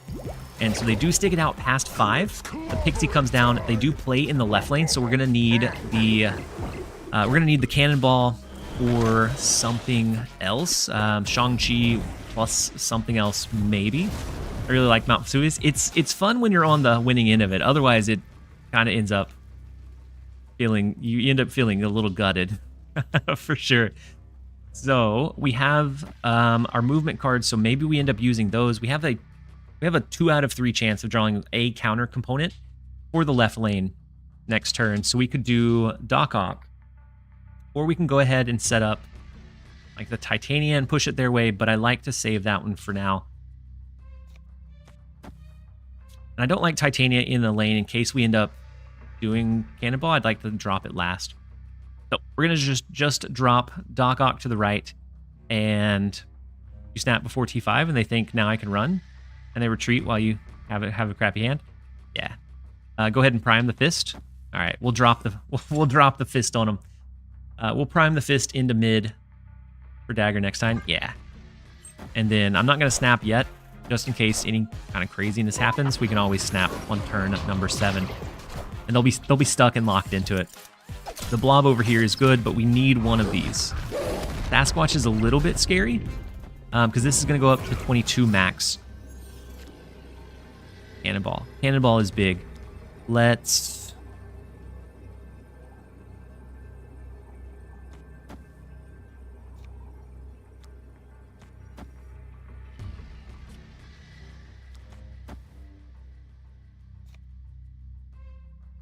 Now it's a matter of how and where. Cannonball wins this lane, but we've already primed the Iron Fist. So it bounces here, that becomes 12. And then 15, 16, 17, 19. Since we can't pull it around too much.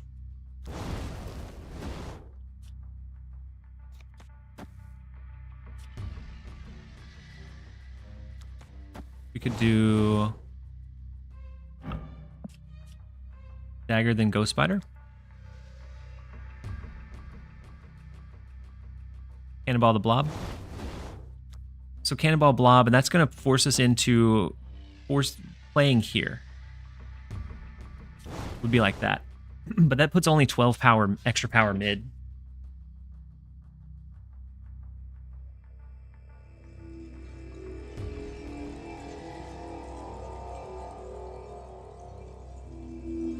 I think it's our best shot, though. I'm not going to snap into it, and they didn't snap. Ooh, Crown City. Crown City, you're right. Also the +4. I think that's a big call out. Also an 8-point swing. Yeah. Yep, that's a... Wait, we don't win the left, do we? Yeah, we do. Okay.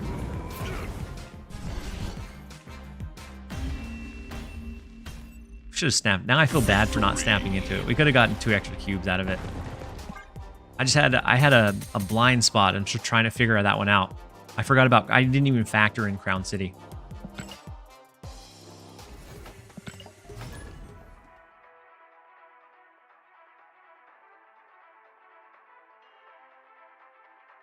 I won 2 Infant Avatars this week with Galactus. Galactus is playable. You just have to it's usually not your primary line. So next up we have Quella. The first location is Hellfire Club. They drop their Nebula into the right lane, so we can typically clutter that relatively easily. We could either float a Titania now, but I think I'm going to hold it. We have a Green Goblin for next turn. We have a follow-up of Debris, and it looks like another zoo deck. We're seeing a lot of those because it is the weekend mission, and I think we can probably capitalize on it. I almost want to change the right lane to keep Hellfire Club as is. That makes it kind of difficult for them to play their cards into that lane, like the cheap Ant-Man, Squirrel Girl. But I guess Shanna comes down, which is so unfortunate. Their left lane is now capped. The right lane is very close to being capped. I think it's risky to do Green Goblin over there now, but instead we could do this, and I think that caps them out of mid. As long as they play a card, I'm assuming they play it into this lane. And then we can always recall that one back. We have essentially the rest of the game for free. We can change one of the locations with magic. And then we're looking at the Doc Ock, the Red Hulk. Do we ever clog right? We could. But that would leave them 2 spaces left to play. I kind of like the idea of making it where they only have 1 more. Yeah, I'm thinking this is definitely a snap hand. But I do think there's some... I think maybe clogging right would be a safer play. But we could always, if they tried to stay after that point, we could try a risky green goblin, but I like the magic to extend the game. So the Ant-Man, the Titania, the White Widow, we're going to clog 2 of their remaining spaces. They have 1 left to play in, which is so unfortunate. And so now getting like Khazar down, Blue Marvel down becomes that much harder. And we are going to extend the game to round number 7. Replacement for Red Hulk. Magneto, just another good body or good stat stick. So we're going to change the left lane so that they can't rip it away. And then we're going to have 2 turns, so like a Red Hulk in the left. Ooh, they go ahead and they go ahead and play just in case we ended up cluttering further. So we have 2 we have 2 free turns, and we end up getting the retreat. We will gladly take it. I feel bad, but I love running junk decks so much. They just vibe with what I want to do. And especially when you're running into a lot of zoo, it becomes so devastating for the opponent. But I hope everybody is having a fantastic Friday. We streamed most of this week. Yesterday was the only day off that I took, so it was Monday through Wednesday and then Friday. We had a couple of ad segments or sponsored portions, which were the first ones that I did on stream. We had StarCraft and Factor. Both are still active, and so anybody that signs up after the fact can still support the channel, but the actual stream portions are done. And I thought the reception was really good. I've had a really good week. I think everybody that has been vibing with me for the entire week, you guys are the reason why I'm still able to do this. TLSG is always a junk player in his heart. Always a junk player in my heart. For a while, it was not in a good spot, but right now I think it's really, really good. Whenever a Nihilist is common, this version of junk is not very good. And with them running a destroy deck, it becomes really difficult to find our ways to win. We have to get a little bit lucky. We have to dodge a Killmonger. So typically I'll hold debris a little bit longer than I normally would. And then we have to get lucky with Shang-Chi, like stacking cards. Nidavellir and Mojo. Nidavellir and Mojo is decent for us. A Venom over here creates a really big null, which is going to be a little bit scary. I think with it being turn 3, I don't know that they do Killmonger just yet, but I think I am going to risk it at least. Deathlock. Deathlock comes down. They still have Venom and Killmonger as another way to trigger that Deadpool. I'm hoping to be able to drain them of those resources with Doc Ock on 5 into getting the win or Shang-Chi counter in some of the... Ooh, and magic is nice. I'm gonna extend the game with magic. Next turn we do Doc Ock into a little bit more flexible last turn play to find the best way to win. And I think next turn we do Doc Ock to the left to give us the best chance of having all of those be Shang-Chi targets. Hang out here while playing Snap and chill is great. Having a black smoke, I appreciate it. That is very much what the channel kind of is known for, is just very chill vibes. Sometimes people say that I yap too much, but most of the time we have really cool people here. And so we do get the Titania. We have Dagger in hand. I think we end up going Doc Ock to make it hard for them to cap out Mojo World. And then I'm going to prime the Iron Fist. I'm going to prime it in the right lane because I think they're going to have a tough time fighting for this one. And unless... Actually, I'm going to put it here just in case they get Killmonger. Now, if they get Killmonger, we'll likely pull it. Does his Zola Venom here? He could. But then it's still not huge in Nidavellir compared to like having multiple cards there. I don't know. I mean, he might. Fist mid, so you can dagger into Ghost Spider. So there goes the Shang-Chi. It takes out her Doc Ock. That could have also been a pretty good one. And then the Taskmaster to copy the Venom. Really big, so this is definitely a Shang-Chi lane. And then the Wolverine. So Jean Grey. We have to play our dagger into mid, which is kind of unfortunate. Let's see. Or...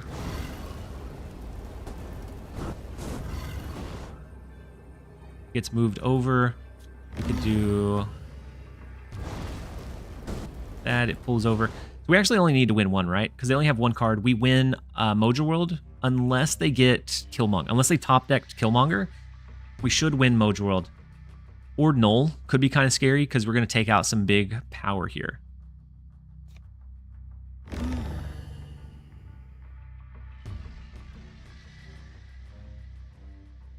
Because we could always... Zhang blink twice. This is not pre-recorded. I can't. We can't do it. We didn't put blink in our deck. And it's usually just the first trigger that's helpful anyways.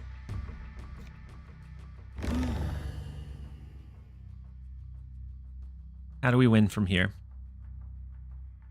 Ghost Dagger plus Ghost Spider shenanigans? We could. It goes over here, we'd pull it back, but that'd only be 24 power, and so it doesn't beat their Deadpool. But this would allow us to dagger over, we Shang-Chi this left lane, and then we throw Titania to the right. And it should win as long as they didn't top deck Killmonger. Chip God. I like that you caught my blink joke. I'm glad you enjoyed it. And so they ended up not playing anything here. I overthought it for sure. But Titania in the right lane should secure it. We will grab the 2 cubes where we can. I'm surprised they... Ooh, I bet they top-decked maybe Arnim Zola, and it just wouldn't have been useful for him, maybe? I'm not sure why the skip. Oh, sorry. You said it a couple times, Fur.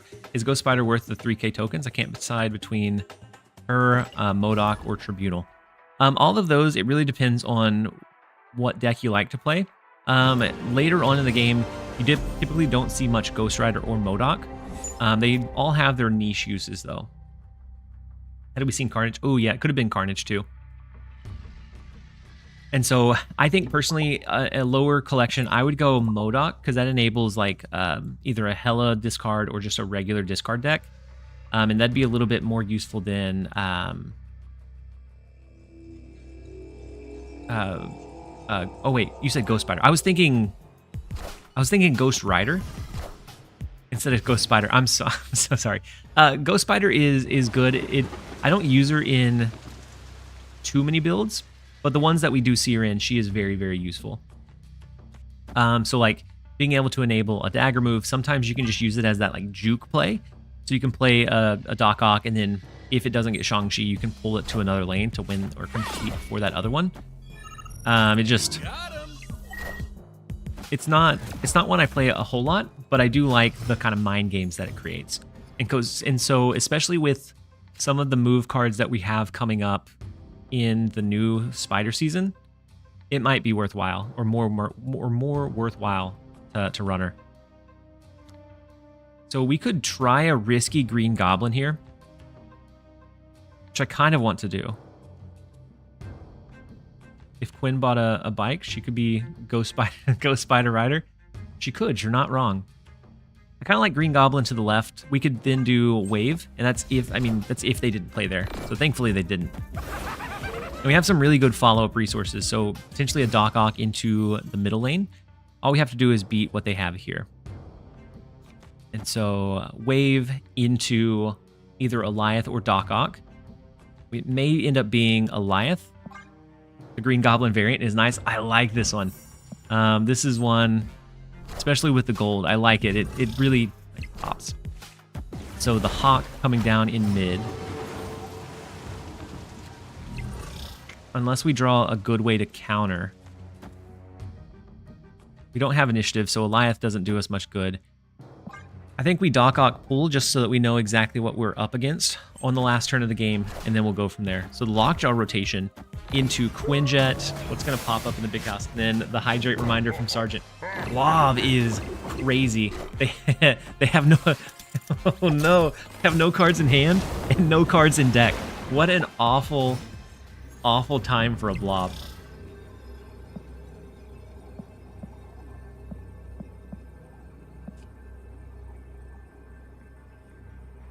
Whoa. I don't know what to do with my resources now with Arsham. I say with Arsham, you definitely give it a couple of days.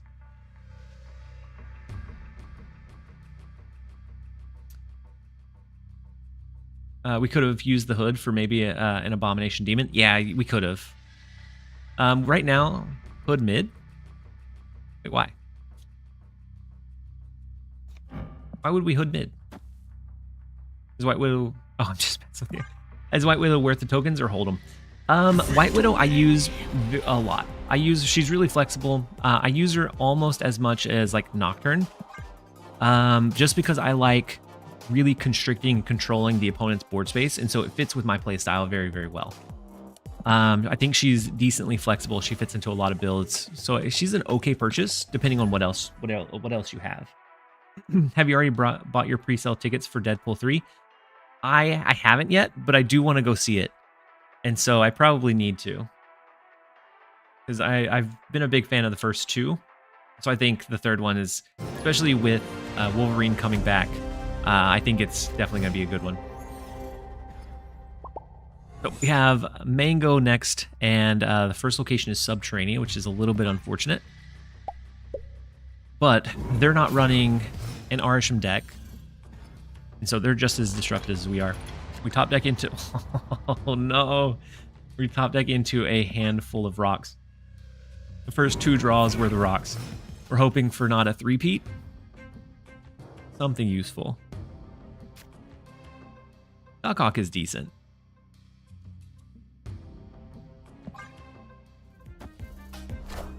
We're still going to skip on 3, though. Potentially 4, my goodness. We're going to skip. I'm going to play a rock so we can draw. And then it may end up being that we do a Doc Ock into Bar Sinister. Into like a Cannonball somewhere to find a way to win. I'm not sure. I know that they are sitting on an awful hand, too, because they've skipped almost all of their turns. And so I'm thinking we might be able to pull several rocks here. That's what I'm hoping for. Hoping for the best. So the Ghost Spider moves the Vulture. They do shuffle in Vibranium into their deck as well. And then Black Swan. So maybe they're just doing like a Flood or wanting to do a Flood. We're going to pull all of the rocks in anyways. So there's 1, 2. Doctor Strange is not going to be useful. And then Human Torch. And so we will be able to probably secure this one. What an awful game for both sides. Just an unfortunate game all around.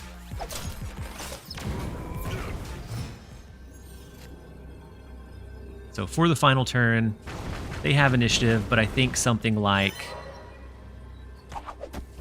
Ghost Spider to pull 1 Doc Ock over, and then Cannonball should easily secure it if they decide to stay. Ghost Spider mid. Victory. We could do Ghost Spider mid too. That way we're pressuring 2 lanes. But stacking all in 1 lane gave us, I think, a pretty good chance too. Oh, play both mid? Yeah, we could. Or just the Red Hulk. No way, they've got 17 left. Yeah, after that unfortunate pull, and being a move deck, they typically need those big enablers. They don't have those big bodies. So we gladly take those. We are on the upward climb once again. Thank you guys for spending your Friday with me, by the way. Hopefully y'all had a fantastic week, and hopefully your weekends go well. Hopefully we see the meta kind of even out by Monday. If not, then I'm going to be anxiously waiting on the new cards on Tuesday and a potential over-the-air whenever that comes out next. Because Arsham has created such working from home. Oh, you're working from home, Brand? That's it was so nice being able to work from home. I took it for granted. I've been working from home for the last, I think, 4 years. And then it's nice having company while working. I agree, Deadpool. I took it for granted, I think, because they made a call to return to office. Monday is my return to work date, unfortunately. And so they had Zabu and Agent Coulson. We do flutter that left a bit. We're looking for like Debris, which is beautiful. Debris will get the copy of Debris, and so then even just the threat of having it in hand is so scary. by not knowing if we're going to play it again. They'll probably play and cap out Lemuria themselves.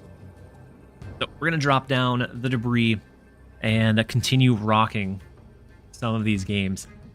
I'd like to get back down to top 500, but we have plenty of time. We have plenty of season left. It was an unfortunate drop from 300 to 2,000, so we've made good headway already.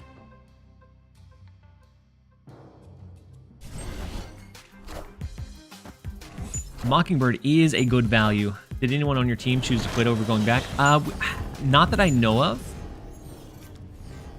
but maybe. So we haven't returned yet, and so Monday would be that first day, and I don't know that it was a very quick transition. Like, they didn't give us much time to like make arrangements for kids that we had at home or anything like that. And so there could be that we see some fallout. Yeah, less than a week is plenty of season left. It could be that we see some fallout, but I don't know for sure. I think I would find out Monday when I return. So we'll see. I'd like it if we didn't have to return, but this week was kind of like a soft launch. Woof! They did fill both of those because they were afraid of the additional debris, and that was not the direction we were going. We're gonna have at very minimum 2 free turns to do whatever we want when they can't do anything. Because we're gonna go ahead and drop the Doc Ock, and then we have Cannonball, we have Shang-Chi, we have Red Hulk for 6, which is a fantastic drop. Ted, I'm sure that Ted decided to leave. I mean, he might have. He's always been on the fence, you know. I'm sure he decided to leave. So the Sandman, and then the Shang-Chi. As always, it is inevitable that you always pull the Shang-Chi, but that's fine. Let's drop our Red Hulk, and we could do a copy of Red Hulk if we want to, but let's do Red Hulk into mid. No, yeah, no, I don't know a Ted at work. I was just going with your joke. And so I think Sandroken is a little bit frustrated at our clutter deck. We do have Red Hulk mid. That's a easy win there. Cannonball left would clear out the Mockingbird, leaving only 3.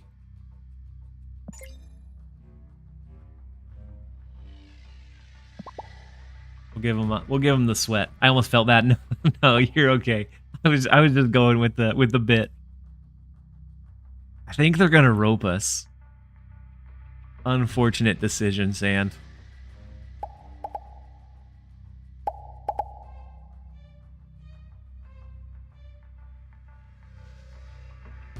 Is matchmaking global? If so, I could maybe play against you next season someday.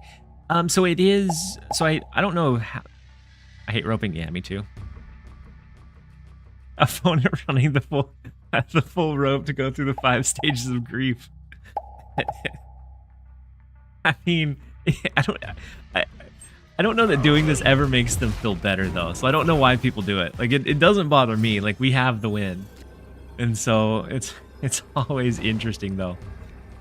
And so we can drop Cannonball and then Titania. Used every communication tool he has. He did. The best part is he has your Green Goblin as his icon. He does, and we didn't get to hit him with it, which is kind of unfortunate. But, and I think I don't know if matchmaking is global up to this point yet, but we have to miss Marvel. Had him with it. Yeah, at this point, like he's just wasting his time. Like you take the loss, you retreat out, and you jump into something a bit different. But at least he's not spamming the Marvel or the Miss Marvel. There it is. The thumbs up. I was gonna say at least he's not spamming the thumbs up.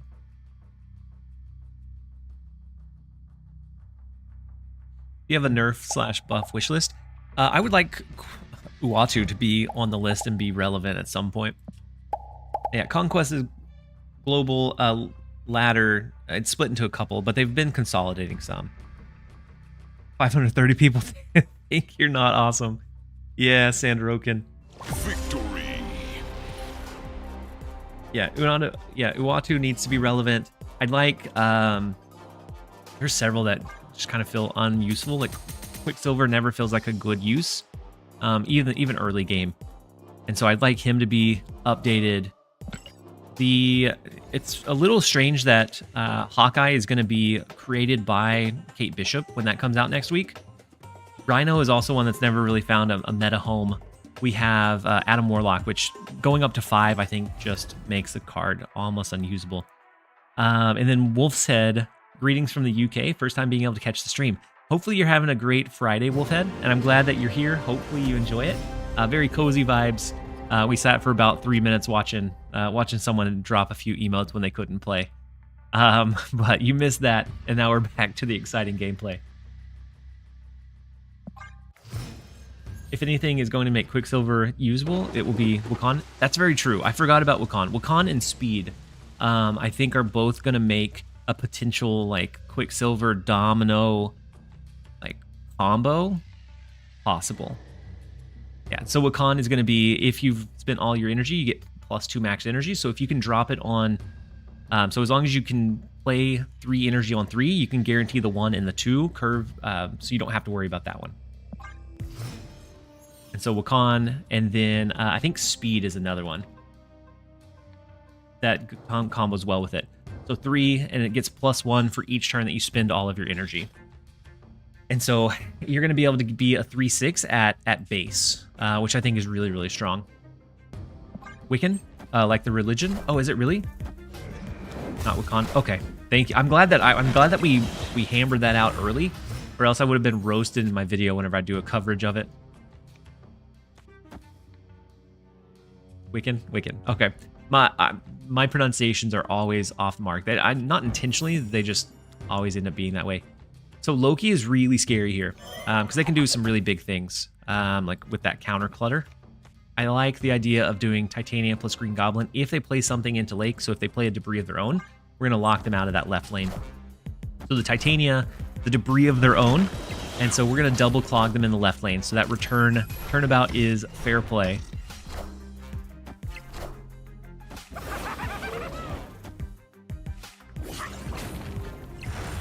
And we can always recall the Titania back. We have Doc Ock, and so I almost think Doc Ock in the right. Oh, snap. Unless we pull the one Shang-Chi, they've kind of hurt themselves pretty badly. But with Quicksilver and Domino on the deck, what's your chance of actually having Wukong on 4? So you get your initial 3 draws, which are going to be down from 12 cards to 10. And so, is it 30%? Or is it 50%? You draw 4 out of the remaining 10. Because you get the 3, you start with 1, that would be your Quicksilver. 2 would be... Maybe it's closer to 50 for Wiccan. And that's a tricky A. So it's like a I never would have got that one correct. It does look like ads are about to trigger, so I'm going to wait just a second to queue up, and then don't go anywhere. We're going to be jumping in with more junk gameplay. We are slowly chipping back away at our rank. Thank you guys for being here. We'll see you guys when you get back. Wiccan, like a witch, like a witch, yeah. He's playing 2 useless cards worth getting +2 max energy for 2 turns. 50% of the time. Hey, welcome. And It then took you long no enough. ads for me. Thank you so much, 9th Nebula, for the Prime sub and for the support. That puts us to 21 for the day, which we've had an absolute killer week. We're at 450, 453 for overall, which is crazy. We've been consistent for this week and dabbling the last couple before that.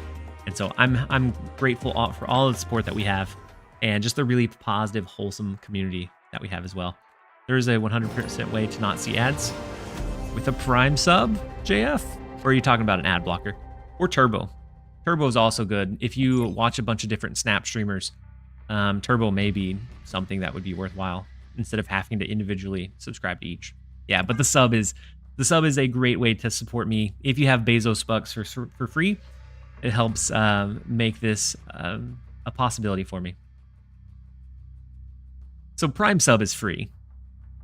A regular sub is not free, but it's still great. Is Marvel Snap matchmaking based on collection level or rank? So until Infinite, it's based closer on like collection level and somewhat in MMR, which is your kind of snap points. After that, it goes much more onto what your rank is and your snap points. Don't tell people how to not watch your ads. I mean,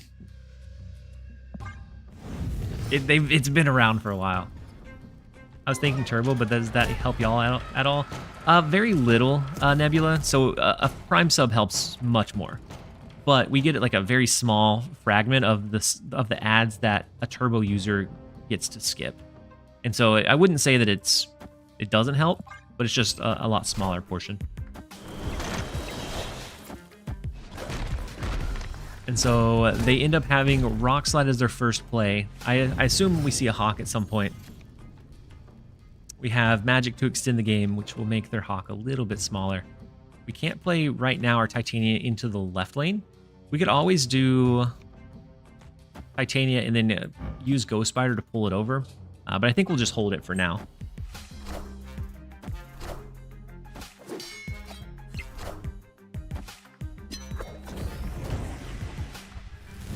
With Magic, they have the Angela and the Ravona, and so I could expect the Hawk, Mystique, potentially a Rogue, as well as like Thena, Kitty Pryde, Coffee or Tea. So actually neither right now. It used to be Coffee all the way, but I've recently kicked the caffeine. Iron Man is in the list? Yeah. I've recently kicked caffeine. Like I went cold turkey. It used to be really, really bad. And I wouldn't be able to wake up without consuming some form of caffeine. And I went cold turkey, and it's been going good. I'm like a month and a half in. So yeah, it used to be Monsters or like coffee or just any kind of caffeine, and I would absolutely consume it. But I think we have to do. I think they probably have Nocturne. We're gonna retreat. They definitely have the Nocturne. Do you think Viper would still be an option? Espresso shots. Espresso shots were always good if you needed a little pick-me-up. Viper, I tried Viper in a couple of these different builds, and I always felt like it was just a little bit too costly. And there were some times where it just wasn't an option without hurting yourself, because you would end up sending like something that you didn't want to send over there. So if you drew it late, it was pretty much a dead draw. So I ended up cutting it for that reason mainly. The dang, I feel ya, but nice to hear you doing fine without it. Yeah, I didn't think I was ever going to be able to not live off of caffeine, and I'm really still kind of surprised that one day I woke up and was just able to completely knock it out of the realm of possibilities. Yeah, and so Viper is really, really tough. We would need to do things like Hood or another low cost things to send them junk, and that's much more, I think, in line with like an Annihilus package. I'm gonna go ahead and play Dagger. We do have Magic to be able to extend the game, but I think with Dagger we might be able to get a surprise early bonus or buff on her. Gonna go Green Goblin to the right. Worst Hydra agent ever, and that's counting Hydra Bob. Is that Viper? I'm interested. I don't think Hydra Bob is going to impact the meta much when he releases. When he releases next week. He's a 1/4 that has a kind of a cool ability, but I fail to see how he's much different than like a Silk. I think he's still very much the same. It may be that you start running some Professor X stuff, but Calibrex Gaming, welcome in. I'm sorry that you had to say it, but I appreciate that you did. And I'm glad that you can watch more. Have a nice time, my friend. And so they dropped a debris. They're running a junk deck as well. Now we have to be kind of careful with what and where we play our cards.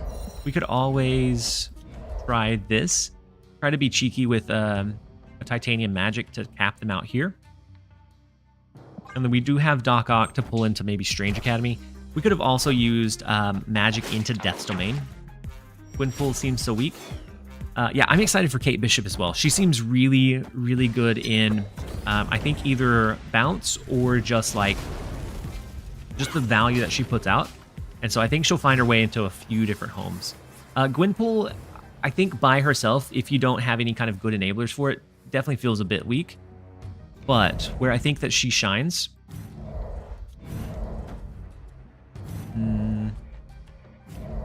Where I think that she shines the most is going to be in, like, buffing up a Sebastian Shaw. buffing up Mysterio, buffing up like Brood. You can get some really big ones, and so you're going to want a relatively low hand and then be able to flood those high value, high power things out later. But I definitely don't think it's as easy to use as something like Athena. So with Death's Domain, with Strange Academy, we know their dagger is going to get really big. Doc Ock's not going to cap them in limbo, but they will move a card over. So I think I'm going to go ahead and do the Doc Ock and then see what that looks like. They do a Doc Ock as well. Yeah, also Deadpool, but Deadpool, Deadpool does lose some benefit in it becomes really late in the game to benefit him. And so the Iron Fist pushes pushes our Doc Ock over. Their right lane gets capped out with Dagger, so they win that one, but it comes down to who can win the other location. Interesting. And so what was the last card we actually played? Oh wait, Doc Ock. They could have a Cannonball though, right? Cannonball and Shang-Chi.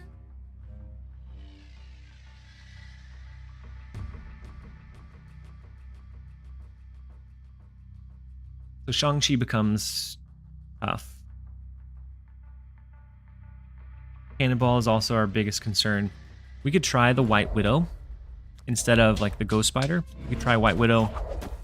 And if they don't cap this out, it's -6. But if they do, then we definitely just lose off of it.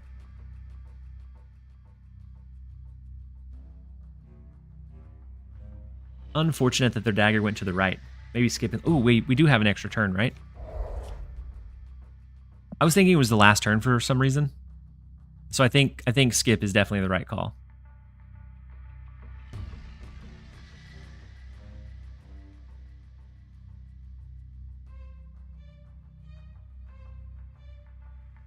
Trying this deck 5-0 to start. It's a good one. It has a lot of flexible ways to play. So sometimes you definitely need to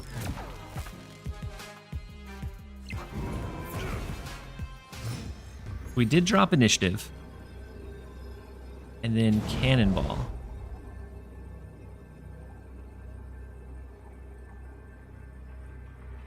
Yeah, Cannonball definitely feels like a must. Not gonna lie, I've forgotten there was a 7th turn more times than I care to admit. Yeah, yep. I've been there. So I like this one. If they do a Cannonball of their own, then we may lose. So Cannonball would push one of our rocks away. Oh no, it turned into a rock. And so then it still cancels out the Widow's Kiss. All right, we're fine. I think this does it. A Titania, maybe they have a Ghost Spider, but that pulls Doc Ock over. We push it right back. I think by losing initiative there, that was the big turning factor. Cannonball of their own. Takes out the Widow's Kiss. Interesting. And then the Iron Fist comes in. We have a Cannonball that's going to take out theirs, and that should swing it back in our favor. Very, very interesting. And we will, 9/22 July Twitch drops available, peeps. You know where to go? Victory. Wait. On the 9th. So they're starting soon? Tuesday. Wait, where was that announced? Black Smoke. But yeah, definitely come hang out in the stream where you can. And so let's look at, I'm guessing news on Discord.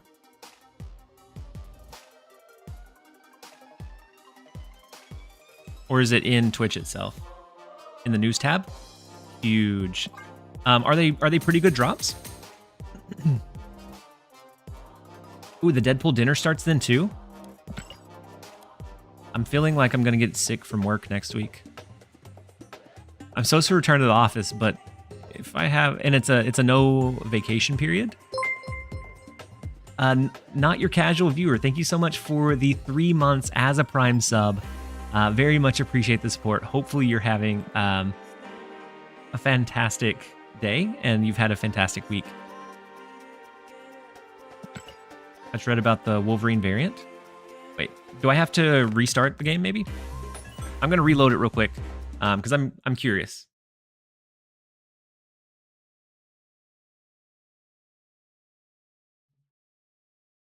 We're gonna restart, you guys, and if there's drops that start next week, it might be that I just have to take some sick time. We're in a no vacation period.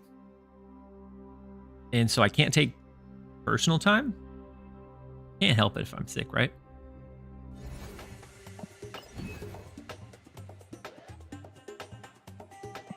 So it wasn't there.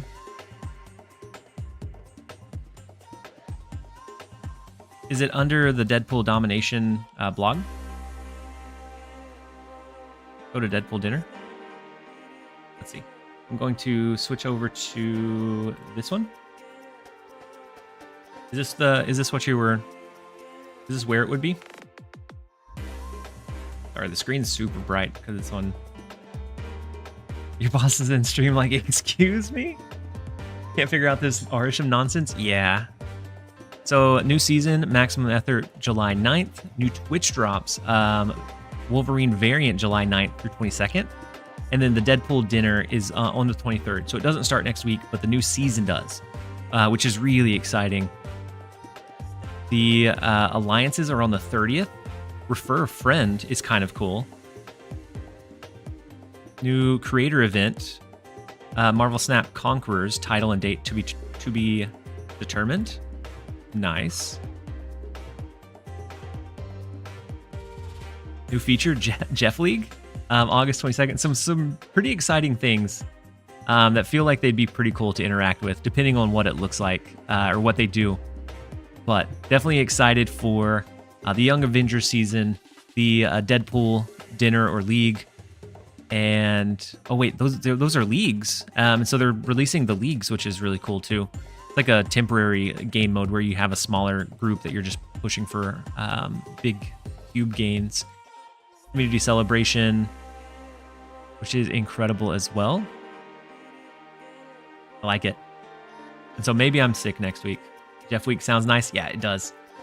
But I'm going to take that and think about it, chew it over a little bit.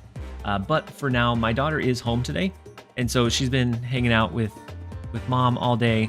I'm going to... Ooh, that's the wrong one. That's for Conquerors. That's from the last Conquerors event. We're gonna end stream just a little bit early, just so I can spend some time with them because she was out of school. Her school closed today. But I'll keep you guys posted on either Twitter or on the YouTube community post if we end up going live on Monday. Thank you guys for hanging out. It was an incredible stream. Well, don't get well soon then. Yeah, I think we're gonna call in sick next week maybe. And so I'll put it on, I'll make a community post and we'll see what that looks like. But thank you guys. Hopefully you have a fantastic rest of your evening and have a good weekend. And I'll do a highlight video for the Hawk discard deck or the Hawk Dino deck probably on Saturday. And then we'll be back with Monday and excited for Tuesday for a new season and new drops. And so let's find somebody to raid over into and then we'll go from there. So it looks like, you guys have any preferences on raids? It looks like all of the ones that are currently going, except for Dexter. Dexter just started, but the man is huge. Discord link is invalid. Is it? I'll grab you a new one. Do we have any preferences on where to raid to? And if so, we can shoot it that way. We can do Dexter. It's just I know that he's already really relevant, and so typically I try to do someone that could kind of benefit from the extra exposure. And